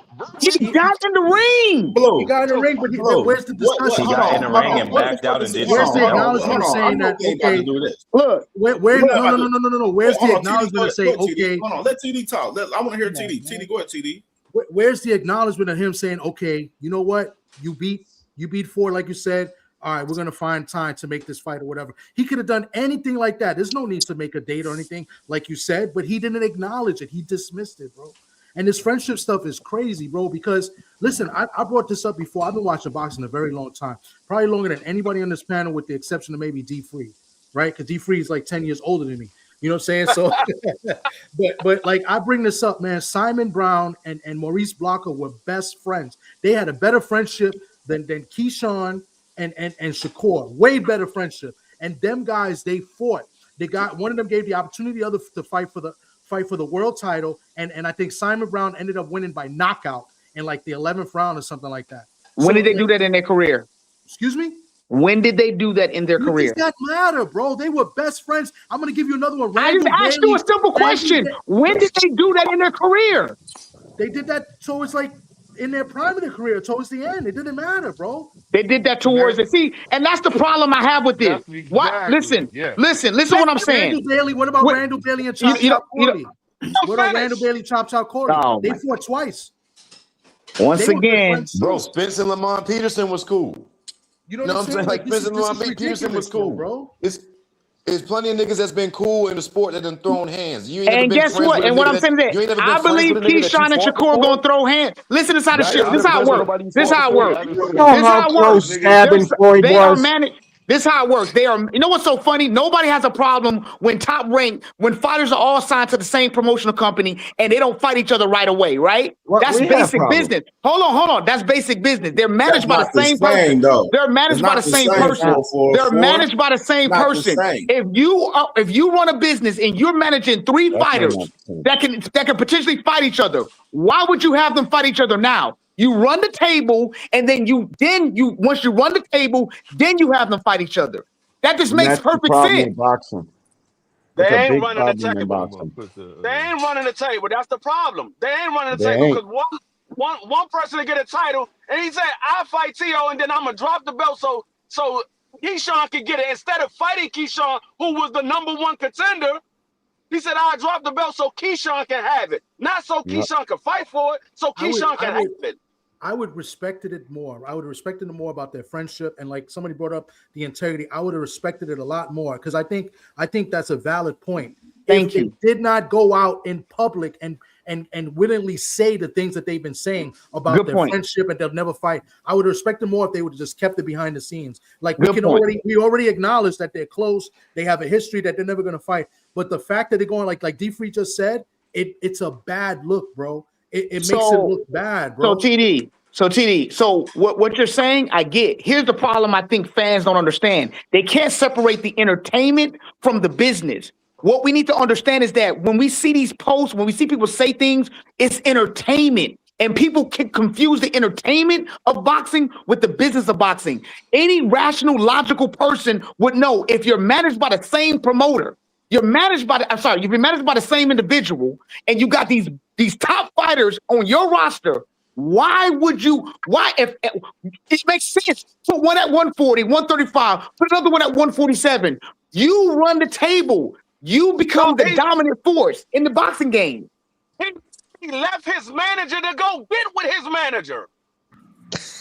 I can't believe niggas are trying to defend this weak ass shit. I can't believe it, man. He got Shakur Stevenson, he got Keyshawn Davis, and he got Abdullah Mason. Man, y'all tripping. I'm sorry, like it's common sense. These niggas are not real friends, bro. Like these niggas are just scared of each other and need to protect each other's status, bro. These niggas are not even real friends. Guaranteed after they retire and it's all said and done, these niggas will not call each other, check on each other, go to nobody's baby shower, no shit like that. These niggas are just protecting status because they know how good they're not.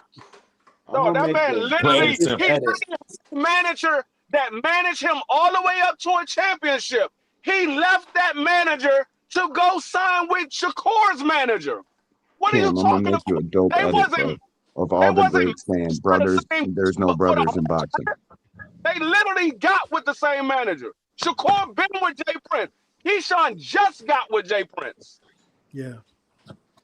Just got with him. What a goal. The niggas is cowards, man. Everybody in that corner. There ain't no friends in boxing. From Nebraska on down, straight up and down climb. You see the same antics from these niggas every time, especially around all they big fights. Bro, if somebody acts this way around their biggest payday, that's stage fright, man. You know what I'm saying? That's because they're not supposed to be in that spot. So niggas start getting nervous, and then they want to make sure that you weigh enough. They want to make sure that the rain percentage, the precipitation is right outside. They want to make sure the humidity's right. They want to make sure that everything is okay. Bro, my biggest fear is the next generation gonna pull some shit like this. Nah, man, I don't care. I'm done with this fucking generation. Nah, bro, because these niggas gonna get wiped out and forgotten about. Shakur's gonna be forgotten. Crawford's gonna be forgotten. Devin's gonna be forgotten. And real fucking fighters are gonna take precedent again, bro. Everything you said is fine. That's no problem. I understand they do that. But when they say these things out in public, I am never going to fight them. No amount of money will make me fight my brother. That I ain't your damn brother. Yeah, that's the bad. That's what I'm talking about. That's the bad. That's the bad part. That's the bad part. Other than that, I'm gonna make an edit of every single great before these guys, telling y'all there ain't no fucking friends in boxing. This shit is the softest era we have ever existed in, and y'all are over here finding ways to cap for the shit. Crazy This work. ain't a friend I got right now, D1. D1 ain't a friend I got right now that would have put on gloves and spar with me and hit me like my enemies. And it's still love. Ain't a friend I got right now that won't disagree with me to the level of fist especially if they're giving you $1 million to love. do it. You're gonna do it Know for what $1 I'm million without a doubt, right? Oh my goodness, bro! Me and my little brother start some shit right now, nigga. Somebody want to put a purse on it. I literally I got brothers that'll fight me, nigga. Right now. Hold on. I literally did it on a live. I called my brother and I asked my brother. I said, "Hey, boom, if somebody gave us both $1 million to fight each other in a real boxing match, would you do it?" He said, "Where do I sign up?" Exactly. Where do I sign up? Where's the paperwork at? Please give it up. I need that. Yeah, exactly. Like y'all are finding crazy ways to fucking wiggle out of it. Like, bro, it's soft as a bitch because they know they're two of the best fighters. This is why this is devious. Mousetrap D1. Listen, bro, these are two of the best fighters in the game today. They are at or around the same fucking size, bro. That's taking a mega fight off the table for us as boxing fans, and y'all are fucking finding ways to agree with this shit. Y'all ain't boxing fans. Y'all are boxer fans. Period. I'm gonna share the short that I did. Exactly. Yo, Randall Bailey literally said, boxing fans, y'all boxer fans. Yo, that's he literally crazy. told us. He said, if you don't fight me, we are not friends. He literally said that.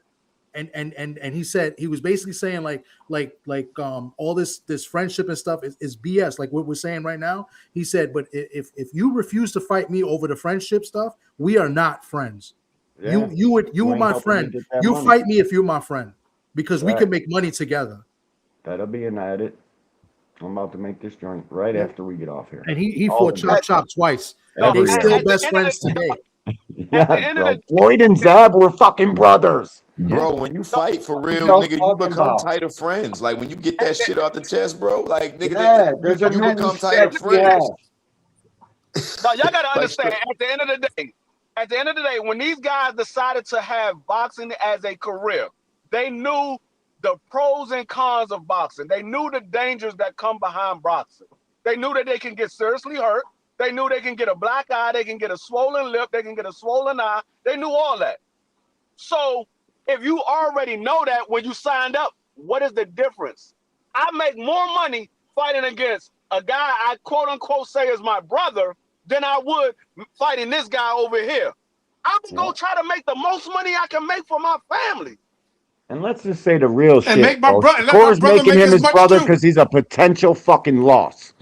It ain't no other reason, bro. I wouldn't be mad if it was a guy that we can't fucking, we don't see him in the top shit. It's they're each eliminating a possible loss off their fucking resumes.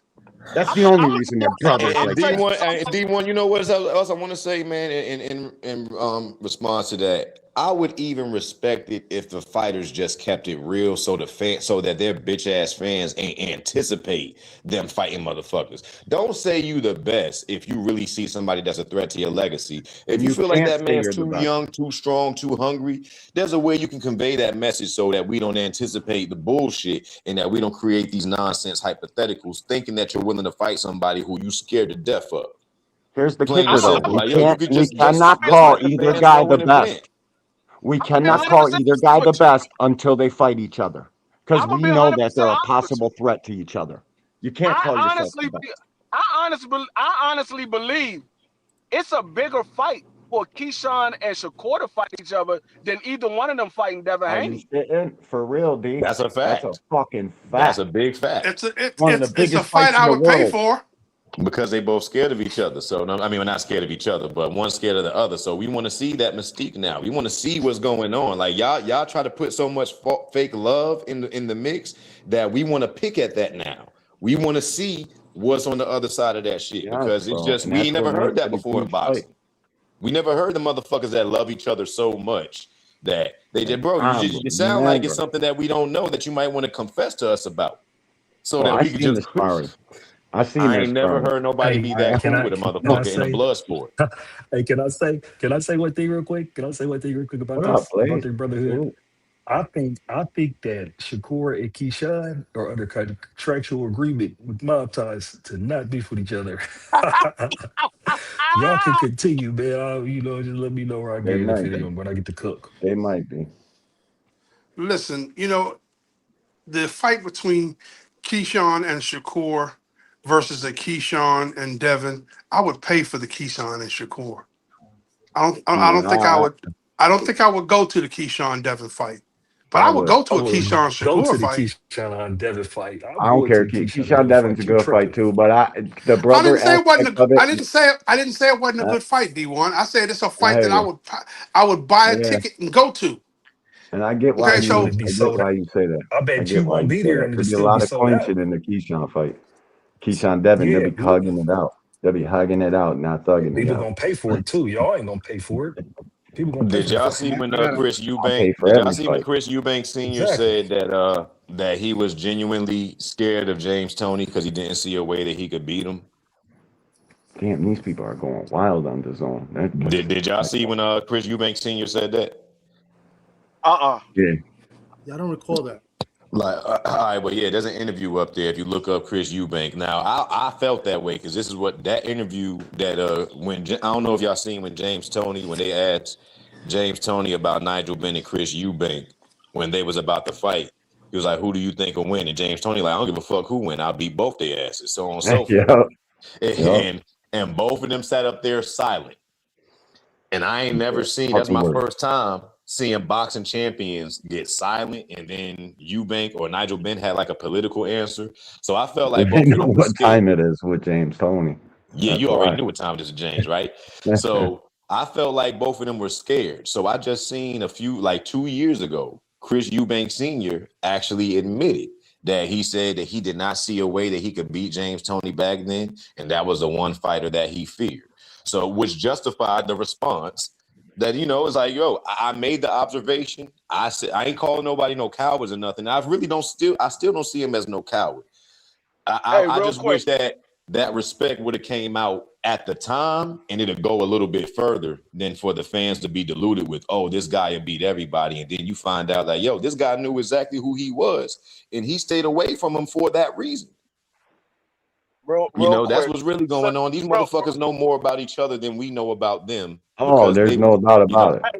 They grew up together. Real quick, D1. Shout out to Miss Cam J. Salute. What's going on, Queen? Salute, Miss Cam J. Miss. It's strange. We're acting crazy today, man. This conversation. Salute to the wifey, Mrs. Kim J. Man, it's crazy today, bro. It is crazy. Hey, Shakur, this man said the man wasn't in negotiations. Now the man come out and say it this morning. And that was a sneaky ass little interview. It dropped like 2, 3 in the morning and shit. And I just happened to be on YouTube. I'm like, oh shit. Then I see people start flooding little clips from Shakur on Twitter and shit. I'm like, oh, you know, I'm gonna react to this shit today on the show. Hey, yo, hey, Cam, why does every time Shakur do an interview that a contradiction or a lie comes out? Like he accidentally tells the truth every time. It's like 3 or 4 or 5, damn near. It's over and over. What? It's like this is the way that he builds up press and publicity. We got to do an over and under on the interviews for him. Like, man, how many contradictions? You know what I'm saying? I believe it. I believe it's on purpose, Cam. He knows what he's saying. He knows what he's doing. He knows how to make us talk. Somebody else to talk for him, D1. This shit crazy. Anyway, he knows what he's doing, bro. Lies and contradicts himself. Real quick, I gotta bounce real quick. How to force a narrative, how to make us talk, how to make us create live streams about him, and that's what the fucking point is right now. But that shit don't translate monetarily because ain't none of us about to watch his next fucking fight. I know, but on YouTube, the shit he pays attention to, because believe it or not, he's in all of the chats under fake fucking profiles, chatting away, reading the chats, fucking just like Bill Haney, just like any of them, bro. How could you not pay attention to people talking shit about you all day? I just want you to monetize it, motherfucker. That's all. Like, dog, make it make sense. Make it make sense or make dollars. At least I'm saying something, goddamn. Because it seemed like, bro, I said this 3-4 fights ago. Shakur's fan base has capped out. He's only going to lose fans from this point. He's not going to gain any more new ones. It's just a part of his character, bro. You just like him less the more he shows face and the more you put a microphone in front of him. You like him less and less. Unless he does something extremely courageous, like maybe be a man of his word, fight O'Shaquie Foster, some shit like that. That's the only way he might gain 10 more fans. Other than that, the way that his career moves are, he's only going to give them up to the other guy. I would back off him a lot, bro. It would say a lot to me. Blue wants to say I'm a hater over this. It's not, bro. It's because I've been a boxing fan for 3.5 decades. This is the softest shit I've ever seen, bro. You get us all amped up for a fight with this guy, throwing your little brother in the way, and then he beats the little brother. What's more prolific than Shakur and Shaq fighting right now? Nothing, bro. And the reason I feel the way I feel is because I'm a real deal boxing head. I've watched all these eras play out. I'm going to watch the next era play out. And this right now is some soft ass shit. And I can't fucking rock with it, no matter what you tell me or what y'all say or why he ain't making the fight or fucking all these fucking excuses, bro. That fight should be next. Who else had a sellout fight? Who else had a sellout fight in the recent event? Who else made as much noise underneath 154? Underneath the 154-pound weight division, who has made more noise in an event without mentioning Tank Davis while being able to fight Tank Davis? Ryan Garcia. The only one, right? No, and none of them calling him out. Nobody. But with that being said, between Shakur and Dev, who's done better? Shakur and Dev? Yeah, between Shakur and Dev. Neither one has done better. I don't know what better. There's not even a scale of good. I feel like they're just doing worse. Like they're just more. I would say Shakur is right as of right now. Shakur. Yeah, exactly. Between the two, it's Shakur, and that is why all of a sudden Devin is putting this pressure to want to fight Shakur, because why didn't he put this pressure back in January and now he's doing it now? So that's why I kind of don't believe both of them. I think they're both playing games. Like the biggest loser. I'm not taking either side. I think, obviously the fans of each one is going to back their guy, but I think both guys are wrong. I think they're both full of shit, in my opinion. Yeah. You know what I'm saying? I think boxing loses. I just hope we can get a tank fight with both of them guys, and I hope it's not the ship is not sailed to Zuffa, because I know what kind of business Zuffa does. They only do business with themselves. I'll be sick, bro. I'm gonna tell you what I want. I'll be sick, bro. What I want in a perfect world, I want O'Shaquie and Shakur, and I want Devin and Ryan in a perfect world. Yeah. I want Tank to get his ass back in the box and get the fucking out the way. I want to stop talking about Tank and Roach. Serious about their career. They give me those two fights. they can go fight whoever they want the next 2 fights after that. Shit, The next 2 fights shit. after that, they can go fight They whoever might they end want. up on favorite fighters lists and shit if they Nah. get You those know fights. why I specifically hate Shakur. Well, I say I mean I hate them both. Like I There's the know hate is a Crawford strong thing, word, too. but I chose this word carefully. I couldn't find a better word for it. But the main reason I hate Devin, right, and the reason why I'll vouch for his retirement is because. And anybody can feel how they want. I watched that man weaponize Vada against Ryan Garcia, and they said, and this is beyond like career shit. For that man to say that anybody who cheated needs to be out of the sport, referring to Ryan Garcia with Victor Conti in his corner at the same time, like you really trying to stop this, tarnish his whole reputation behind your bitch ass son's loss and get him out the sport. They was willing to go that far to ruin that man's whole career. And I think that's a whole nother level of evil, bro. And that's why I can't support no Devin fight from this point forward. I don't give a fuck who he fight. I don't care how much integrity it is behind it. I want that bitch ass nigga out the sport because I seen him try to get a suburban kid out the fucking sport who whooped his ass fair and square.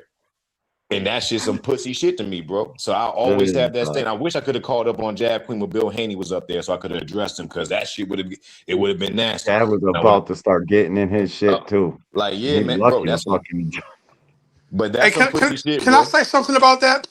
They talked about Ryan, and the cheating and all of the allegations, but what did the DHP do? Now, she never had a fight under the DHP banner, but they signed Alicia Baumgartner when she didn't have a promoter and who was in the middle of a drug scandal. Right. That's so they talked all this shit. Fuel to the fire, man. They talked all that That's what I'm shit talking about. and signed Alicia Baumgartner while she was in the middle of a drug allegation. That's a fact. And said that same shit out their mouth, Big Dre. And said that same bullshit. If you cheat, if you violate the sport, you need to be out the sport. Like these niggas were the ambassadors of cleanness or something. Like, get the fuck out of here, dog. Yo, these dudes is going at it on the. Yeah, them dudes is pussy, man. And he bigger than everybody that he's called out. And you bigger and got supplements and you still scared to fight niggas? Get this bitch ass nigga out the sport, bro. Same thing with Shakur, nigga. You don't want to fight your brothers or your enemies? Get the fuck out the sport, dog. Why we talking about you? It makes me sick. Why we wasting time? Yeah, He don't want to fight his brothers. Come on, Tank. We need you back, Tank. Hey, now Come on, that right Tank. there, that statement right there is diabolical. You don't want to fight your The brother nigga or don't want your to fight his enemy. brother or his enemies. That is diabolical. Who the fuck he want to fight? Oh, he want to Nigga out the fight sport, bro. easy scraps, easy money. Tio, jab his fucking head off. Dude ain't got no defense. Make it look like I'm the fucking top pound for pound guy. I ain't even think about it like that. I ain't even think about it like that. You don't want to fight your brother or your enemy. Or God, what we talking about? What are we talking about, dog? We got better shit to do this Saturday, Cam. We just here hanging out at this point. I'm watching these two white boys up here kill each other like they ain't. That's crazy. You just going at it. But Hey, you know when you I out there, Hey, how did y'all like that man? Shakur said, "Hey, he told that man Devin to vacate his belt to fight him." Really? He said the only way. He said I'm not gonna fight Devin. Yeah, he said I'm not gonna fight Devin unless he vacate his belt and Keyshawn can fight for the vacant belt. Yeah, that's what the play is, bro. No, he said without Keyshawn's blessing. They both Cam. so they both have to vacate, bro. Hey Cam, hey Cam. That's a fact, Cam. Listen, They both about to vacate. Cam, listen. Facts. I said this, and people was like, "Oh no, nah, they're not even like that." When I talk about the tag team of boxing, it's only two people. That's Keyshawn Davis. That's Shakur Stevenson.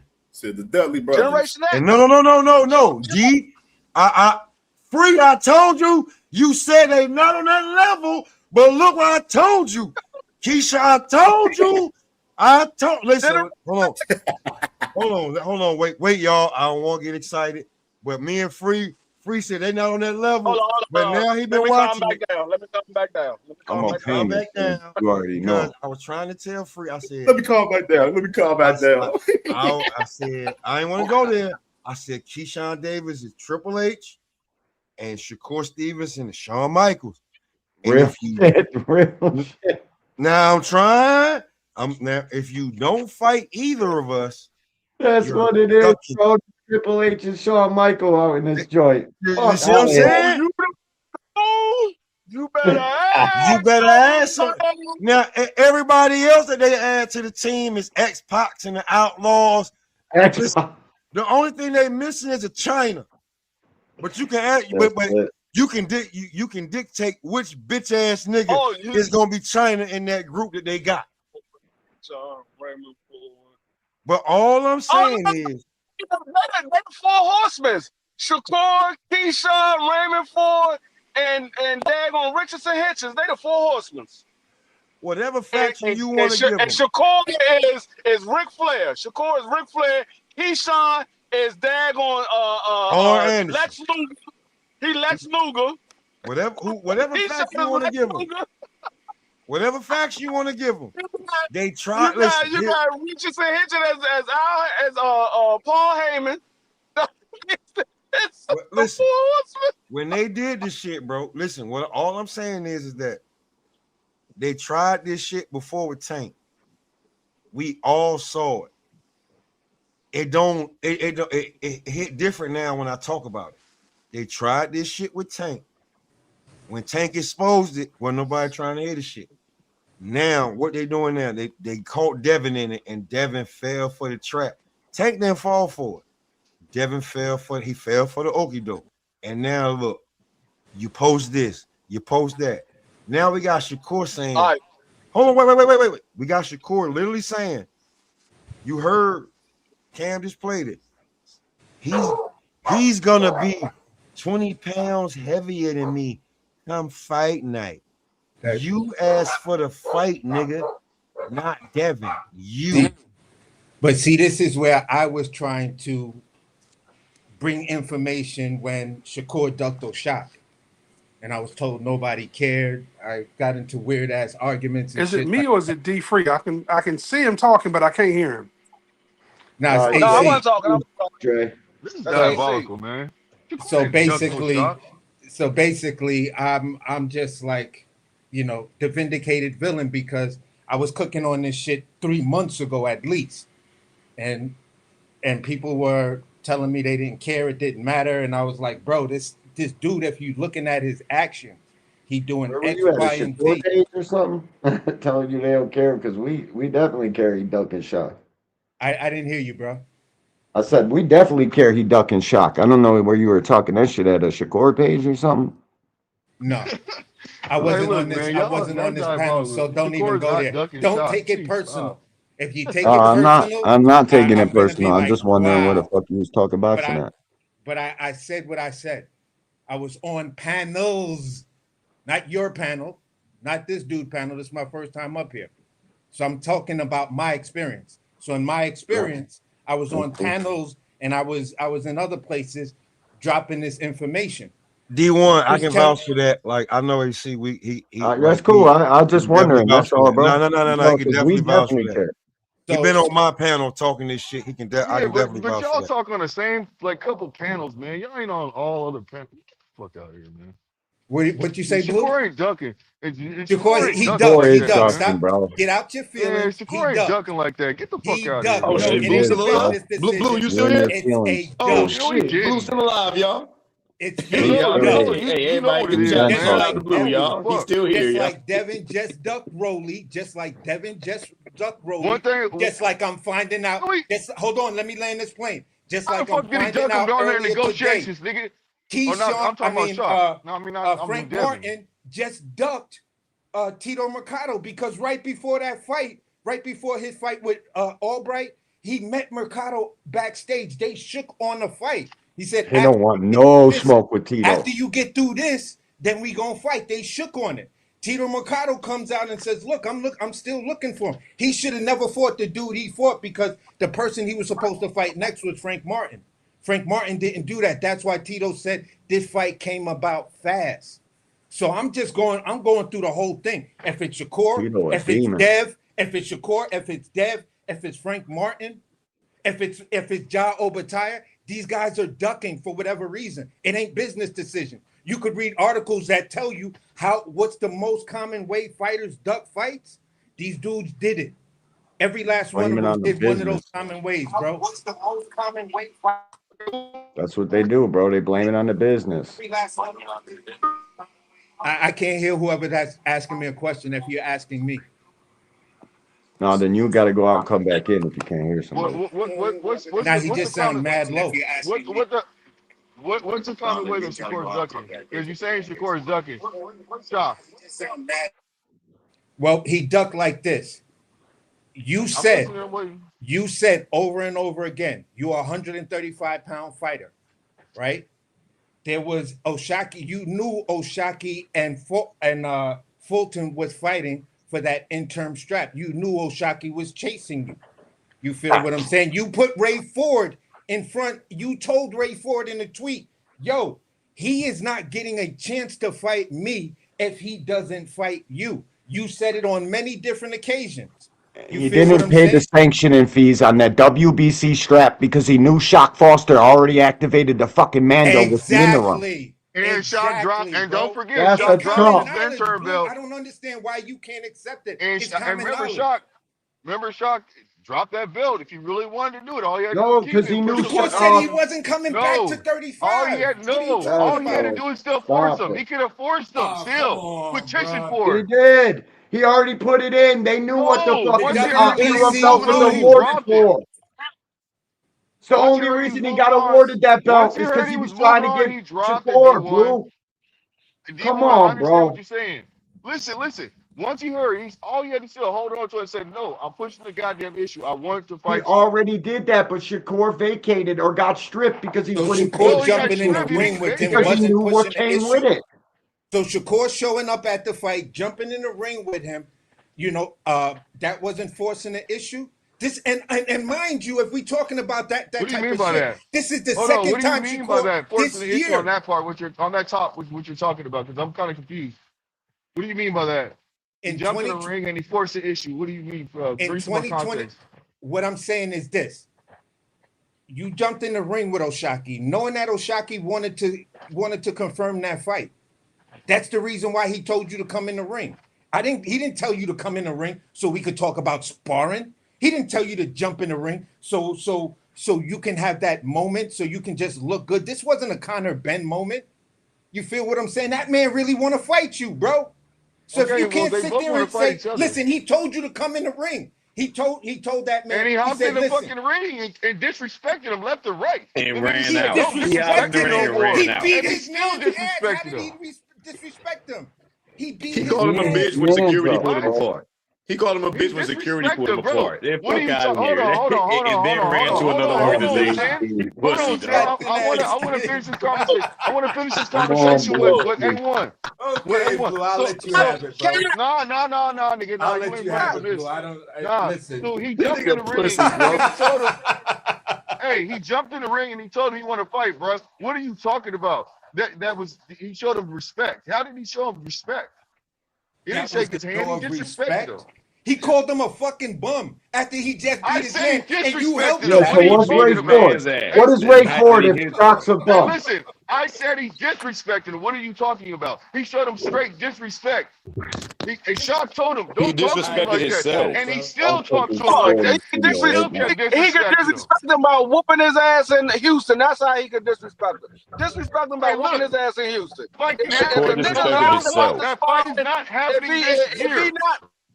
If the man lied about sparring, if he's not on your level, if he can't beat you, put his ass in the ring, show the world that he is not what he say he is. What's so hard about that? You're the A side. He said, I'll fight you at 140, 135. There's no way for you to run. I'm coming wherever you at. There's nothing that Shakur can do that O'Shaquie would say, no, I'm not fighting you. Nothing. He said, wherever you I'm going. Take the fight.